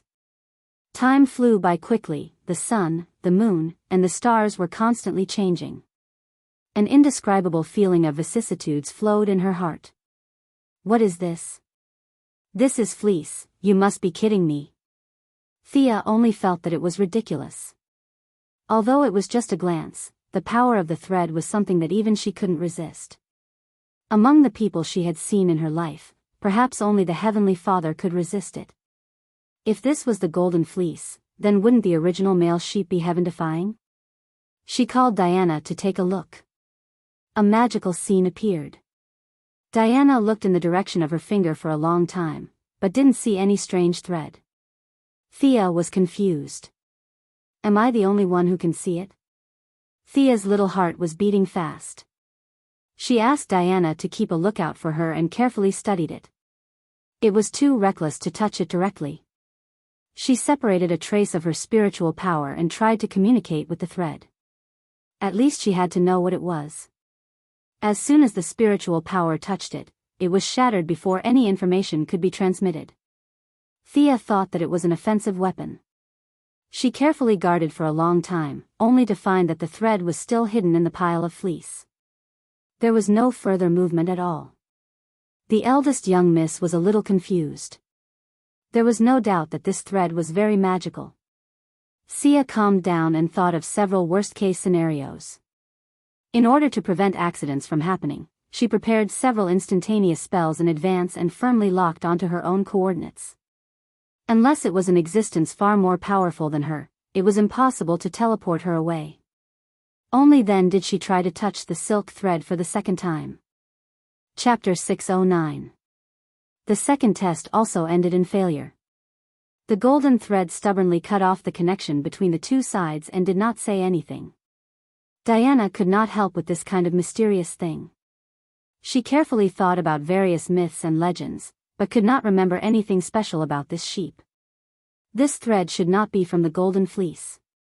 It's more like it was mixed in and was accidentally brought out by you.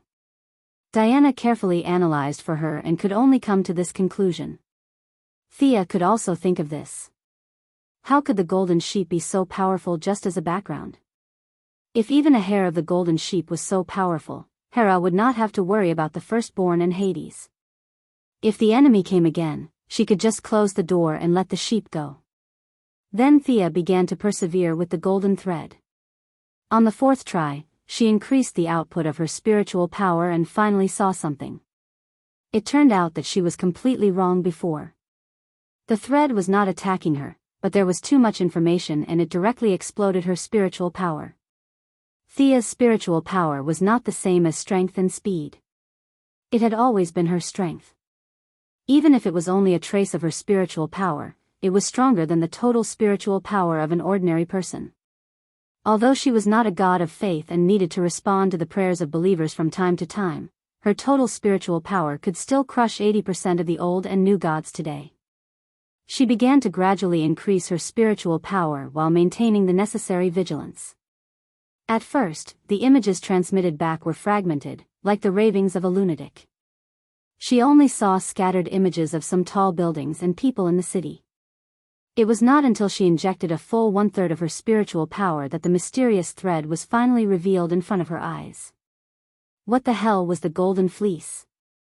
Thea deeply realized the importance of the stacking of modern corporate items. She should tell the old man Zeus about the advanced concept of classification later. The way he piled all the treasures together was too low. After a long time, the old man would not know how many treasures he had. Now the thread mixed in the golden fleece was a clear proof. Diana couldn't see it because she didn't have enough mental power. Hera was a god who was good at magic, and she was now in charge of the king of God's scepter. If she looked carefully, she would most likely be able to see it.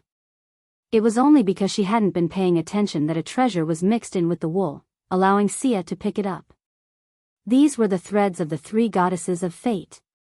The three goddesses were Croso, who was in charge of the future and weaving the threads of life, Lachesis, who determined the length of the threads of life, and Atropos, who was responsible for severing the threads of life. The three goddesses were born at the beginning of the universe's chaos. They controlled the fate of the 12 titans represented by the second-generation god king, Uranus, and the 12 Olympian gods represented by Zeus. Their authority could not be measured by the standards of the old gods or the new gods. They were not gods of faith like Ares, nor were they gods of nature like Zeus. Their status was more transcendent. As the masters of fate, they were more like conceptual gods in Thea's eyes. The thread that Thea was in contact with was the thread of the future woven by the smallest of the three goddesses, Croso. It contained a power called fate.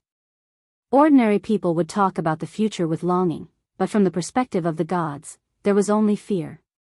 The gods' level of life had reached the peak. In fact, they were very afraid of change. Today, there was a new god to replace the old one. Tomorrow, there would be a new god to replace the old one. Wanting to transcend the arrangement of fate was an impossible task. Just look at Reverse Lightning, who had racked his brains, and it was clear that no matter how hard he tried, he was still unable to escape the shackles of fate. The more he struggled, the closer fate would entangle him, until he breathed his last. Ever since the day she found out about her fate, Thea had been preparing for it, not only for her family, but also for herself. Back then, she had wanted to ride on the coattails of Superman and Batman, but now, the tables had turned. It was time for others to ride on her coattails. It seemed like she had gained a lot, but fate still did not let her go. Instead, it pushed her into the teeth of the storm. Because of her struggles, fate's shackles on her became tighter and tighter. Putting everything else aside, she was the main force in the war against Darkseid. Whether it was from the perspective of the Heavenly Father or from the perspective of the people on Earth, she was responsible. Those who were weak could do nothing, but those who were strong could not do so. Transmigrators could not do whatever they wanted. As long as they were in the game, they were also pawns of fate. Whether it was Reverse Lightning from the 25th century, the Queen of Emerald Eyes from the 31st century, or Lantern One, who had traveled 10 billion years and was nicknamed Reverend Eden, they all proved this. It was as if there was an invisible hand constantly pushing her forward. And now, this thread brought Thea a possibility. Perhaps she could break free from the shackles of fate in the future? It was too early to talk about the future. Aside from the unconventional forces, Thea was considered a powerhouse on Earth and in the universe. But so what? Even the fate of Darkseid's first lantern had been sealed. It was still a long time before she could break free from her fate. Thea tried to put the thread of fate into her spiritual space, but unfortunately, the thread could not go in at all. Should she find a place to hide it? But she was still worried. She now understood that Zeus had probably hidden the thread of fate in the golden fleece because it could not be taken away. Thea could not think of a better idea. The golden fleece could not be hidden, and she could not parade it around the city every day. She chose to hide it in her hair. She had blonde hair anyway, so it was not out of place. The golden fleece was still shining after the thread of fate was taken away, but it no longer had the inestimable value in Thea's eyes. It was now just a decent decoration. Should I make a scarf for you? Thea looked at the long-legged goddess mockingly. The golden fleece was of no use to gods who fought and killed all day. Diana knew her character, so she just laughed it off. The next day, Hera asked her about her thoughts on the underworld invasion in private. Although the main reason was that Thea did not have good taste, the second reason was that Thea did not tell the truth. As the subject of the transaction, the two sides had completed the transaction. Thea could take it with a clear conscience. She was willing to give it to her, but she still felt a little guilty when she remembered that Zeus was still alive. Your Majesty Hera, let me give you 3 suggestions. If Hades were to attack Mount Olympus, she would feel that the reward would be too much for her to handle. If she were to put in the effort to settle the matter, Zeus would have nothing to say even if he were to think about it in the future. Oh. Please go ahead. Hera saw that she was serious and became serious. First, I suggest that you recall Hercules. He is an important fighting force of Mount Olympus. Wait, you mean Hercules is still alive? Hera was a little incredulous. I saw him a while ago. He just escaped from the seal. Thea nodded and waited for Hera to digest the news.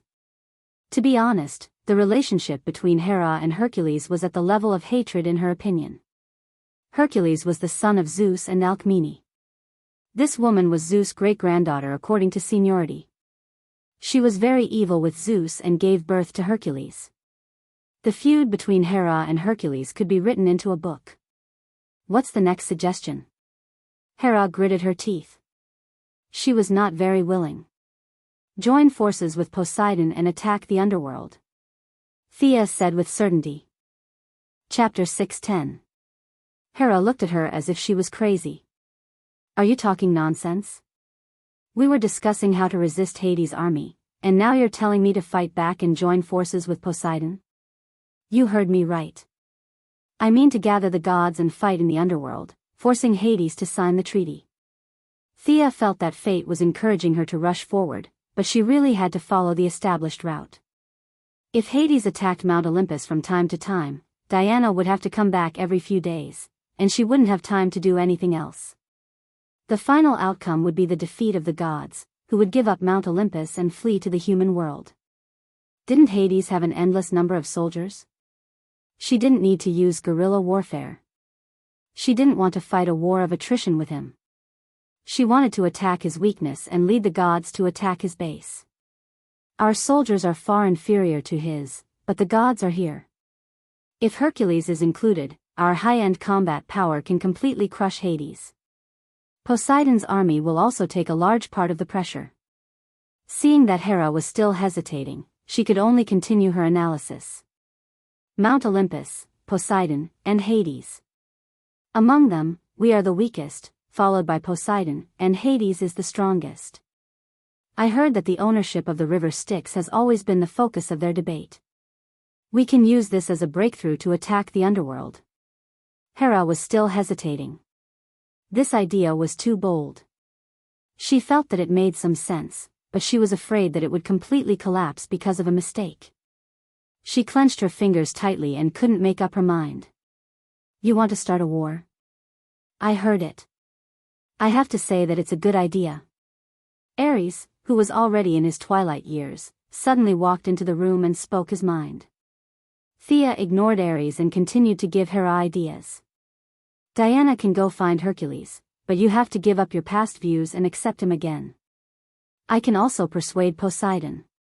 Hera was a little surprised that Milady was going all out for the threat of fate.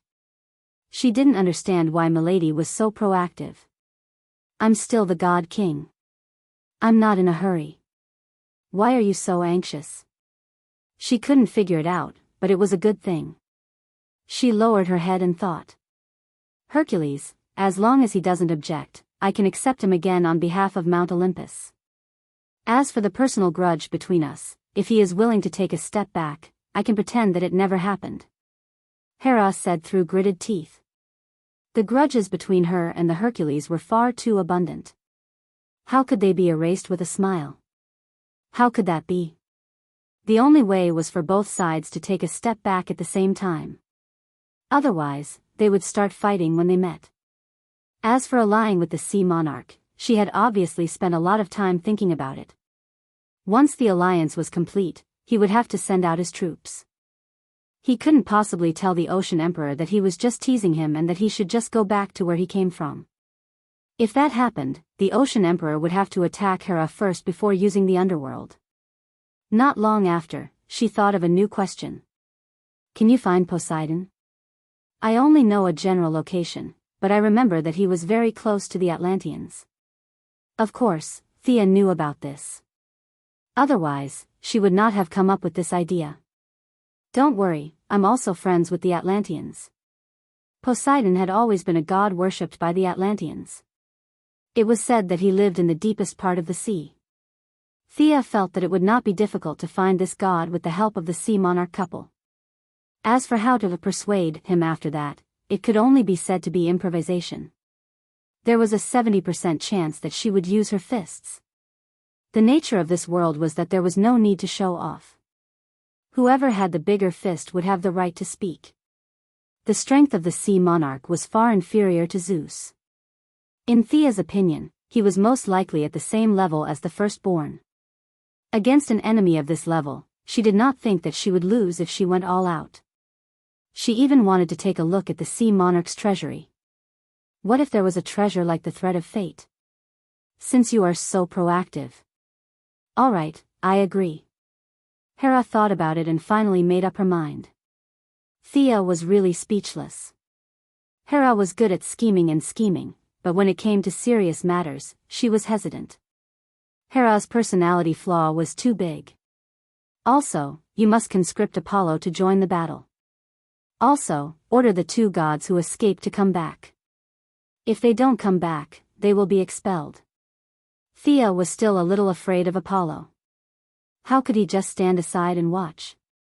Forcing him to join the battle? The sun god naturally had some characteristics of light. Anyone could surrender to Hades, but not him, unless he wanted to become a dead sun. Hera was actually very dissatisfied with Apollo.